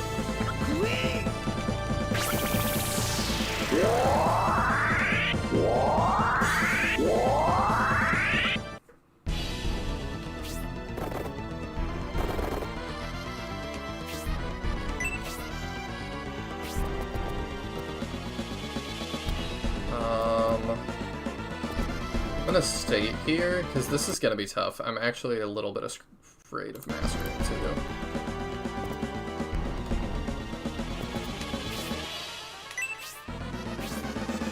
Oh.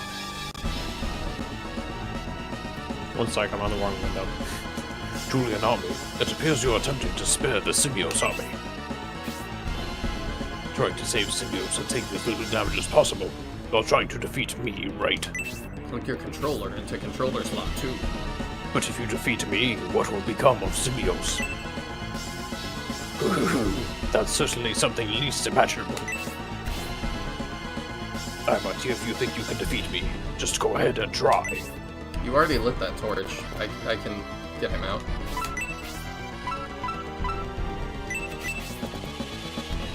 Okay. Yeah, we can. Actually, resist is probably good if we worry about Mastering. We go and do that. Yeah, we're gonna have to be careful around Master him. That'll help though. Here she comes. Yeah, we're gonna have to stay grouped up. Oh, okay, she's sparking, not. She's in summons.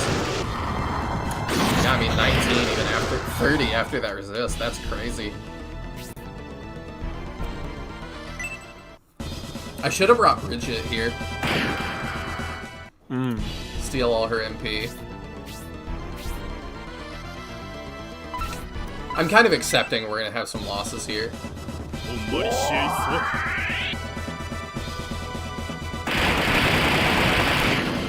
Yeah. Yasha could have made a Fun Force member IMO. Oh yeah, totally.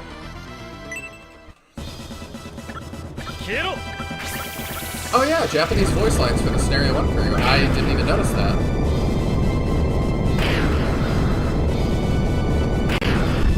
Speaking of Yasha making a Fun Force member, one thing I found really interesting when looking through the some of the Shrine Force 3 files, like in getting the models for the fighting game, right? I think I mentioned that there's some pretty like reasonable evidence that Rogan was originally supposed to be playable. Yeah. One thing I didn't actually realize, like I assumed there was just his NPC stat data. He actually has stat data like in the section of Force members. Let me see, because like I just kind of assumed it was like, oh, he's got a battle model and like, you know, people making some assumptions. Yeah. But he's actually listed right after Kate in the Force section. How weird. Yeah. Which is just, I find really interesting, because it, like, that very much does seem like, oh yeah, they were, like, actually considering him. I wonder why they didn't. I don't know. And his stats are very similar to Edmund's. So it almost feels like he was supposed to be, like, an alternate for Edmund. And then probably Proton and Spiro would have been alternates, is my personal guess. Yeah, that makes sense to me. Instead of having it be Edmund versus Proton, who join at totally different parts of the game. But anyway, I just found that interesting since I was looking through this stuff and saw that there.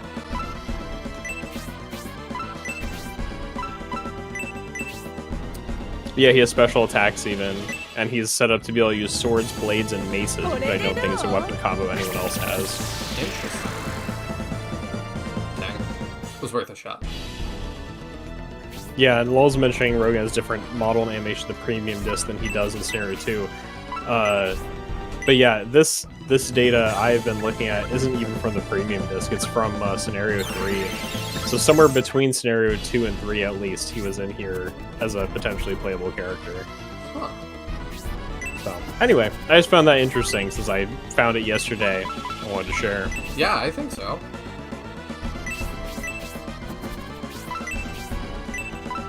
I guess we'll heal 1,000. Because he's about to take more hits. It's gonna be tough to get through here.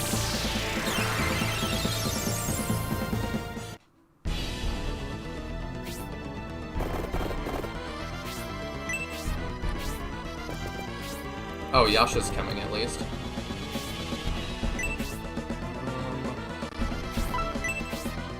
I guess we can do this.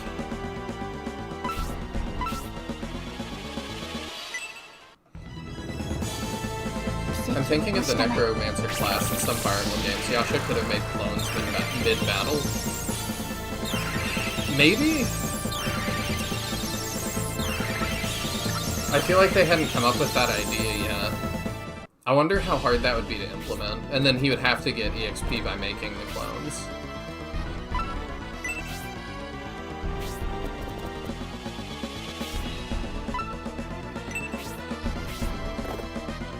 Okay, Dentaris has moved. That's gonna hurt. Oh.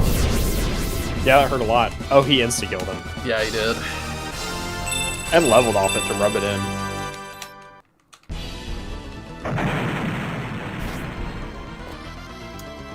So my plan, I wish you didn't go next. That's gonna be the end of Spirilia.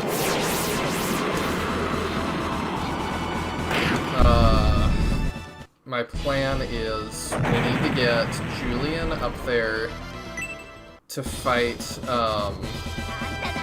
that's gonna hurt too. We're gonna get Julian up there to fight Yasha. And then we need to kind of block him in.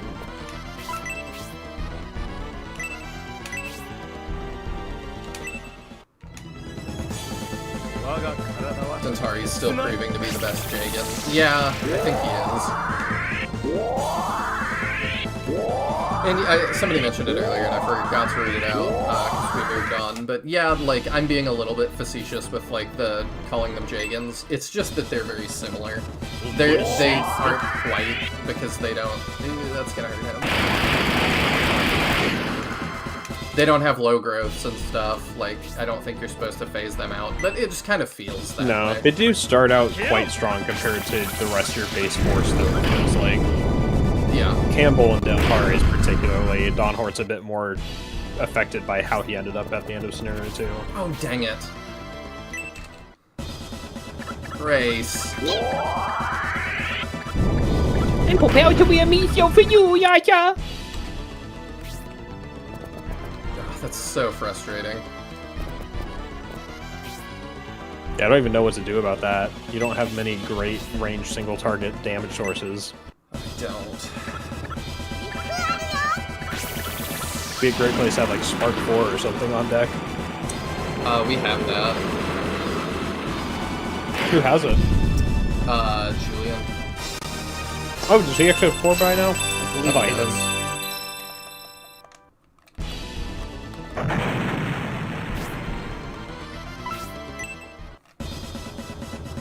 To be fair, when we look at Jagan, Seth, Titania, and Frederick exist, so yeah, that's true. I know a lot of people don't consider them to be Jagans either, but yeah, I do. Well, and I mean, part of the problem with all the Fire Emblem, like, archetype definitions is that to some degree they're made up by fans, and to some degree they're reinforced by the game, so it's like, where you even draw the line at Jagans is kind of blurry depending on who you ask. That's true. Because, like, some people are like, it must absolutely be, like, a mounted Cavalier-type unit to be a Jagan, so, like, Titania doesn't count. She's a mountain. Isn't she, like, a Dragon Rider? No. Oh. Who am I thinking of? I thought there was, like, a really strong Dragon Riding unit that people... I don't Jill? know. Her heart? Maybe? But you don't. I'm not start sure. with either, though. I know there are a couple of, like, Jagans that aren't that. Because there's somebody in the Tellius games who I thought people kind of consider a Jagan, but isn't a mounted unit. I don't think so. Oh, maybe Nolan? I'm not sure. I haven't played the games. It's just one of those things where it's Probably like, is. I've watched stuff at some point. Yeah. Yeah, I don't know. Since it's all, like, fan-made terminology anyway, it's kind of like, what exactly does that mean? Oh, it could be Soth, yeah. By that logic, That Soth would... might be the name I'm thinking of. Let me look up who Soth is. Yes, that's who I'm thinking of. Okay. Where I've like, heard him brought up in Jagan discussions, where it's like, is he a Jagan or is he not? Oh, there we go. Ow. We've gotta rush him down. Yeah, this is gonna freeze everybody in place, too. Oh, is it? Yeah, this... Oh, I think it's a guaranteed 100% freeze. that's so annoying. Yeah, it's pretty brutal. Like, even if Symbios has a weak force here, Diosh is still a pretty legitimate threat at the end of the fight. I see. They probably made him that way so that even if, you know, your Scenario 1 force is trash. Which would be kind of funny. Yeah. Yeah, we just can't reach. Dang it.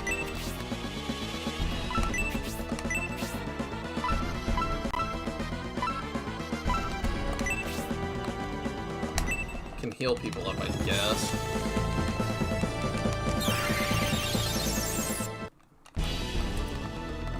Yeah, Gracia does have Aura 4.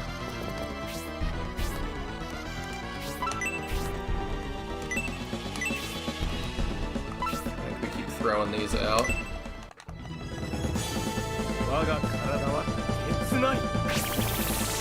Well, starting character, you get him in the first map of her section.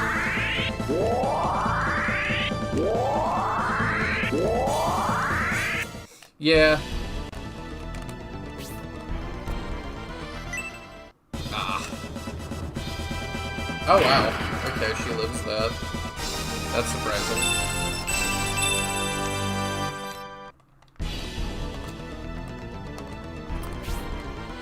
I'm really glad those sleeps went off and bought us at least a little time.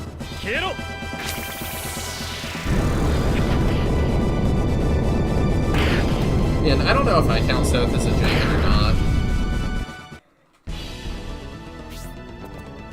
Yeah, I don't know. It's one of those things where he fulfills certain parts of the archetype, and then other parts he doesn't. And Yeah.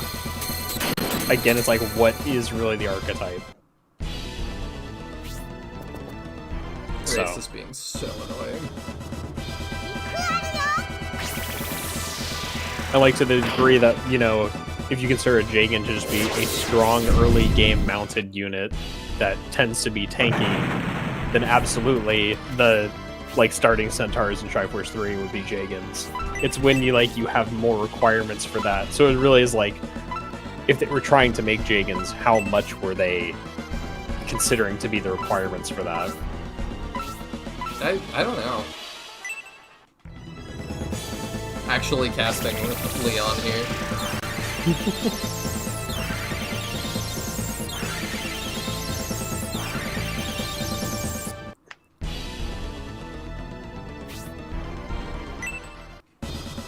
Radiant Dawn, though, is kind of the same situation as here, though. Everyone after the Dawn Brigade sections already Tier 2 and Tier 3 promos happen later.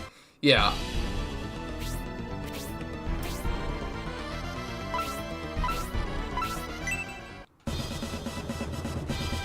I was just kind of thinking, seeing the Symbiosis force a level off of yours. I was originally thinking it would be really cool to have like a Fire Emblem or something where there is like an enemy army that is all like 12 also unique characters who are actively getting stronger as you like refight them through the game. That'd be really cool. But then I was thinking alternatively, doing a game where you're playing both those armies and like every chapter or so often you alternate perspectives between them, and then whenever there's a clash between them you can choose which side to play, and whichever one you play wins and alters the course of the narrative somewhat.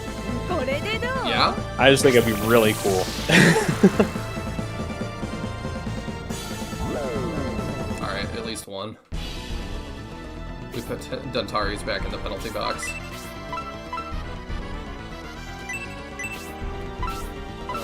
I think it's somewhat inspired by, like, I've been inspired many ways by it over time, but the old Flash game Mardek has a group of enemies you re-encounter multiple times throughout the game that's like a very archetypical RPG party that ends up being like a repeated pseudo-boss.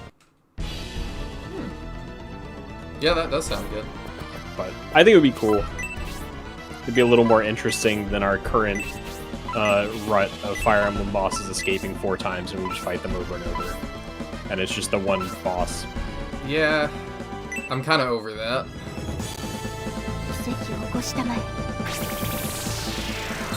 Also reminds me Yeah, of it would be very Pokemon much like a Rival. Pokemon rival. I was thinking the same thing. That was like, that would be cool.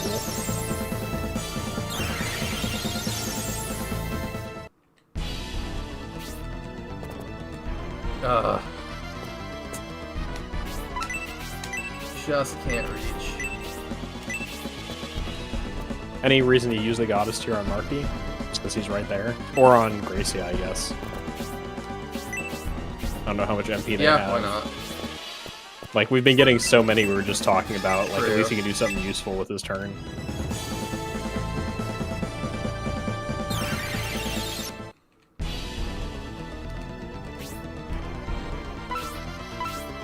Is he gonna refreeze us to the floor? Probably. Yeah, he likes the spell a lot. He didn't hit And all you of us could- this time. If there's somebody important, you could fairy power them True. with one of your mobile units. That's probably... Or even frozen ones could berry powder each other. Nice counter. Yeah, I really don't want that. Alright, Julian can... Oh, yeah, that's right. You're trying not to kill them. Never Yeah. mind. Bad counter. Bad Gracia. I think I'm gonna Very stay naughty Gracia. again. Okay, let's see how well we can even... Oh, Lord. Oh, now they're going for my dragon. Oh, come on, dude.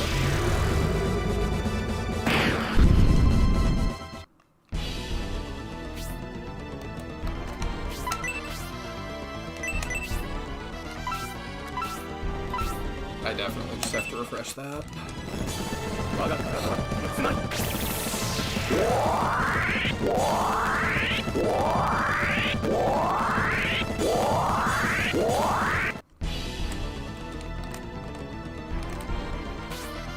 Sleep is not lasting.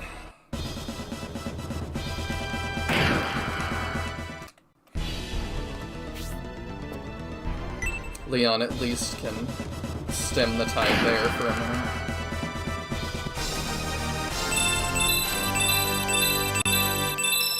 Oh, if he starts casting slow at us.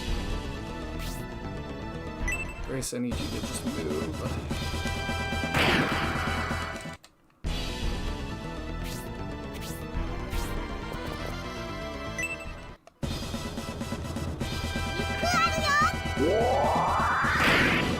Oh, I thought that would kill him.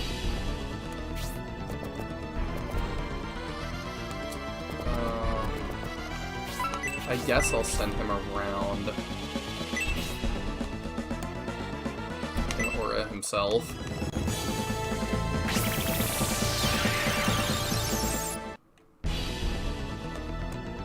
Okay, Obrecht stays asleep at least.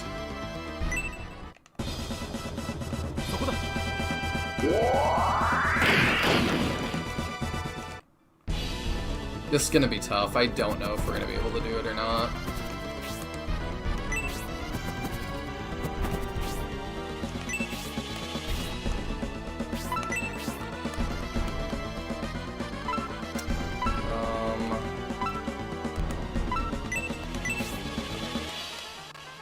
Yeah, I think we just start hitting him. At least she can do that now. That helps. I think Gracie's got a aura all of us.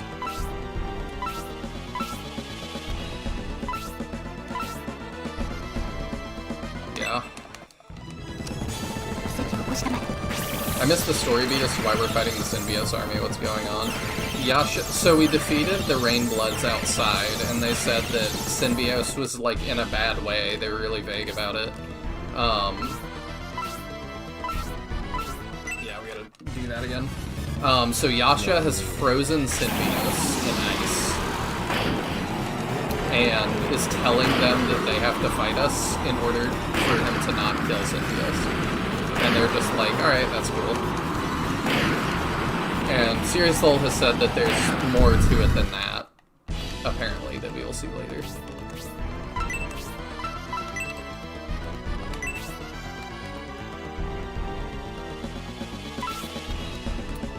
So, I could actually thaw somebody. Or we can do sleep.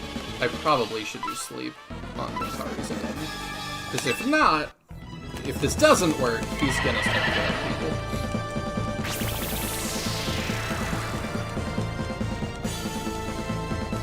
Ah, oh, dang it. Lost the RNG.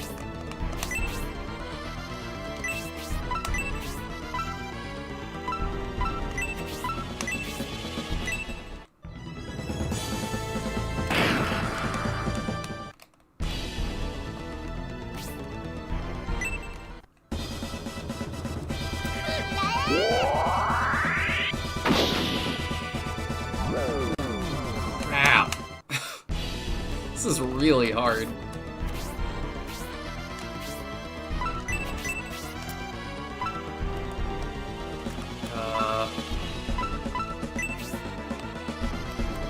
I can fairy powder her, but that doesn't really get me too much.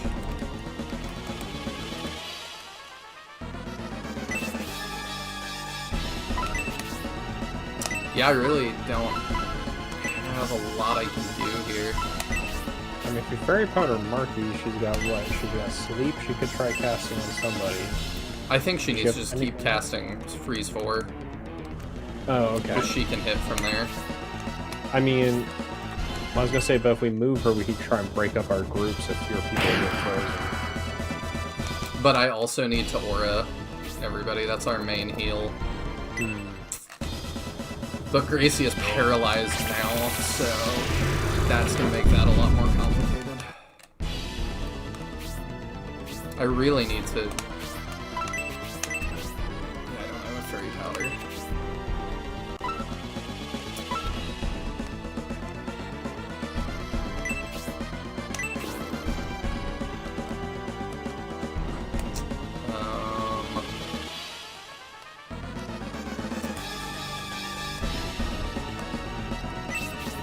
There's no point doing that. Yeah, it's just gonna be an endurance test.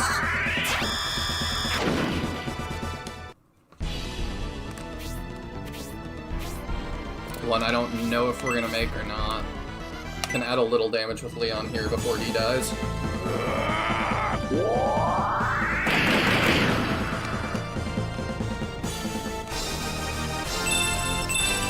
You have Aura 4, positioning doesn't matter for that.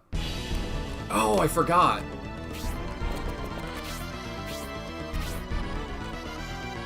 Where's Irene go? Towards the Blue Dragon, maybe? Oh. It's not super clear. I can kind of just keep him huddled in the corner. I think we freeze 4 again. Because this is a lot of damage.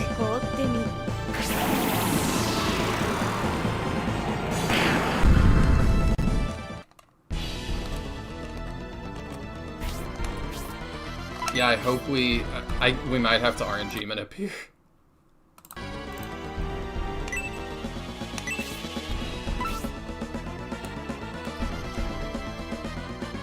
Because, yeah, if we're paralyzed, yeah, that isn't gonna work.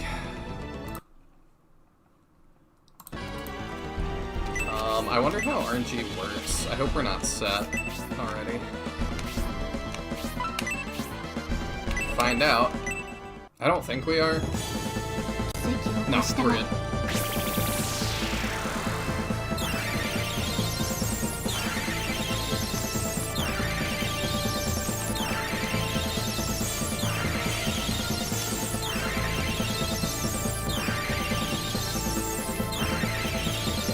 Let's go.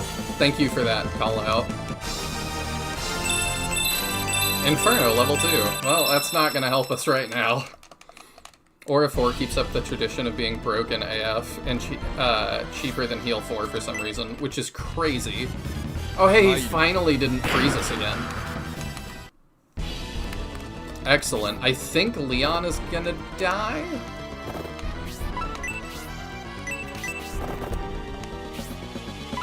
Let's see.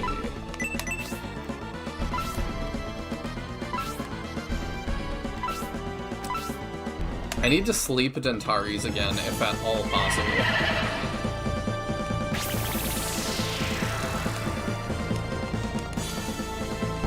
Yes! Okay. That's huge.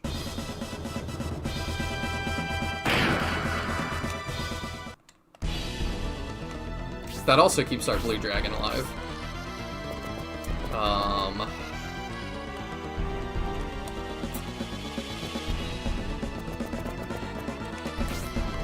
I need to make sure Gracia doesn't die. So maybe we block with Jubei down here.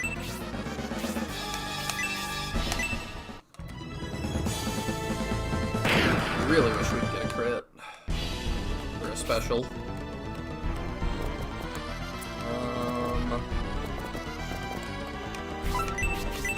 I think we gotta steer him up. because Aura 4, I think, is our answer to get us out of this. Tari's wakes up. Yeah, I think Hagana is going to keep going for Gracie. That's fine. That's not bad.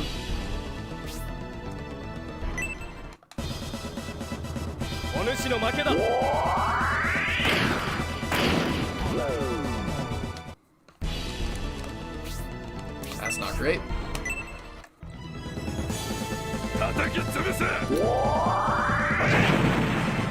Leon really coming in clutch here.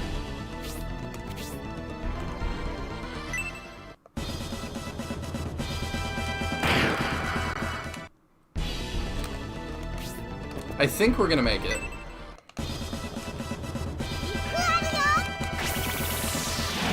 I wish you could move Grace. Me too.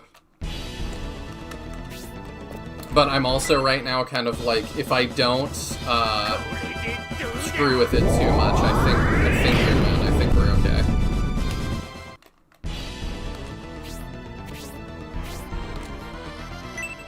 I think we're gonna lose Jubei.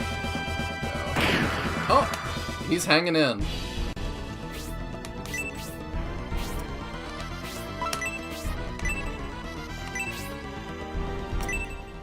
Yeah, we need one more attack on Yasha, I think. Depending on how this works. Yep, one more hit from anything.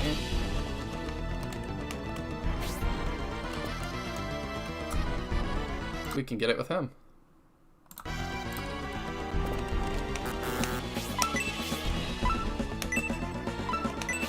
Do I have one that is shining? No, that's... Okay, if I do that, maybe we don't kill Grace.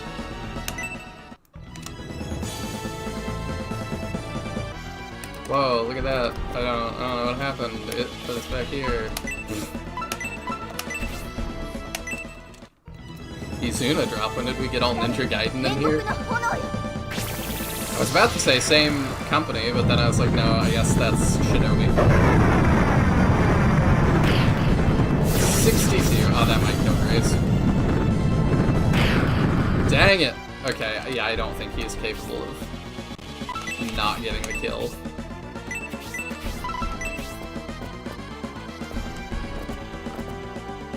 Okay, we'll just move up and we'll, Aura 4. Blessing is a single target. Oh, I forgot that does damage, doesn't it?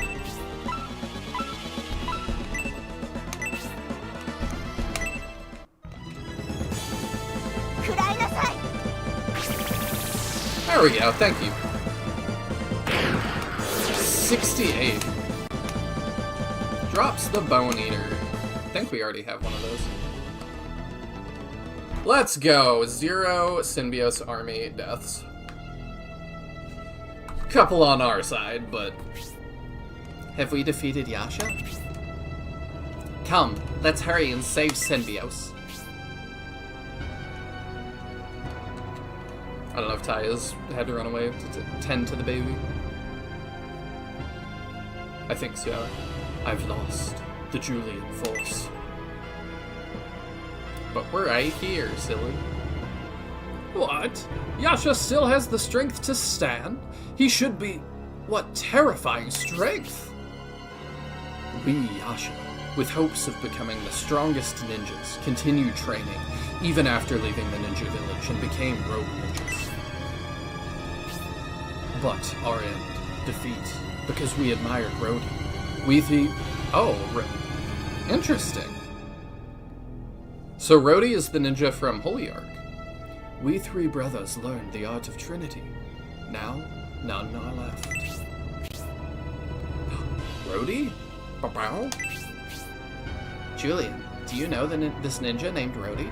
Yeah, we met him. He was born in Far East Village and became a powerful rogue ninja. He has defeated every assassin sent after him.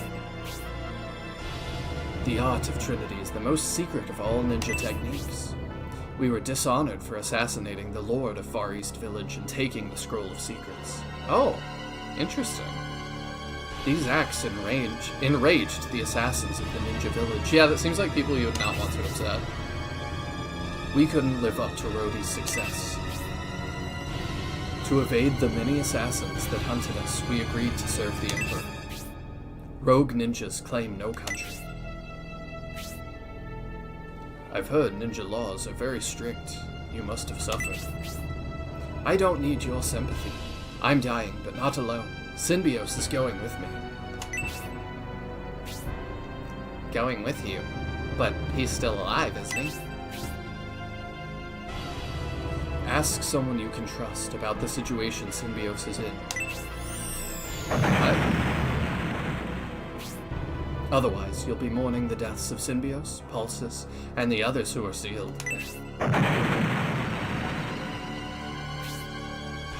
The cave opened. What's going on? Hello. King Benetrim and the Julian army. I see. You came to look for us. Gracia, you're alive. It's been a long time since we last met. Indeed it has, Khan. I'm glad to see you are well. Yasha, where is he? You can't have defeated him. Sorry about that. That's alright. You're concerned about Yasha. Then it's true. He is needed to save Lord Symbios. Yasha's been defeated. How could this happen? Is what he said true? That he holds the life of Symbios in his hand? Because we cut that off. Yasha used a secret technique to seal Lord Symbios in this ice. Only this technique can release him. He's loading the heat now. The melting the ice with extreme heat will kill him.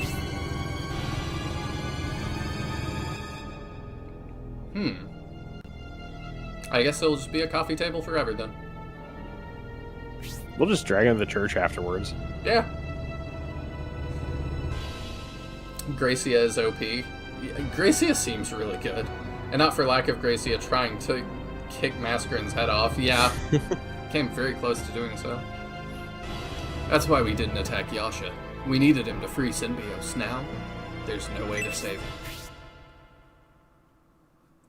Were you her or was I?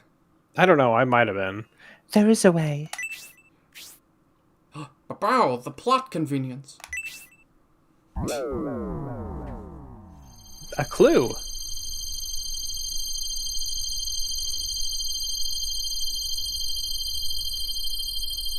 This is the most confusing character in this game to me. Jane, why are you here? Jane, is there really a way to save him? I can do anything.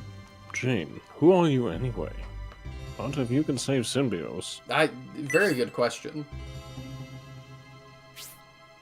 But if I melt the ice, he'll be immersed in dark water. Oh.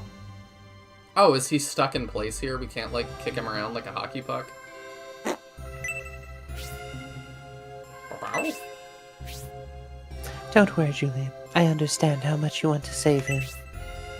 By combining my power with the Innovators, we can save Symbios. Both of us? What should I do, Jane? I'll melt the ice. Then you should immediately cast Blessing on the dark water. The timing must be exact. I don't quite understand, but I'll do it to save Lord Symbios.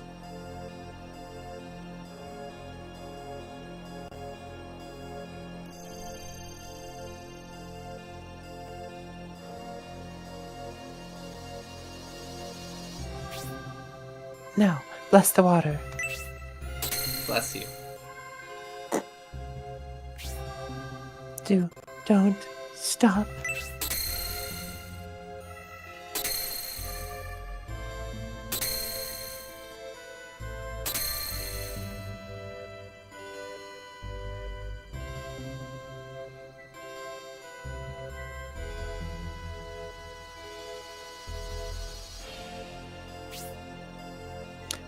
Hurry, take him to Dorman's hot spring.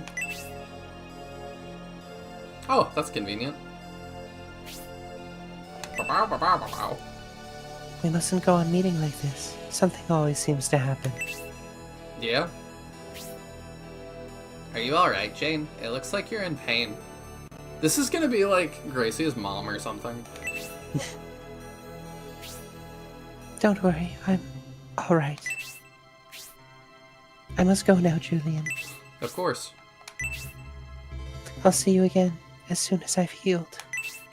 Alright. Jane Skidane. Jane, what a mysterious girl. She used a strange technique, and seemed hurt by the warm light of the staff of Besim. Who is she? I don't know, but she's helped us all along our journey. Gracia, has your power increased since the last time I saw you? I obtained the power of a true innovator through the evolution ceremony at Ark Hill.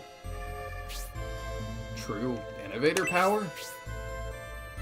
It's a long story, Palsus. Right now I'm worried about Symbios. Let's head for Dormant Village. I'll tell you all about it on the way. I think I've mentioned I use like a auto chat translation plugin for like YouTube and Twitch chat. Yeah. And Mahane's message there, Jane Skidane, has hopefully been automatically translated to Jane stripped. No, Symbios stripped. Yeah. We've got the naked Symbios model. Hey, but remember, sex is forbidden. Dang. Yeah, don't get any ideas. And Fitzgerald is right there. How is Symbios doing or something was my dialogue there that I sorry. didn't read. It seems the talk about this hot spring being able to cure ailments of all kinds was true. Symbios is waking up. The water coming out of the rock looks very yellow. Really, it looks white to me. Yeah. Indeed, he's awake. We may be awake, but he was trapped in ice for a while, so he won't be ready for battle right away. I'm fine, King Benetrim. I can continue on. Lord Symbios, you shouldn't overexert yourself. You haven't completely recovered yet. How do you think you'll be able to fight? With clothes. Shaky? Well, I've gotten much better in the spring. Look, I can even stand.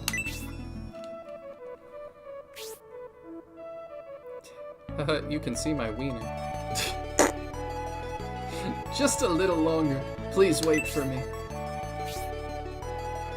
I'll grant that you've recovered out of critical condition, but any talk of departure is out of the question. As long as you stay here this spring, you will recover, and you can join us for the battles ahead. It may be a good idea for us to stay in Dormant until Symbios is fully recovered. It may be a good idea for you to heal him with the Staff of Besim. Your job is a healer. Oh, but the Medion army as well. Something serious has happened. There's 2 Rainbloods still. I assume they've got fight. That was very sitcom. What happened, Donhort? What's wrong with the Medion army? As we turned south, an Estonian warship was seen sailing up the river towards Remotest. That must have been Big Brother, Oni-chan. We left Aspia quite a while back, so they must have naturally assumed we'd already reached Remotest and hurried ahead. Gracia, that's not all I learned. What do you mean? A second ship was also seen heading towards Remotest a while after. So that's why the Empire only had 1 boat. The Rainbloods took like 4 of them.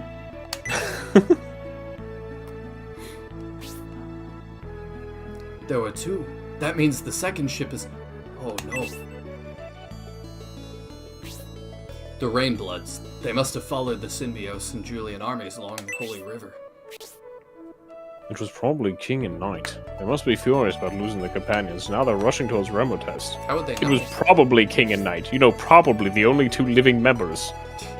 I think it's definitely King and Knight. I mean, it could just not be the Rainbloods, I think. This puts Prince Medion in danger. It's just Fitterit on his own.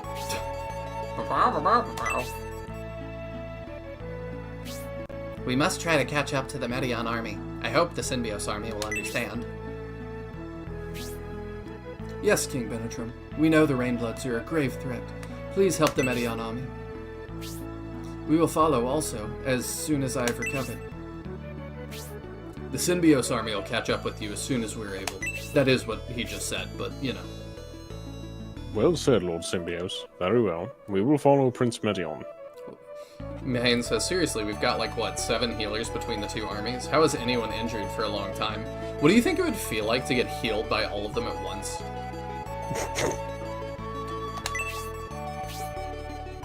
Julian, let's proceed towards Ranotest and find the Medion army. Symbios just pops out of the hot springs like Wolverine when he pops out of the little tank in that movie. Ah! He's got titanium bones.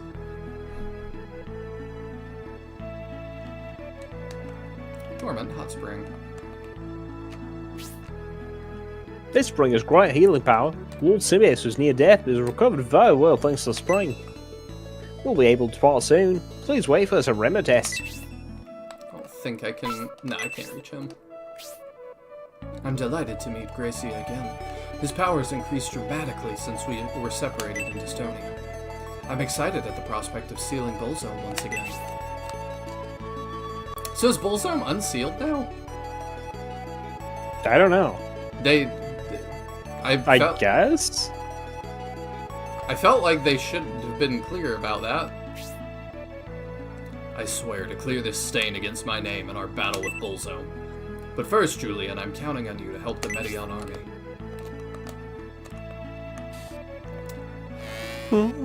I feel like if I leave and come back here, things will be different. Maybe not. No. Okay, no. Oh, yeah. He's swimming around now.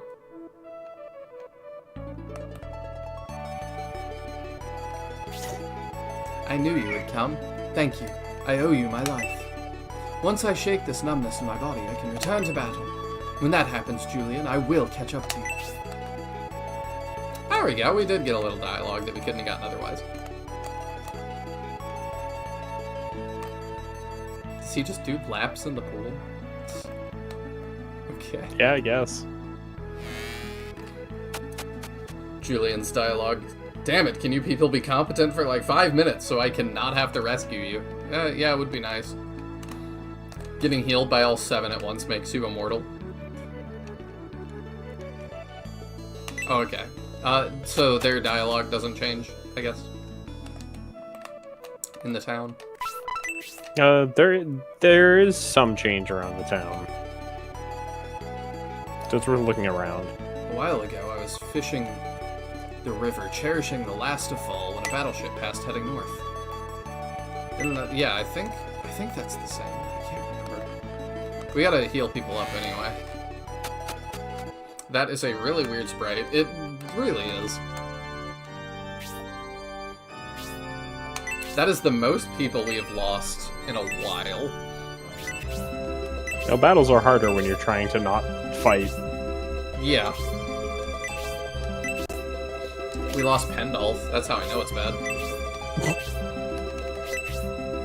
don't know why you're laughing. He's a scholar and a gentleman.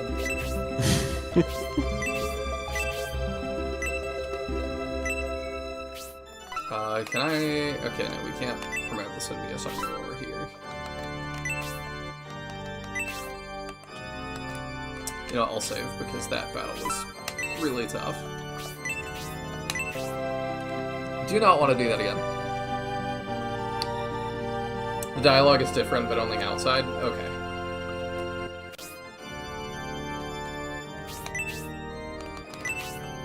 I can double check. An army consists of soldiers who battle disciplined under a commander. Yet I look at everyone here and they seem rather free, completely different than the Bullzone sex monks. That's different. Yeah, that is different. You must have a strong will to battle Bullzone if you're willing to continue north from here. I wouldn't go if I were you. Each of Bullzone's high priests and the 3 great priests possess terrifying power. The 3 great priests?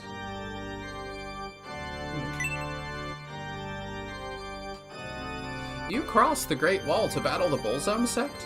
Why would you want to challenge such a dangerous bunch? You should value your lives more than that. Your friend who was frozen was saved by a miracle. Even from here, I sensed a great power. I wonder if Jane is like...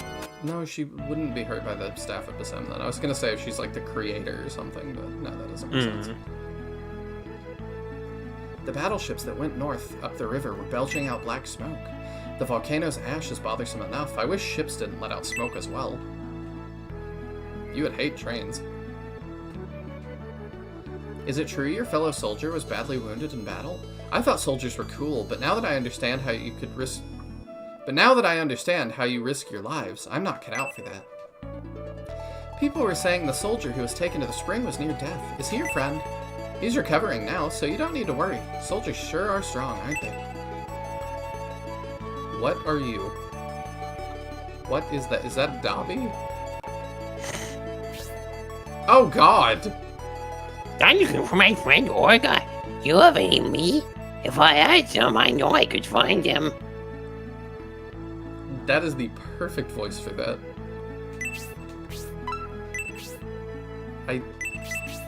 Can I give you the... Oh, this is gonna be tough.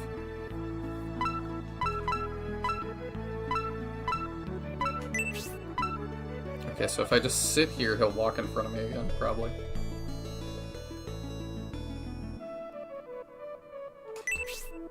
Can't be done. Okay, that's not how that works. Okay.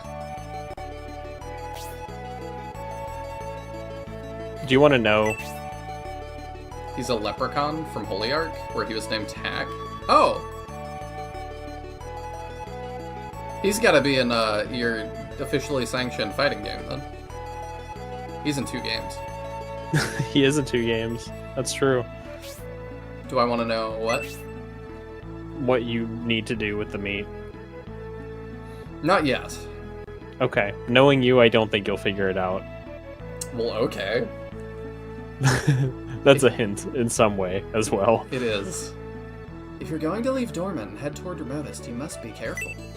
The volcano's activity continues to increase and it could erupt at any time. Everyone in town is really surprised to have 2 armies from the south region visit Dorman. Yeah, this is probably crazy to them. Usually during this time of year, visitors are few and this town is lonely.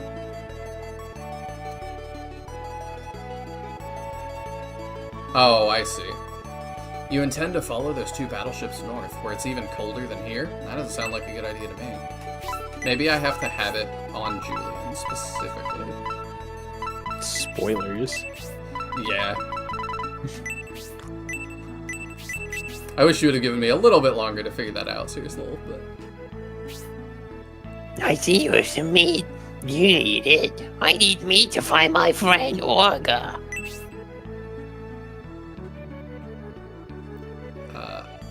Oh. You can hear Orga's voice on the wind. Smeet guy. He's too far away, you can't make out what he's saying. Oh, it's we're playing hot and cold. Smeetgree.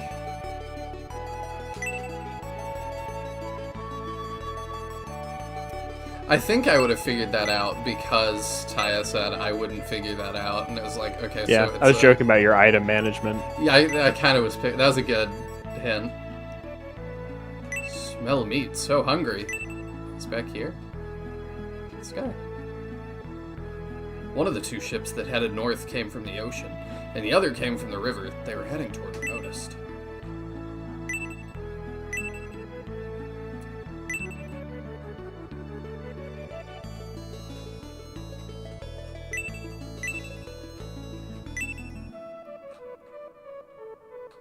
Where is he? Is he in my base? Mm-mm. Is he in a tree? It is somewhere in this outside. Or like in the town, I guess, I mean. Yeah. So you shouldn't need to go in anywhere.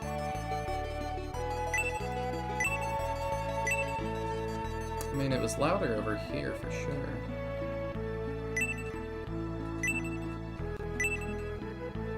Oh, he's in the well.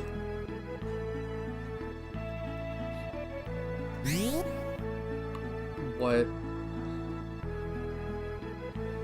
Turk, you bring goodies with you. You shouldn't keep it all to yourself. Share with Orga. Like I said, a piece of meat and Orga will appear. He's always hungry. But Orga, what were you doing down in the well?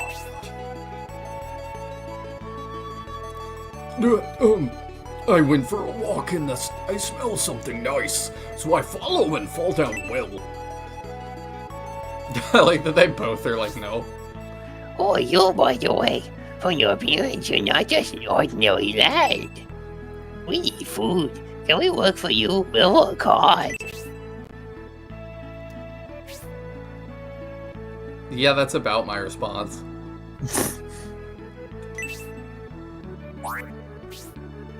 What? You're going to battle Bullsome? I don't know about that. So we just need to defeat Bullsome. If we help with that, we can eat our fill. We'll decide it. We'll join you and help eliminate Bullsome, if that means food for me and Orga.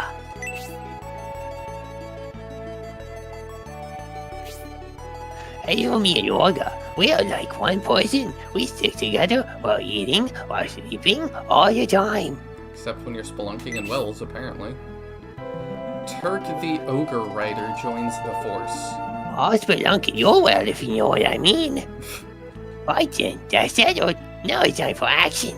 We'll be getting ready to echo this. Bird!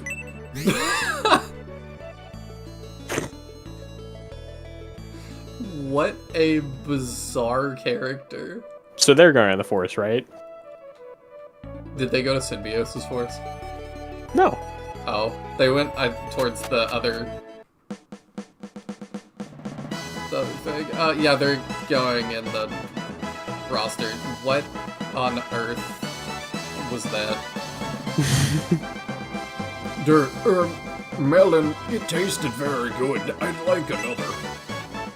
It is so weird to me they didn't give him a portrait. Yeah.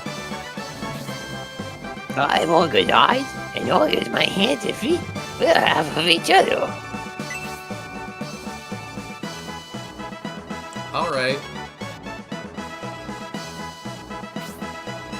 Yeah, I had no clue these guys were a thing.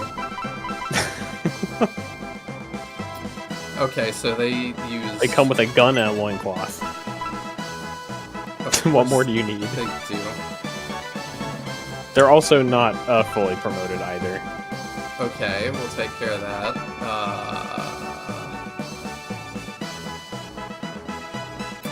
Who...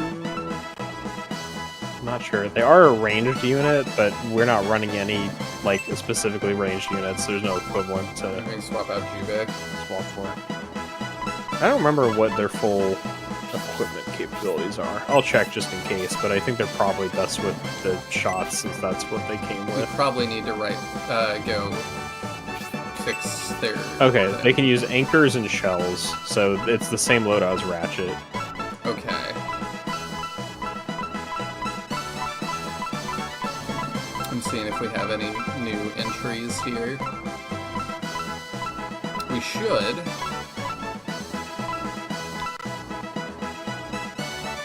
Coerce the Julian army into battle to learn how to enter Bullsome Temple. His intentions are unknown.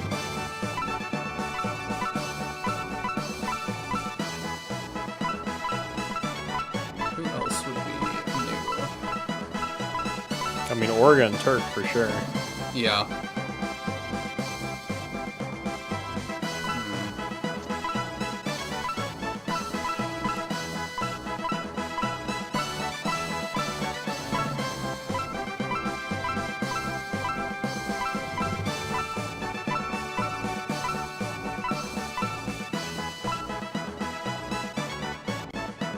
Okay, theirs is not dated. I forgot they had just a singular entry for all of them.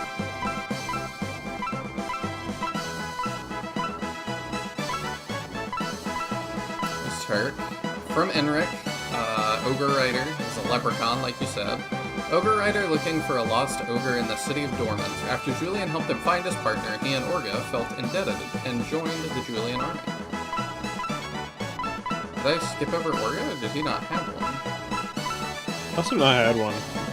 It, like, the way Org is treated is really weird.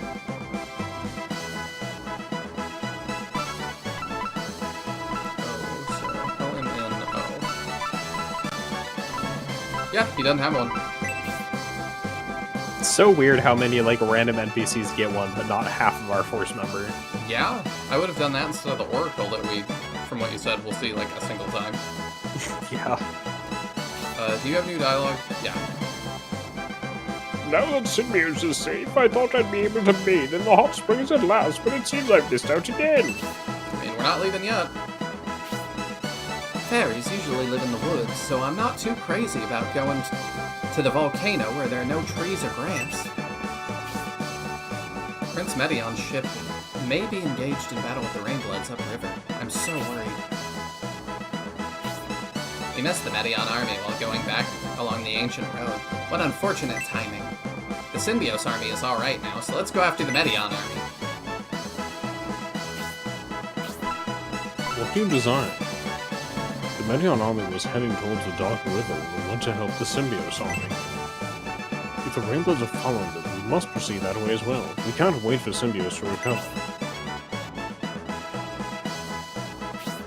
I saw an enormous Imperial battleship on the coast near Barisal. Did it belong to Prince Medion? Jane, you left us, but we'll be reunited soon, won't we? You are just the Jane radar. Yeah. Jadar. You'll get hiding near the volcano, and yet that's where we are going? First the problems with the cold, and now with the heat. Before I forget, yeah, that's a good call. Let's check Unoma.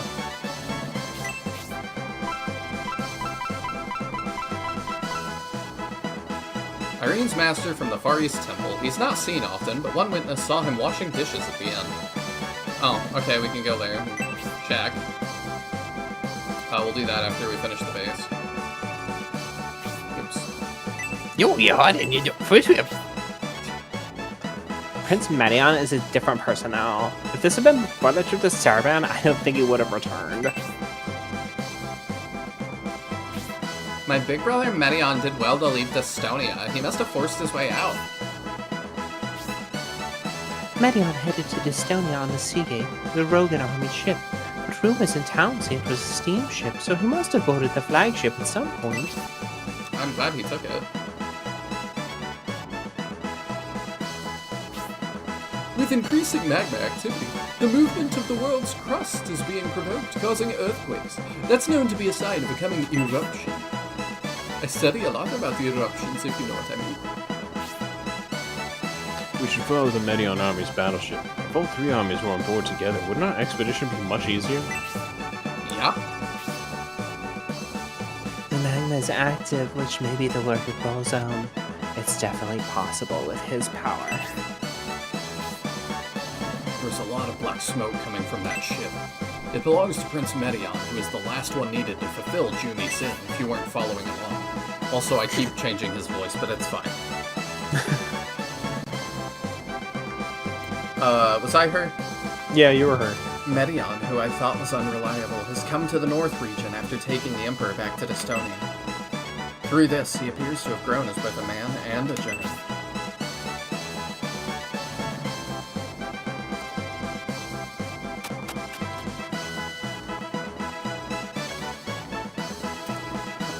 I don't know if I want to switch to the Earth Dragon or not. But he can't fly hurts a lot. Currently, one dragons will join our army in battle. Do you know how I recruit dragons for battle? I guess the ground is going to continue shaking. I'm worried the volcano will erupt. If we're going to go, the sooner the better. Surely you're not worried about that, though. You can handle heat. His talking animation is so silly looking. Remind me driving the volcanic activity is a source of power for dragons. The volcanic activity is a source of power for dragons. I think it's because his jaw is so big and he just opens it the whole way every time. Yeah, it makes him look like a hand puppet. Yeah.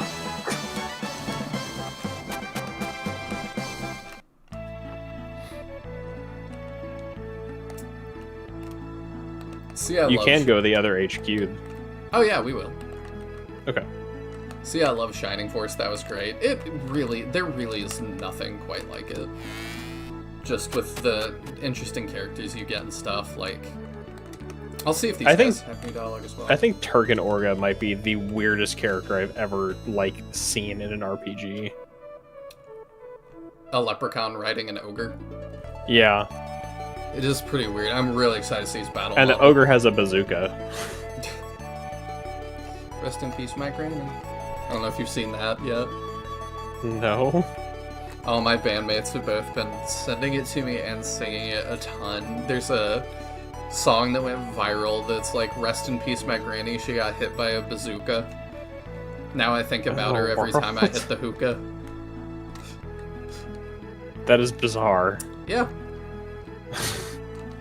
The southerner that was brought to the hot spring was saved by a shelter cave. I wonder if it's true that his body was frozen. How did that happen in the cave? I love that they just get pieces of the story. Yeah. Your friend who was found in the cave is lucky there's a hot spring in this village. No matter what his symptoms are, dormant spring can heal the illness. Blah, blah, blah, blah, blah.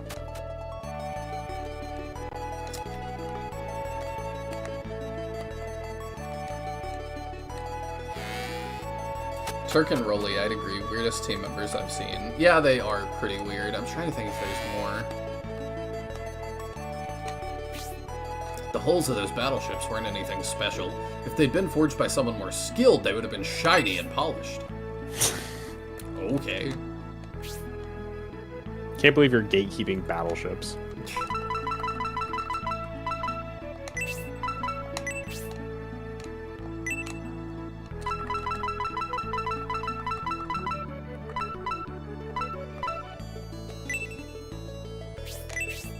We have that money.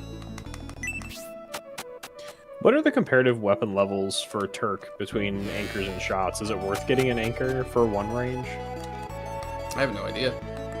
I'm kind of asking Lol since he tends to know this stuff. A hot rod shell? Yeah, same thing that we got for Harold. Yep. Oh, after promotion. Okay. We gotta do that too. I'd forgotten. I'm assuming his thing is not gonna change either. I'll do that when we get to the church. Just go down the line here. He is max in shots and 2 levels in anchors. I saw the battleships heading north. The craftsmanship of the South must be top-notch to build such amazing ships. I'm sure their weapons are more advanced than ours, too. You may be surprised. So not too far from max. What do you think? Do we buy him one? I'm taking a look at the damage difference between anchors and shots Okay, to good see if call. like the difference is worth it to not just make him do 2 range. Okay, we talked to her already. So everybody has new dialogue except the first guy that you would conceivably talk to. That's a little bit silly. It's certainly cold in the northern region, but isn't it being out at sea in the south even worse? The smoke that billows out from ships is smoke from a heater, isn't it? Okay, well, so I think ultimately the shots are better for him. There are 2 unique anchor special moves that only Turk has, but it's up to you whether you want to grab it and like actually try using them or not. Why not?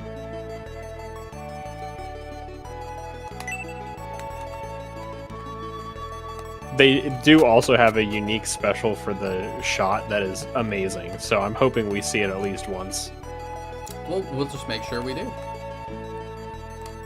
Alright, let me do the promo before I forget. We'll do the other HQ last. Gotcha. Anchors deal the So same roll- damage. Okay. So not really worth it, but worth it to us, maybe. Just cause.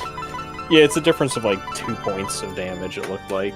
Ogre Rider to Mad Rider. Okay. Plus 10 HP? I just want to...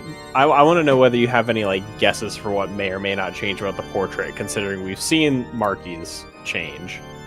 I said that it probably won't. This one? Okay. I was just curious what your prediction would be. Just take the hat off.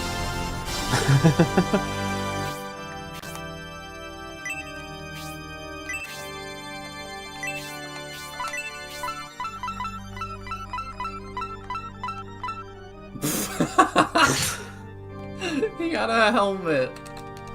That's so stupid. I love it. So the thing is, well, you're saying wouldn't it make sense to sacrifice range to deal more damage? But the thing is, the Orichalcum shot has 29 attack, and the Orichalcum anchor has 27. So you sacrifice range to do less damage. Like the only benefit is it can hit at one range, but otherwise it's actually actively a downgrade.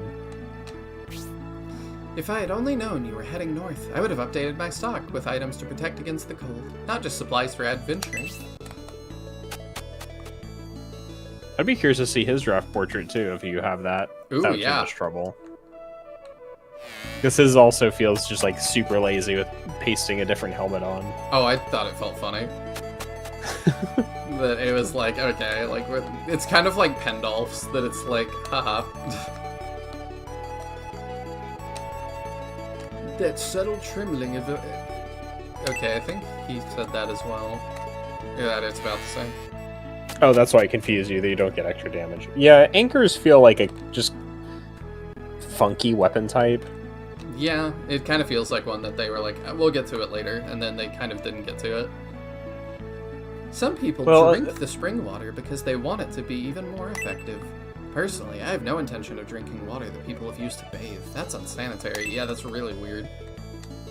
Well, the like weird thing about anchors is that 2 of the mithril ones have like a special effect that lets them ignore defense to some degree, but the like highest tier one, the Orichalcum one, doesn't seem to have that effect. So it's like the reduced damage, is kind of made up for if it's ignoring defense, but then you don't have that on most of them. That is weird. So I'm not really sure. It's strange. The army you're searching for has likely not had it easy.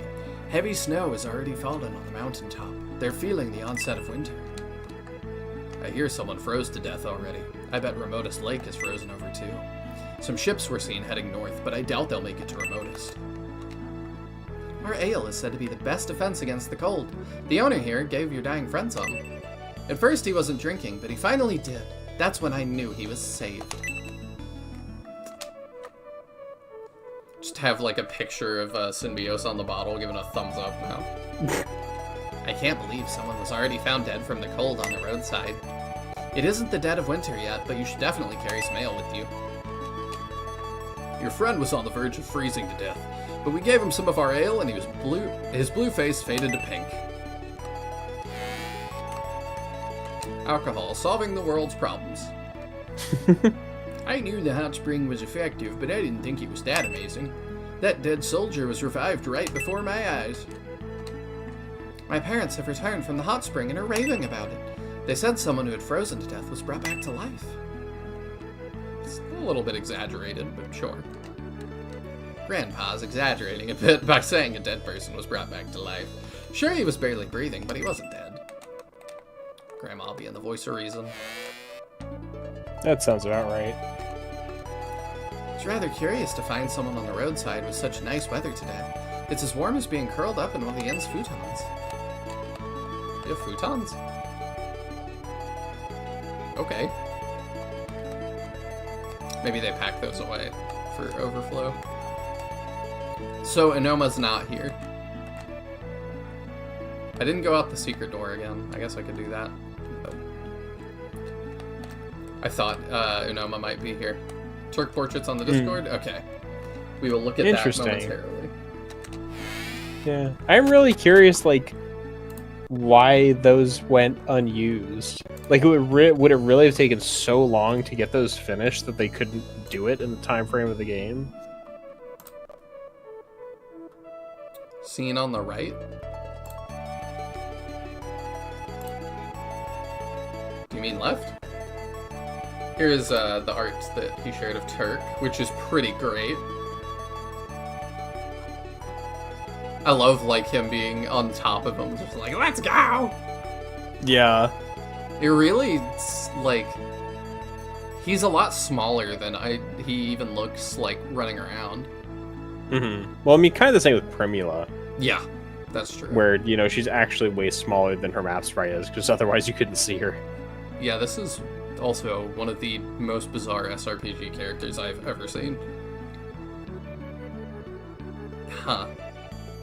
You mean right? It's on the right. I don't think they would have used the... Okay, you're being facetious. Trust me. Okay. It was the additional trust me where I'm like, okay, you're definitely joking. Highest beer, the cause of and solution to all of life's problems. I'm surprised people manage to get as drunk as they do off beer, if I'm honest. I am like... I don't weigh the most, so I'm kind of a lightweight when it comes to drinking. Also because I just don't do it very much. Like, maybe once every 2-3 months. Maybe. And even then, we talked about anxiety being tied to stomach issues earlier. I also have anxiety issues, so I don't like getting drunk. I've enjoyed it once or twice, but a couple other times I've like just gotten really anxious and been like, this sucks. I am not having fun.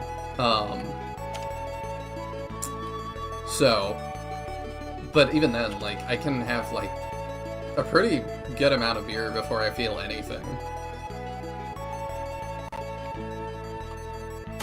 So whenever somebody's like, oh, I got like wasted off of beer or something, I'm like, did you have like 12?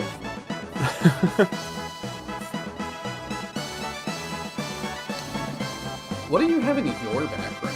Anything? No. Huh. I wonder if the HQ just has that now, so it's more work to take it out. I guess.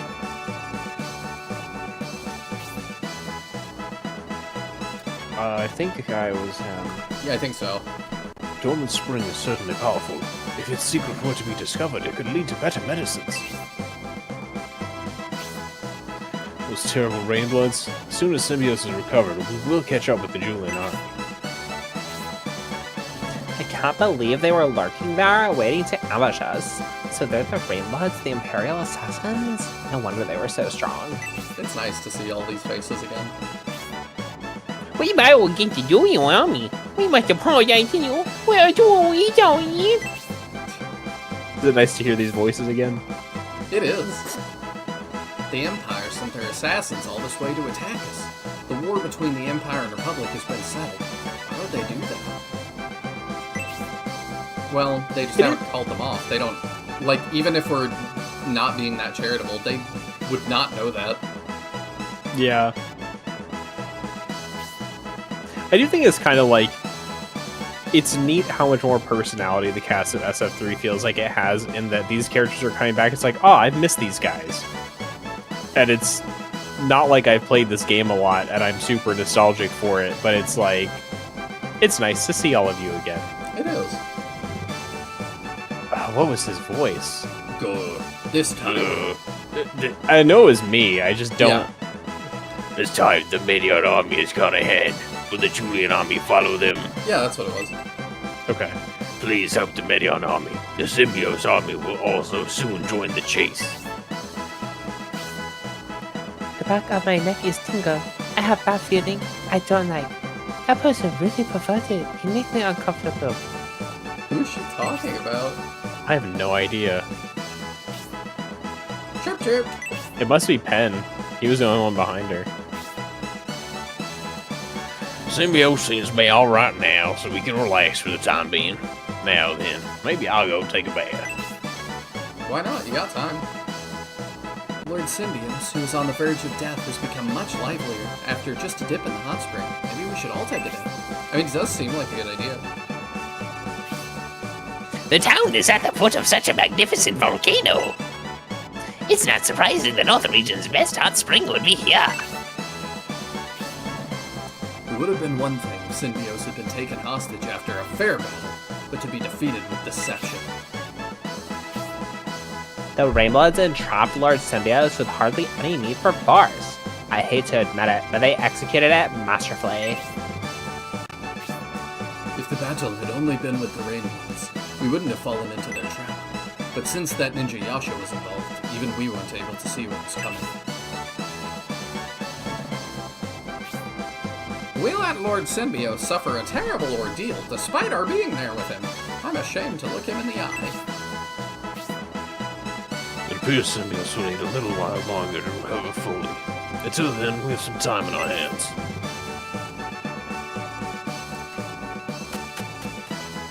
I think the first artist left unexpectedly, and they rushed the second artist to make the rougher portraits, and they ran out of time. That makes sense. I totally get it. I've got an uncle who I can confidently say is an alcoholic. The dude never doesn't have a beer in his hand or around him somewhere. I've literally never seen him drink anything else.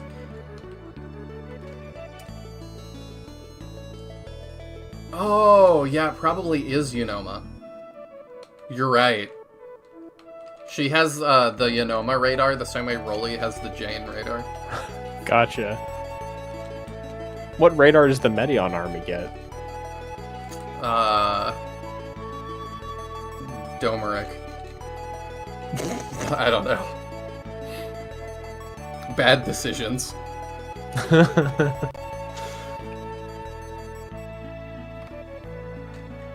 Are we done in this town, you think? I believe so. I think we're good. Okay. We'll save one more time and then peace out. To go save a Medion.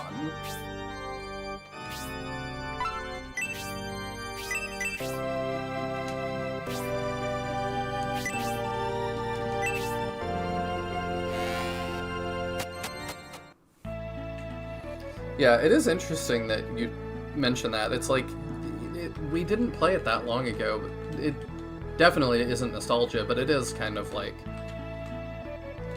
cool to see everybody. Mm-hmm. I mean, it was 2 games ago, I guess. Yeah.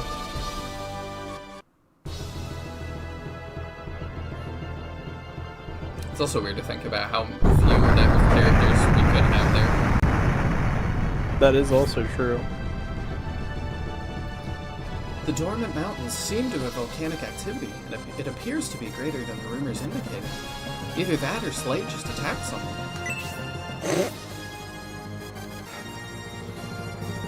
What the? It seems there could be an eruption any minute. Will the Imperial fleet continue to move under these circumstances?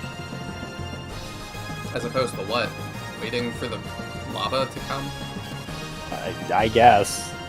Look, we didn't bring down Horde along for his IQ. 2 ships of the fleet should have continued north, but they're not here.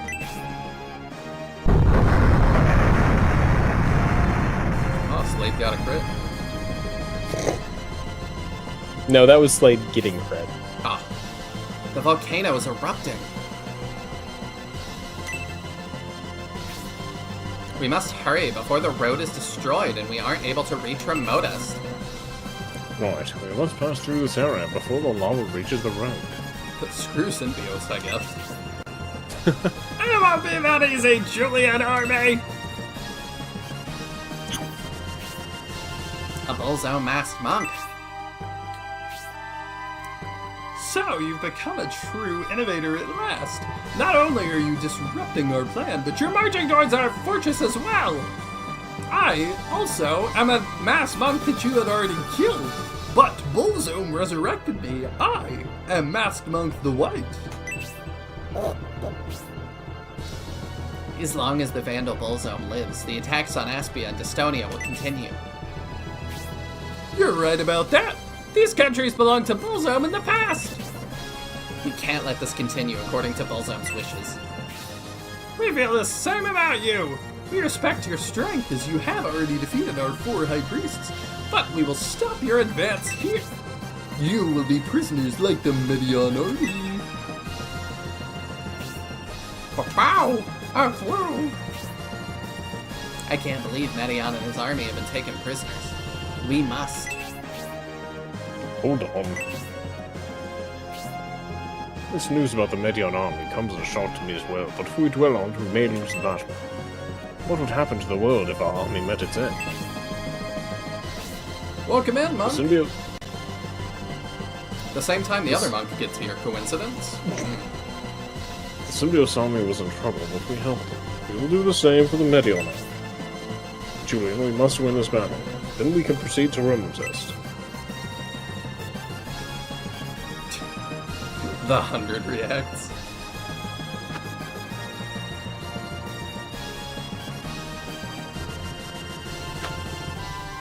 I forgot that those were a thing on YouTube. Yup. It's such a strange feature. Can't say that about the leaderboard. Oh, we've got lesser demons now? Interesting. They kind of look like Slifer the Sky Dragon from Yu-Gi-Oh! Oh, are you a little frog bit. with a lamp? You're a salamander. Oh, I love them. What are you? They're very funny looking. Blue Priest? We've seen those guys before.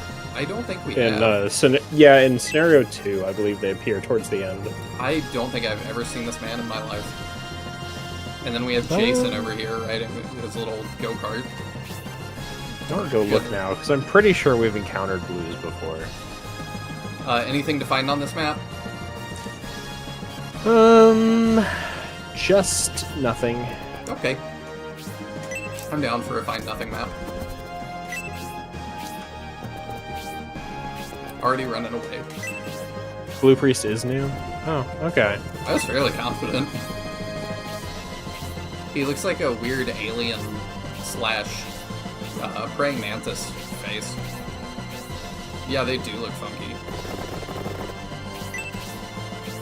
I just want to see the salamander. I want to see the salamander, and I want to see our ogre. Our ogre Khan.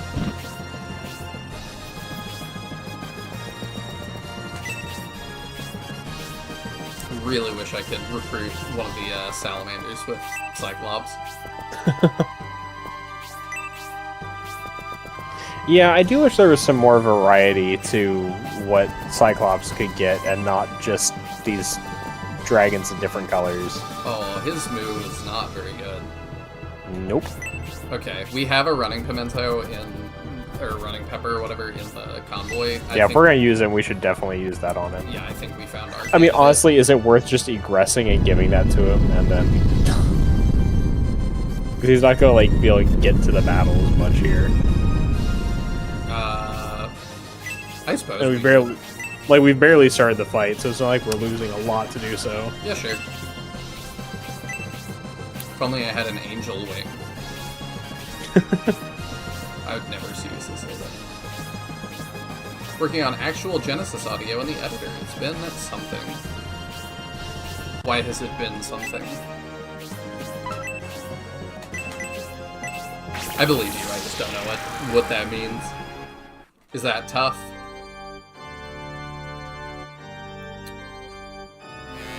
Go pop that out of our convoy here.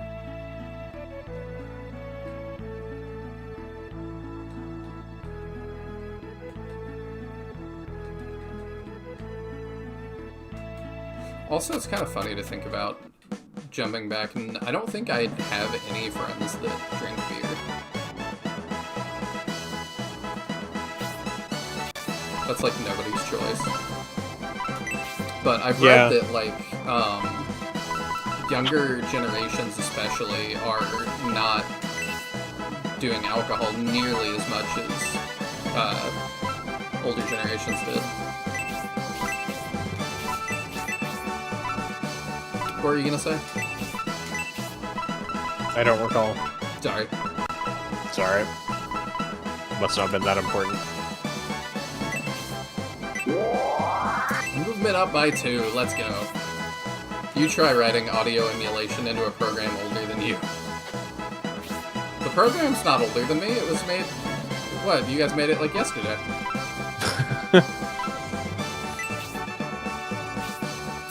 Checkmate.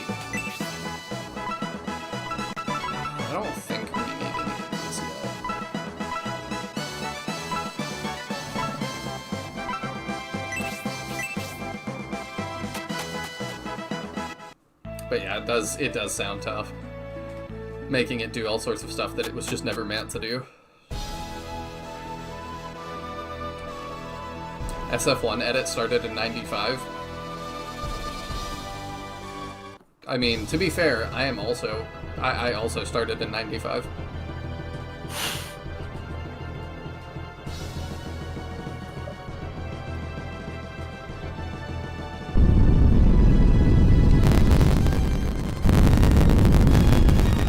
Oh, it does not like me fast forwarding that.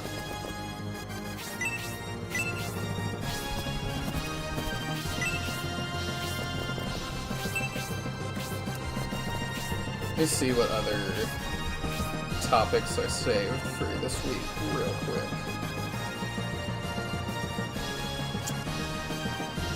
Ah, yes. Another interesting thing. The Fire Red and Leaf Green re-releases happened this week. Did you have thoughts about that? Not in particular. I think it's interesting that Nintendo's finally, like, re-releasing stuff for sale instead of subscription. I've seen some people upset that it's $20, but I'm like, I don't know, that feels kind of fair for a Pokemon game, I guess. I mean, I'm just kind of like, what else do you expect? Yeah, that would be my question as well. I've seen a lot of people being like, well, you should have just emulated. And I'm like, if you can't understand why people would want that, like, I don't know what to tell you.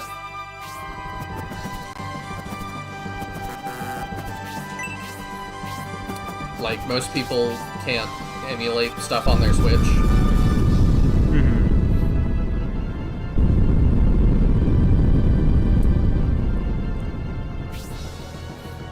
Yeah, don't worry about it then, Monk.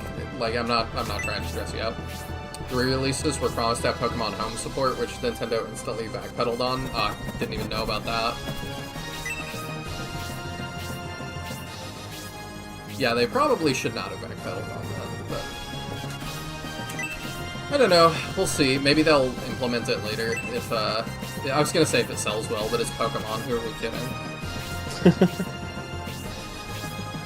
Of course it's gonna sell well.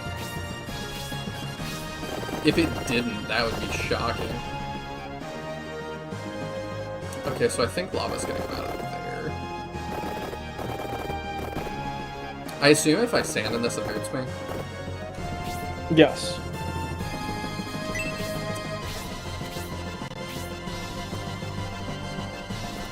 That's my problem with the $20 price tag. You're buying the equivalent of a dead cartridge. How is it dead? You can save on it, right? Yeah, you can still play the game.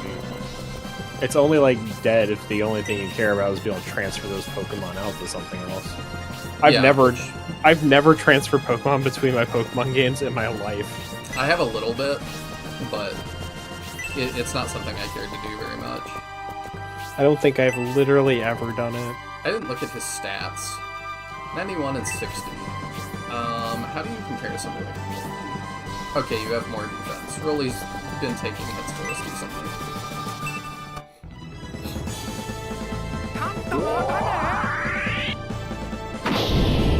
Oh my goodness, this is a fire hose. What's that? Is he talking about us? Oh. I don't know. It must be the Imperial battleship. If it doesn't belong to the Medion army, then it must belong to the Rainbloods.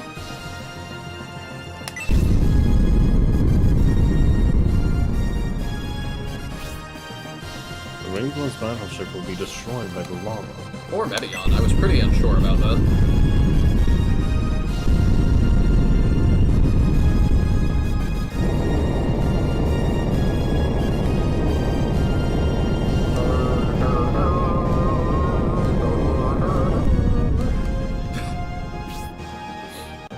Terrible way to go. If the lava is that powerful, we must avoid it at all costs. Can you imagine if that was actually the last two Rainbloods? That'd be amazing. I would kind of respect it. That would be absolutely crazy. Yeah. little bit of a rug pull. They're setting up for this big final encounter with it. It just doesn't happen. How convenient. Yeah. They definitely already got off that boat. Oh, I didn't know that would happen. Oh, that's a lot of damage. It's been moving that direction every single turn. How did you not know that would happen? I thought it just moved once. Nope, it's been moving 3 tiles every single turn. I'm dumb. I thought you were being deliberate about when you, like, brought Rolly over there and you asked, like, does this do damage if you stand it? And I said, yeah. Then you put her right in the path of the lava. Like, literally the square next to where the lava was. No, sometimes I'm just that dumb. I thought you were doing that, like, intentionally. Nope. Okay, gotcha. No, I don't gamble.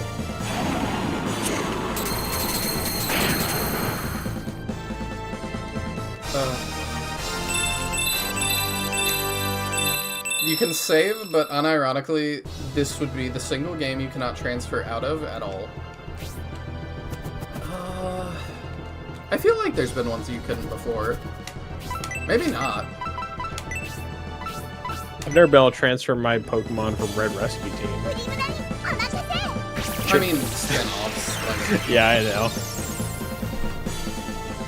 yeah, Pokemon Rumble didn't have great transferring in it. Can you transfer out of the GameCube games? I believe so. Okay. I couldn't remember. Because that's how you get Lugia, I think, in that era. But could you, like, freely trade anything out, or was it just the Lugia? Anything? Because I know, like, Stadium had some, like, unique mons you could get from it, but it was just like you get those mons from it. Which I have Stadium and the stuff to connect it to the Game Boy Color. Yeah, same. I felt being able to play your Game Boy Color on the big screen, I thought that was the coolest thing ever. It is pretty neat. Be able to run it at fast forward too. Oh, I don't even remember that. Oh, you can unlock the Doduo and Dodrio tower to play your game at double or triple speed. I don't think I knew that. That's cool. Yeah. I don't remember whether it's in both Stadium 1 and Stadium 2 or just one of them. Damn, they hurt.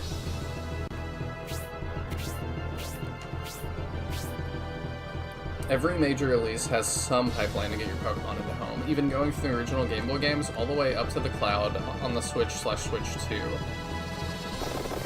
I could go around in circles about it for hours, but it doesn't make any difference. I mean, especially though, like, for the more normie crowd that, like, I feel like Pokemon kind of tries to go for, they don't care. And I know that doesn't mean it doesn't matter. But they definitely don't care. Yeah, I mean, I'm in the kind of boat where, like, the ability to transfer Pokemon in or out of my game has zero impact on my decision to get it. Yeah, same. But I get, too, why you'd be frustrated that they don't have it. To go from GameCube up, you needed Pokemon Bank, the GameCube version specifically. Yeah, isn't that, like, super expensive now?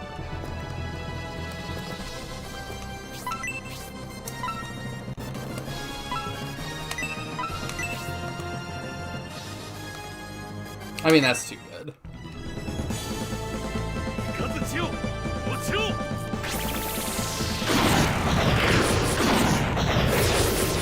Oh, Pokemon Box, yeah, that's right. I've never seen that. It does feel like a game, though, that Kid Me would have bought, and then been like, surely this is not just a storage box, and then seen it as just a storage box and gotten, ow. Yeah. I would think there would be some mini games on there or something. They look great.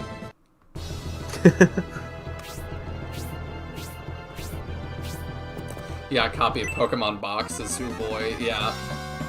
I don't remember how much the last one I saw on eBay was, but it a couple hundred at least. But I guess that's everything Pokemon. Oh my gosh, he is amazing. If this game sold like 1 billion copies, I would have loved a plushie of the Salamander.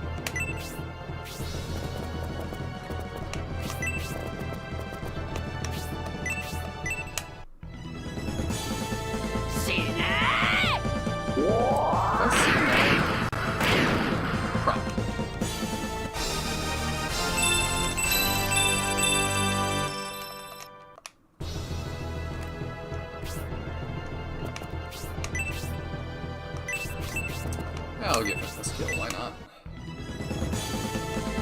I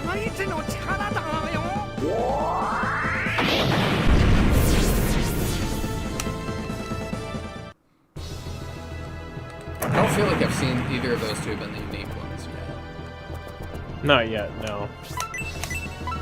You'll know it by the name in the animation. Okay. Do you remember when the GBAs like got the weird? I think it came with Fire and Leaf Green. They had like the laser link or whatever. Nope. That was weird. It didn't work very well. It was like infrared stuff. Like it was the first wireless communication, I think, for Pokemon stuff, and you could like just put your Game Boys facing each other across a table. It was. I only used it once because I had a friend that had them. And they were super janky. Yeah, no, I'm not familiar with it. I got like a secondhand SP by the time the regular DS was coming out, and that was my GBA experience. So it was past the period that anybody was doing anything with it. And I never played a mainline Pokemon game until Gen 5, so... Really? 5 was your first? Yeah. And then I played Gen 2, and then I played Gen 7. I went 3, 1, 2, and then just kept going. 4, 5, 6. Yeah. I also played Omega Ruby Alpha Sapphire, which I think was actually Gen 6. Yeah, because it was still Megas, so it was Gen 6. Megas was my favorite. It's still the best gimmick. Oh yeah. I'm really hoping that after ZA, the next mainline game's gonna have Megas again, so that like they can capitalize off the Megas from ZA. Hopefully. Since like, you know, it kind of brought back that whole gimmick, and it's still my favorite gimmick by far. I know it was like contentious and competitive play, but I kind of liked the fact that it was like you would pick your Mega and then build your team around that. It was kind of like having a team captain. Yeah, absolutely. Like, I liked it, but I know it was very controversial in the competitive scene. Yeah, but I'm also like, at this point, like, I'm happy for people to do competitive stuff, but I'm so tired of balancing everything around it that, like, we optimize the fun out of a lot. Yeah. It's Well, kinda and they like... still... Go ahead, sorry. It's weird because with Pokemon, you can especially tell which Pokemon they designed to be good and competitive and which ones they designed to be bad. What do you mean? Like, what's the stupid thing? The stupid Tumbleweed from the current generation. Oh, I deleted him from my And memory. the Dung Beetle, and like all the ones that are just obvious garbage.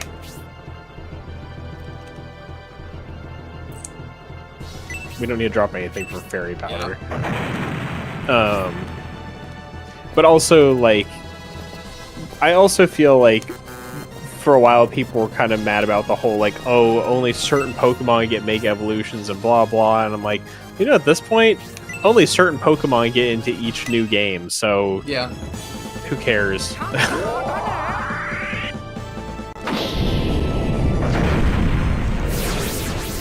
You hate Megas as a gimmick is by far the worst. I don't understand why.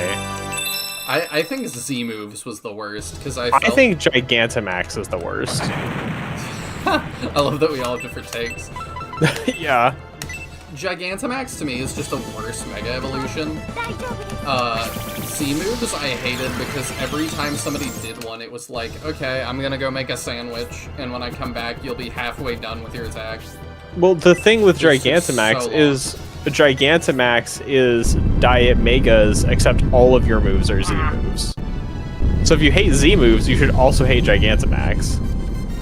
The visual change made it at least a little better to me. The visual change is they got big. But they made Pikachu Like- fat again. So, like, that... Yeah, covers like some sins. 20 Pokemon get like unique appearances. The rest are just big. It's like I watched a Yeah. lot of like Then We Fight Pokemon content Yeah. on YouTube, And Gigantamax is like the only mechanic that they just do not use when they're playing those games because it's so unfun. Like, they'll do Megas, they'll do Terrasilize, it's just Gigantamax that is just so unfun. Terrasilize was actually really stupid, and I never hated it, but it's like, what if your Pokemon wore a hat?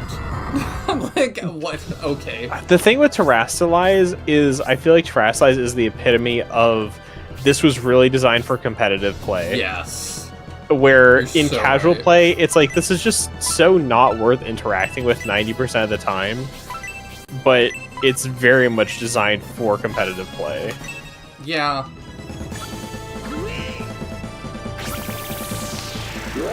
That is weird that Rolly still has another attack really soon. Yeah. Well, I think the attack that you get depends somewhat on the enemy's luck / RNG, so I'm not sure exactly how it determines which one you use. Well, Monk, people got really upset when they got rid of the National Dex because didn't they say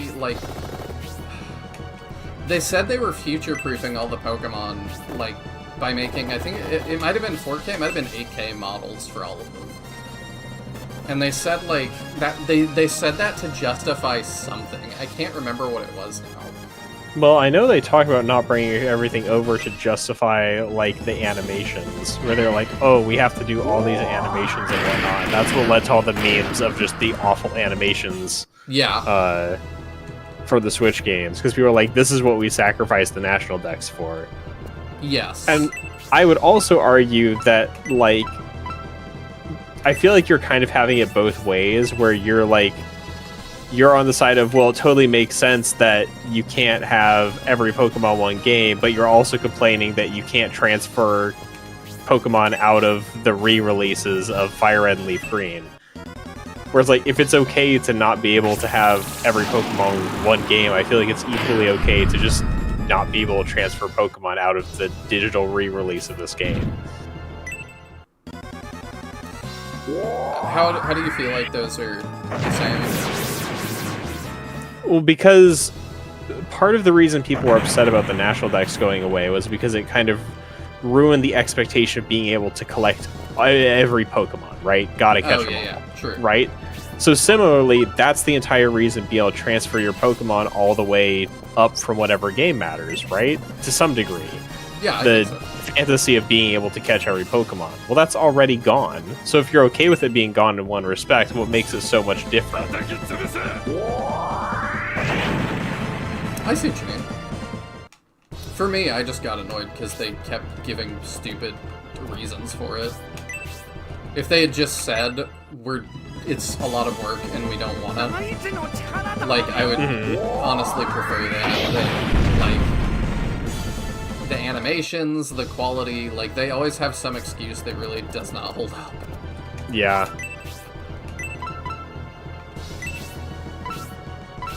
I guess, Mahan, I feel like every boss having a Mega, even if you don't, isn't really that big a deal, because Pokemon's just a really easy game, and frankly, them having a Mega is not going to help them. I don't know. The fact that they've got their Mega Metagross doesn't matter a ton, because I brought a Fire type. So, as far as the regular game goes, I don't feel like it's that big a deal. You can still just use whatever you like and blow the vanilla game out of the water. Yeah, and I was gonna say earlier too, I kind of think about MOBAs is another one that it's a genre that I really like, but making it just as competitive and sweaty as possible, I definitely think optimizes a lot of the fun out of it. Although, I feel like that's kind of the point with MOBAs, because it's a PvP game first and foremost. It's not it's just, competitive by nature. Yeah, and I don't have a problem with it being competitive. It's more just about being as sweaty as possible. That we can't have fun builds and stuff, and we can't get wacky with it because somebody's gonna figure out how every single thing breaks the game. So we have to just nerf everything all the time, and I'm just I'm very much out of the MOBA circle. I don't enjoy them, so I don't anymore. Because of that. gotcha. Welcome in, Nick! We're talking Pokemon!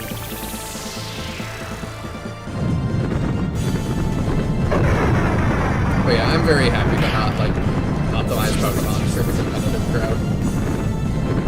I think it's more fun when we don't. Yeah.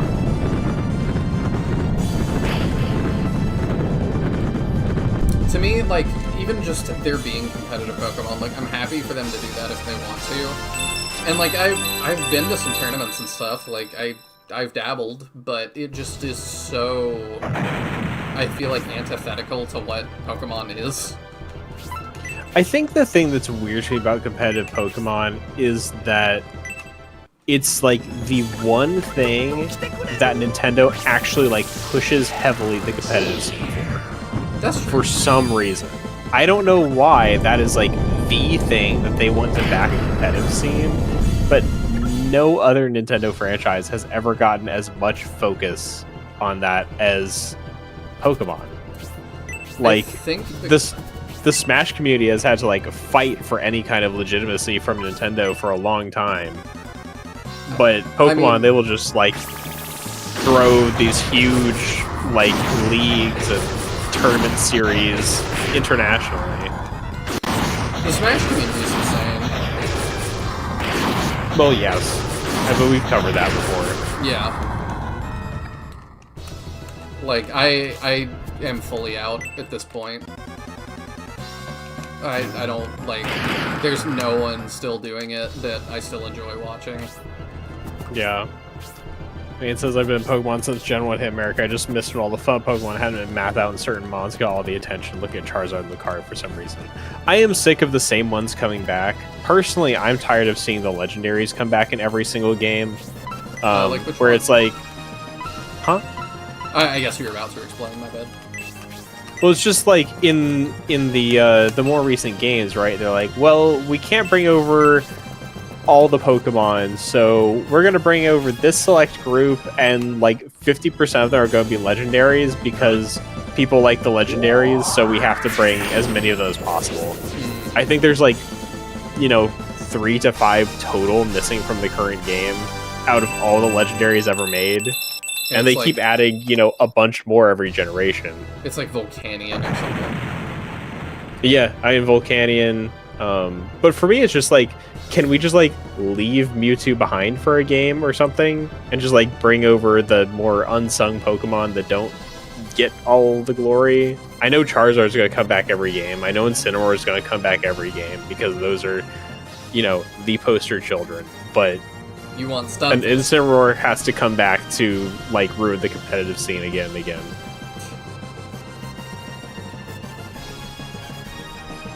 The amount of restraint they needed to have to not create Charizard Z in Pokemon Legends is probably insane. Yeah, I didn't even think about that, because yeah, X and Y, like, just the revenue generated by those two forms alone is probably insane.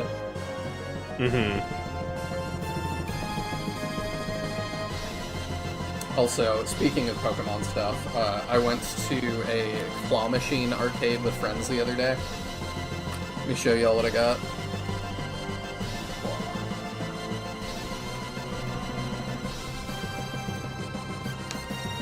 Alright, so I got this super derpy Slowpoke. I love him. I really don't know why it's chroma keying out his face. That's really not green, but he's got a transparent face, apparently. But he's super derpy, and I think he's great. And then the other one I got is a Labubu dressed up as Gengar. I'm sure this thing is official, right? Yeah, for sure. But it's my favorite color, and I love Gengar, and I thought it was fun.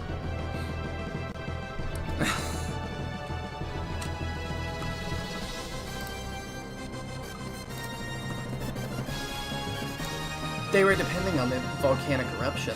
That masked monk was really powerful. That was such a throwaway fight. Yeah. The monks' masks are different color than before. Perhaps these will be friendlier than the others. What? She says after they just physically assaulted us. Yeah. When the battle ended, the volcano seemed to calm down. Look, the boat is rising again. Will the Symbio's army be able to follow us? Yeah, those take 20 damage per turn. Julian, do you remember what the masked monk told us, like, a minute ago?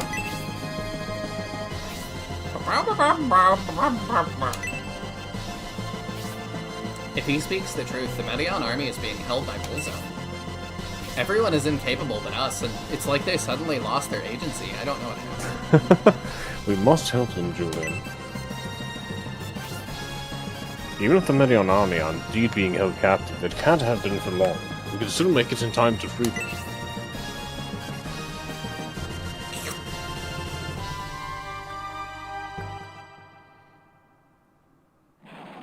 I was shocked when that wasn't announced. I like Charizard, he is my first starter, but good lord, give the poor lizard a break. Like, you know, half the boardroom was frothing at the mouth to have Charizard Z, but the hate train for Zard has been so real. Now, if only all that money served quality. Yeah, I've seen people talking about, like, what they actually want, and it seems to be Monster Hunter Stories 3 is kind of being held up as the, like, this is what we want from Game Freak. Like, we want it to kind of look like this and play like this. It runs very smoothly. There's a lot of things on screen. The environments look really pretty. Not overly pretty. It's not like Xenoblade Chronicles level, but, like, it looks nice. I was so happy when we got Mega Chimecho. Yeah, that seems like a fun one. I'm just holding out, praying for a normal type evolution for Eevee. I've loved that little guy since he was a cardboard cutout on the back of a Lunchables box.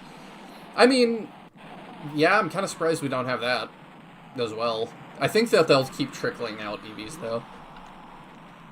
Oh, what? A blizzard? I can't see a thing.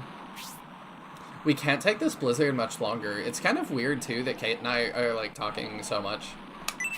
Yeah, I was actually literally just thinking about, it's really interesting to me that, like, Kate has been one of our recurring talking heads for the entire game, for just being kind of a nobody on the boat with us at the start of the game. Yeah, and it's just odd that her and Isabella always have something to say, I guess. Yeah. We all know that. Was there any place we could take shelter? I feel like we already did this. King Metatron, look over there. If I'm not mistaken, that's the Imperial...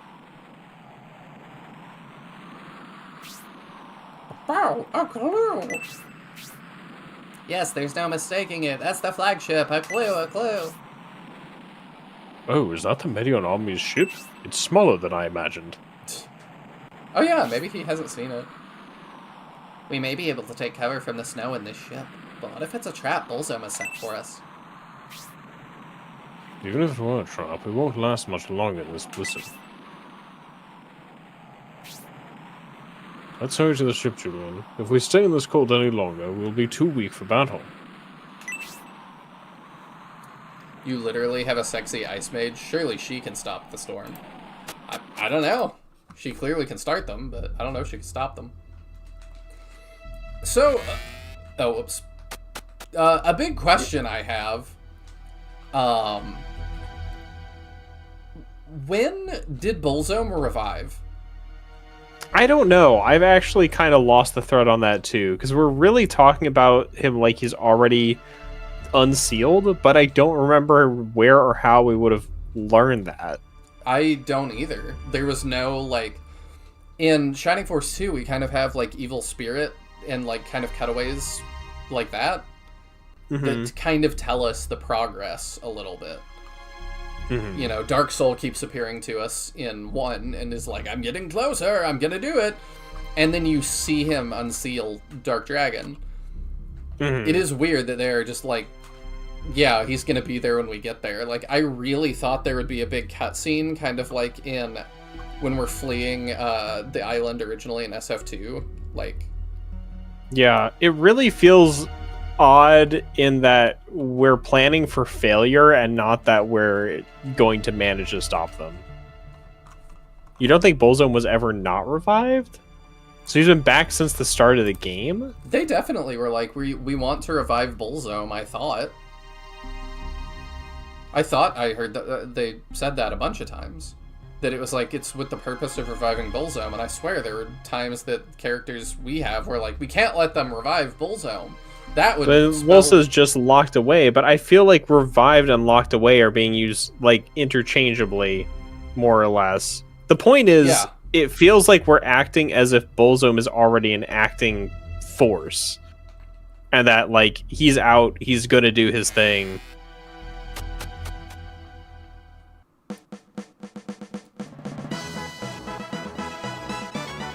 Yeah, I'm very confused.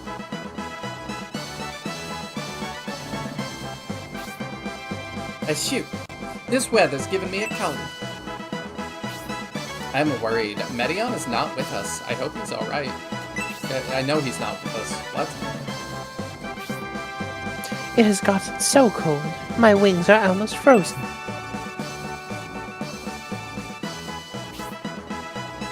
I don't have any problems with cold weather, but I don't like the snow. You hated the hot, now you don't like the snow. When walking on ice, Julian, slide your feet along the surface. If you lift your feet while walking on them, you'll slip and fall. Isabella seems concerned. She's probably worried about her half-brother. Probably. Drama queen. Slipping on the ice would cause the surface to crack and melt. We should walk carefully. Armodus is nearby. Jane is waiting for us there. Alright, thank you, Radar.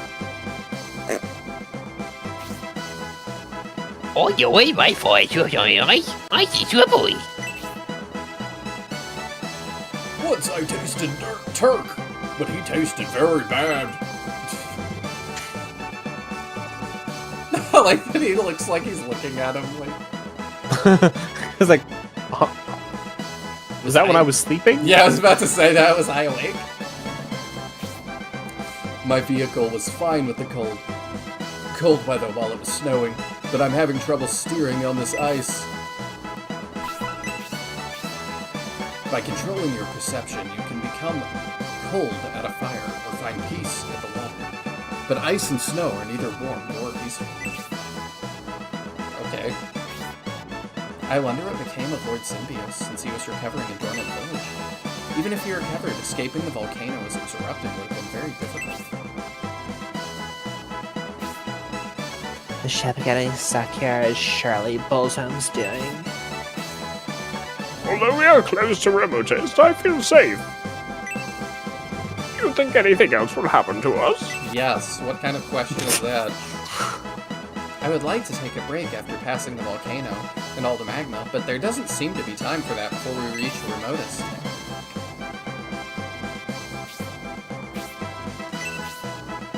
The ice is thick, so the ship had problems getting through. This is Bullzome's doing. The Brainbloods may catch up to us here, Julian. We must be well prepared for battle. The water is evil, and is probably dangerous. Don't drink it. The water is evil. Okay.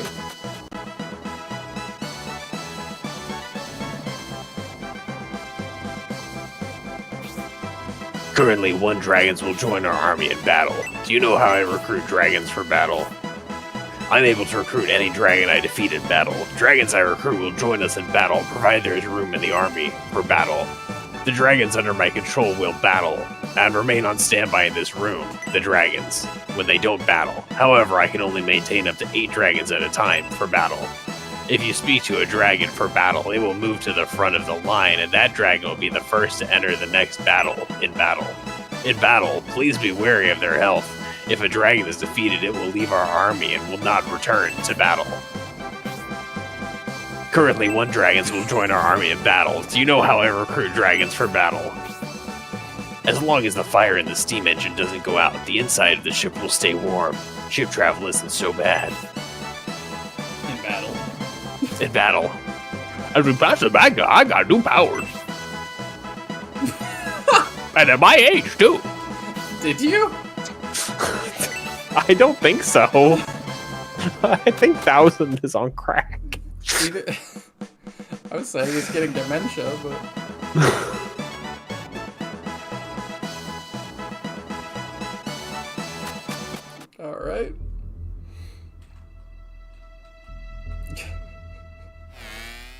He's just gaslighting you.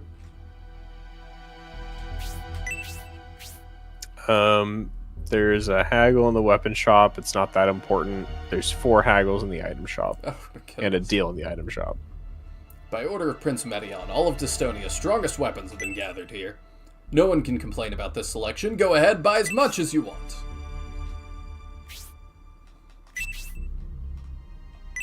Got it in 1. Oh, it's a thing we already have. Yeah. That's what I was like, it's not that important.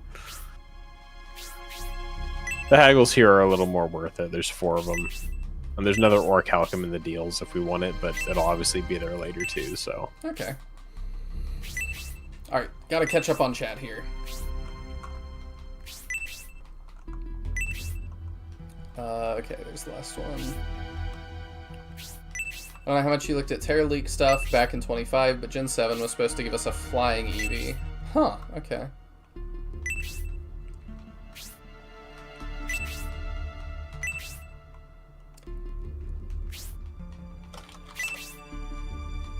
Okay, we got one of them. Another Orichalcum.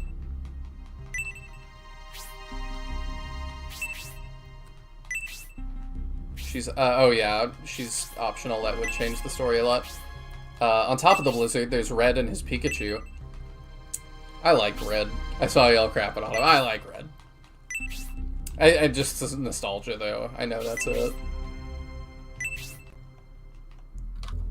Yeah, I also feel like Bullzone being revived / locked away, I do feel like those are kind of, like, used interchangeably. Mm-hmm. That, like, revived would mean not locked away. Yeah, like, I don't think there's ever any assumption that he was dead, just that he's not actively doing stuff. Yeah, because that's the language they use for Xeon, right? That it's like, we're gonna revive Xeon, and it's like, he's not dead, it just means bring him back to our world. Unseal him. Because how would you lock him away otherwise? If he's, like, unsealed and stuff, is the door just too small for him to leave? I mean, yes, have you seen his shoulder width? I mean, I'm curious if Bullzone's gonna look similar, but... I do, I I guess like we're- Bullzone's, like, designs. I guess I'm just assuming we're going to fight him now. I kind of Yeah. assumed we were, but now it's all but confirmed. I mean, I feel like the title of the game being Bullzone Rising kind of gives you some inclination that he might make an appearance. I mean, the second game was called Project Godchild or whatever. Project Godchild. Something like that. Is Target Godchild. Alright. Same difference. Project Godchild. That sounds like some mecha anime. Yeah. I mean, Target Godchild kind of does too. That is true. For some reason, Project feels more like it to me, but you're not wrong. We're in terrible luck. I'm gonna refresh.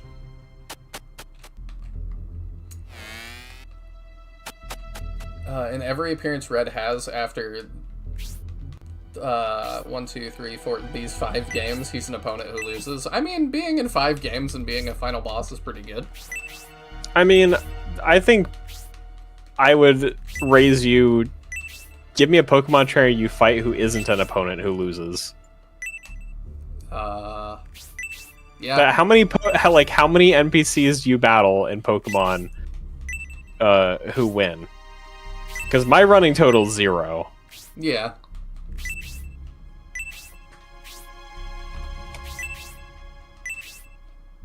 I also really liked the Origin special they did. I did not end up watching all those. Like, they looked good, I just never got around to watching them. Oh, a healing rain. We'll leave that in the deals, but... Alright. I know what you mean. Well, I mean, I feel like it's the same way as, like, any Pokemon trainer that people consider so strong. Like, I know a bunch of you young kids think Cynthia is, like, all that. And it's like, she's also an opponent who loses. If this blizzard doesn't stop and we don't get the ice cleared from the river, we'll be stuck and be as good as dead. Oh, please, Elvisum, save us. Also, Medion just left you here? Prince Medion, who headed north, must be freezing in this snowstorm. Oh no, his life may be in danger. The Medion army has already started moving? I could swear I saw the shadow of a battleship behind the flagship. Maybe it's just an illusion. Also, I hope I didn't miss anything on the deck of the ship. I accidentally went in because it spawned me right next to the door. It doesn't seem like there's any like items or anything to find, so There's a couple NPCs, but yeah. I'm hoping we'll be able to talk to them. it's warm inside the ship thanks to the steam engine, but if you come up to the surface, it's nothing against the cold. It was a mistake for us to come to this frozen wasteland. Feels like it's been quite a while since Prince Medion left, but in reality, it hasn't been that long. Traveling in this snowstorm takes unbelievable toughness. We're just trying to keep our strength, but the cold is unbearable. Everything has been smooth sailing since we left the volcanic area. This ice blocking our way is the first real problem we've encountered. So Monk says, not referring to just Cynthia, though Simon made her even harder than remakes. I guess my question would be, if you're so adamant that Red's not the strongest Pokemon trainer, then who, aside from the player character, would you, like, give that title to? Like, I don't feel like there's anyone else who I'm aware of from the Pokemon games who has that kind of legacy in any way, so... Or levels. Like, doesn't he have a level 100? Not 100, but I think he's in the 80s? It's either the high 60s or the 80s, I don't recall. I mean, Lieutenant Surge survived a war. Theoretically. And then he runs a team of one Raichu in Pokemon Yellow. Yep. Which is just ridiculous. It's all he needs to lose to you. He runs high level 70s in GSC. Oh, okay. I knew it was like somewhere in the like 80 range. But it really is like, I don't know if there's any trainers in Pokemon that aren't like super refights that use teams that high level. Especially the newer games. Yeah. The newer games. Because I mean, like really if we're looking like Red as a champion, I can't help but mock her name's Gita or Dita or something from one of the more recent gens.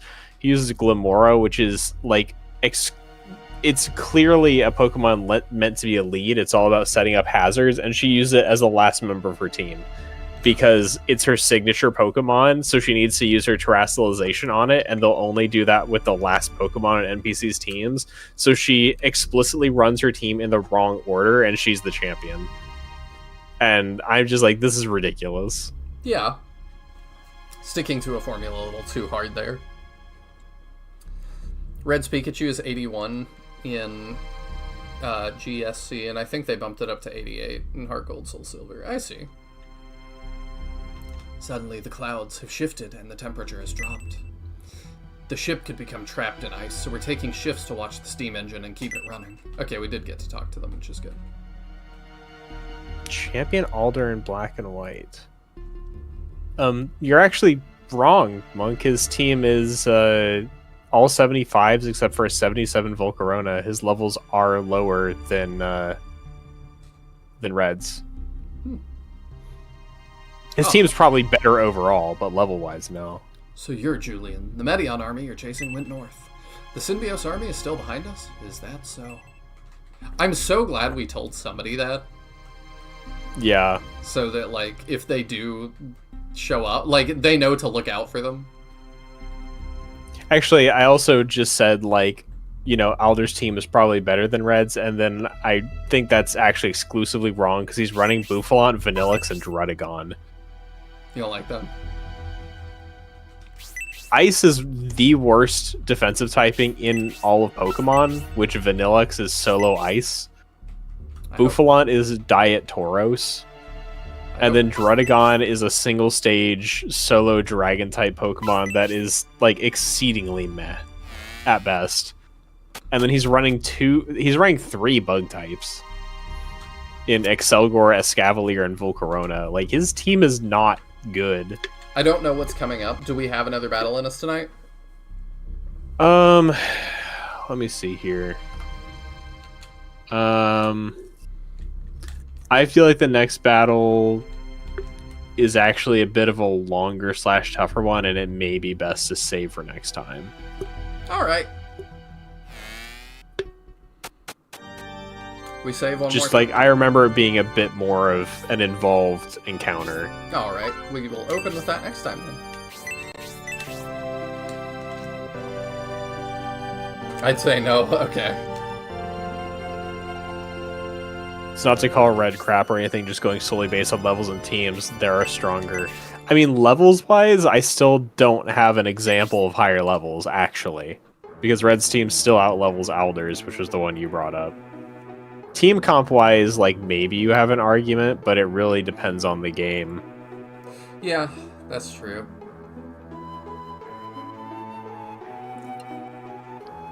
But, I don't know. Pokemon is exceedingly easy regardless. Yeah, it's not is a hard game. I'm also not saying I mean, that, in a bad way. in Scott's Thoughts' like Gold, Silver, Crystal videos where he uses one Pokemon for the whole game, he still, you know, like solos Red with one Pokemon. Yeah. And he solos the Gen 3 games with one Pokemon. And I think he's done a couple of Gen 4 runs. It's just like, you can just solo Pokemon. They are baby easy games. Yeah, you can. And, like, I kind of stopped watching those after I saw enough videos of, like, can I solo the whole game with a Magikarp? And the answer was always yes. And I'm like... Oh, his are never can you do it. It's ranking how fast he can and optimizing it. Yeah, that makes more sense. Like, I think there's been, like, 2 Pokemon total he couldn't do it with. That makes sense. So, yeah, it's definitely not framed in the super clickbait way. I just see a lot of other YouTubers do that, and I'm like, yes, I'm fairly sure yeah. you can win with a single Ditto. Actually, I'm curious how his Ditto run went. That's, like, super interesting routing, though. That's, like, actually an interesting video. Ah, maybe. Well, because figuring out how to do Ditto on, like, major fights in the game, that's actually tough. Yeah, it could be. I didn't think about that. If I remember correctly, his Ditto strat was burning all of his transforms so he could struggle through the game, because that was better than transforming ever. Oh, maybe so. Looks like he's done a video on Ditto in Yellow, Crystal, and Fire Red.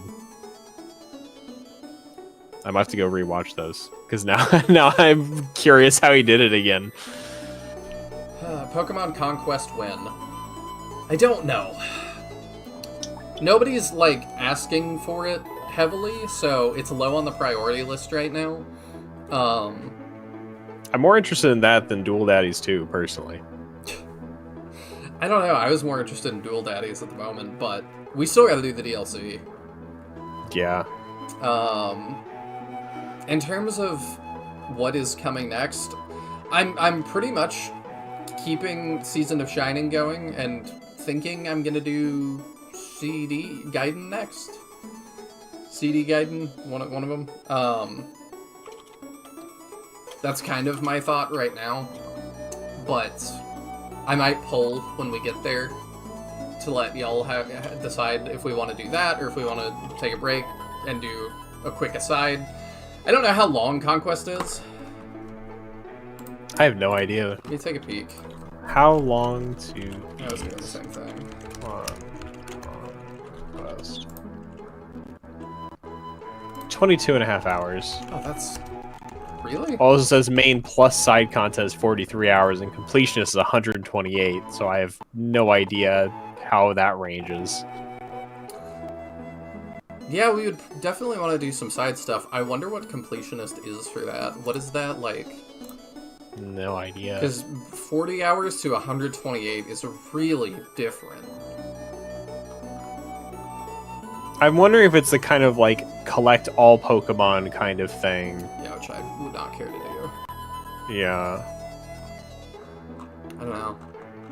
I just feel like, because that's probably kind of the same way with like regular Pokemon games, are probably, you know, completionists being like 200 times the length. Yeah. I'm not sure. But y'all should definitely, if you want to see a game, definitely bring it up in the Discord more. I think I've got a you should cover this section.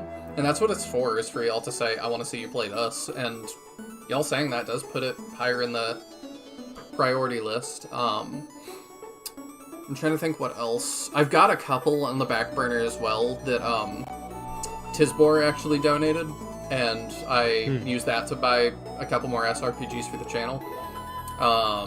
So I've got some of those on the back burner as well that I'd like to get to. Yeah, Dual Daddies 2.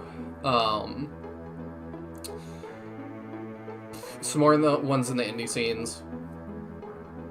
You should do Terribly Translated 2 next, Trust. I want to get to that too, but that's also kind of like more on the back burner because I just did Terribly Translated 1. Like, I think that was the game we did right before SF3. Or maybe we did that during SF3 on off weeks. So I'm like, that was really not long ago. But it's always hard to balance for me, because really, like, I'm trying to balance the channel between things that I want to do and things that do well. And honestly, like, I think Terribly Translated 2 would probably perform better than a lot of other, like, series I would like to make earlier. Because people like to tune in for the same content over and over and over. And so I appreciate you, Monk, for giving me more and different ways to play Shining Force. I'm always going to be really thankful to you for that. But I said very early on in the channel's life, I will go insane if I just play the same game over and over and over again. I've got to mix it up some. So, like, I didn't play the original Terribly Translated, I don't think, as it was coming out. It took me a while to get to it. It did take a while. Because you play it similarly to around when you played Joghurt, and that was recently. Yeah. And I'd like to finish Yogurt too. But it's just, you know, am I going to put SF3 on hold till finish that? Probably not. I don't have time to stream more right now. So, it just kind of is what it is.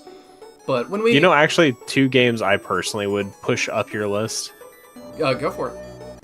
Dobble Dungeon and Astral Throne. I've enjoyed both of them, and I'd be really curious to see you play them.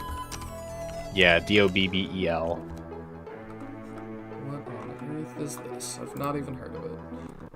It just released recently. Dobble Dungeon. This is an SRPG? Okay. Mm-hmm. Both Griff and I really enjoyed it, so I'd be curious to see your take. I mean, I will add that to the list. And Astral Throne we've talked about. Yeah. Yeah. And that was already on your wish list, I believe. Yeah, it is. But Dobble Dungeon is not, so I'll have to put that on there. CD is a banger. If you're doing CD, Book 3 and 4 do not exist. I mean, I've got to see what they are. I've heard they're kind of rough, though. Oh, it's not that I feel an obligation, it's just that, like, I really do enjoy Shining content the most.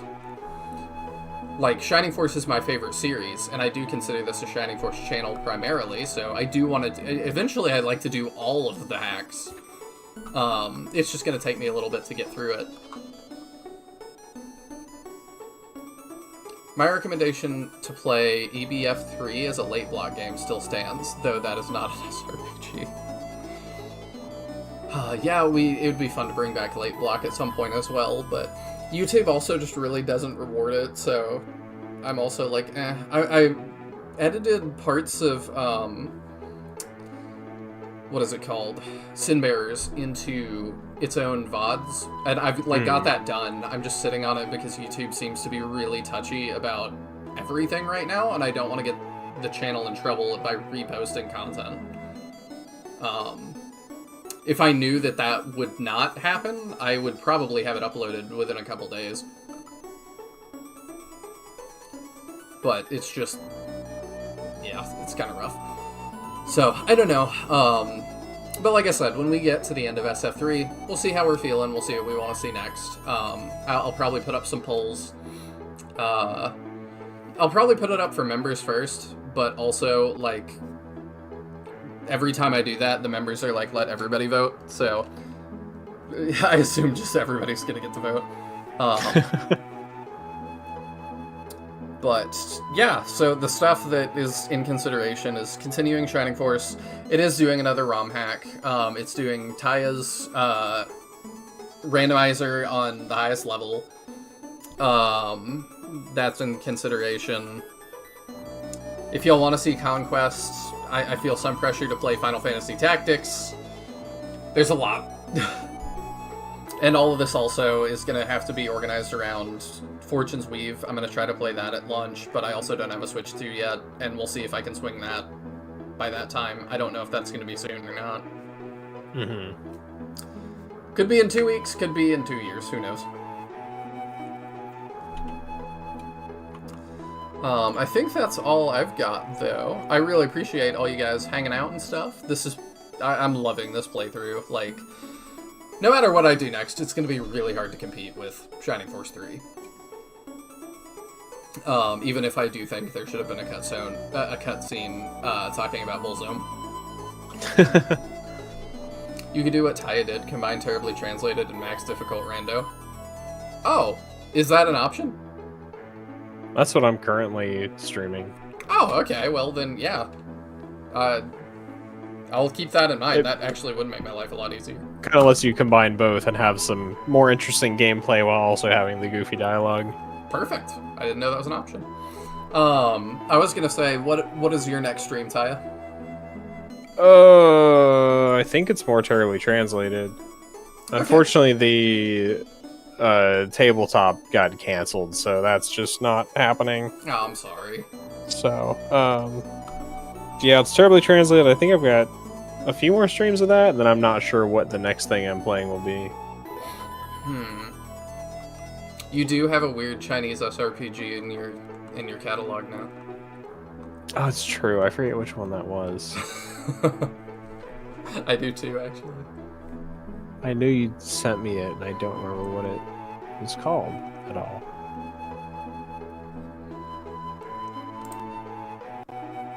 Do we want to say, or do we want to keep it a secret?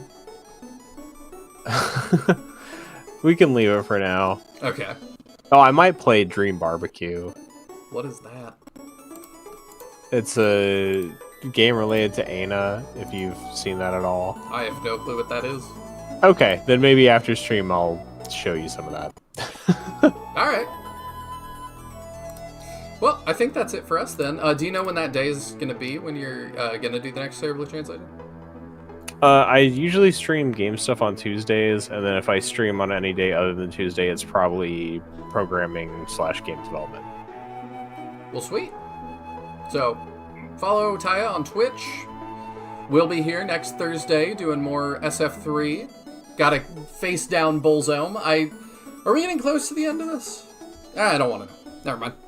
Yeah, I was gonna say, I don't think you usually want to know that stuff. Yeah, I'm happy not to. But thank you all so much for coming, and we will see you next time. Good night, everybody. Good night.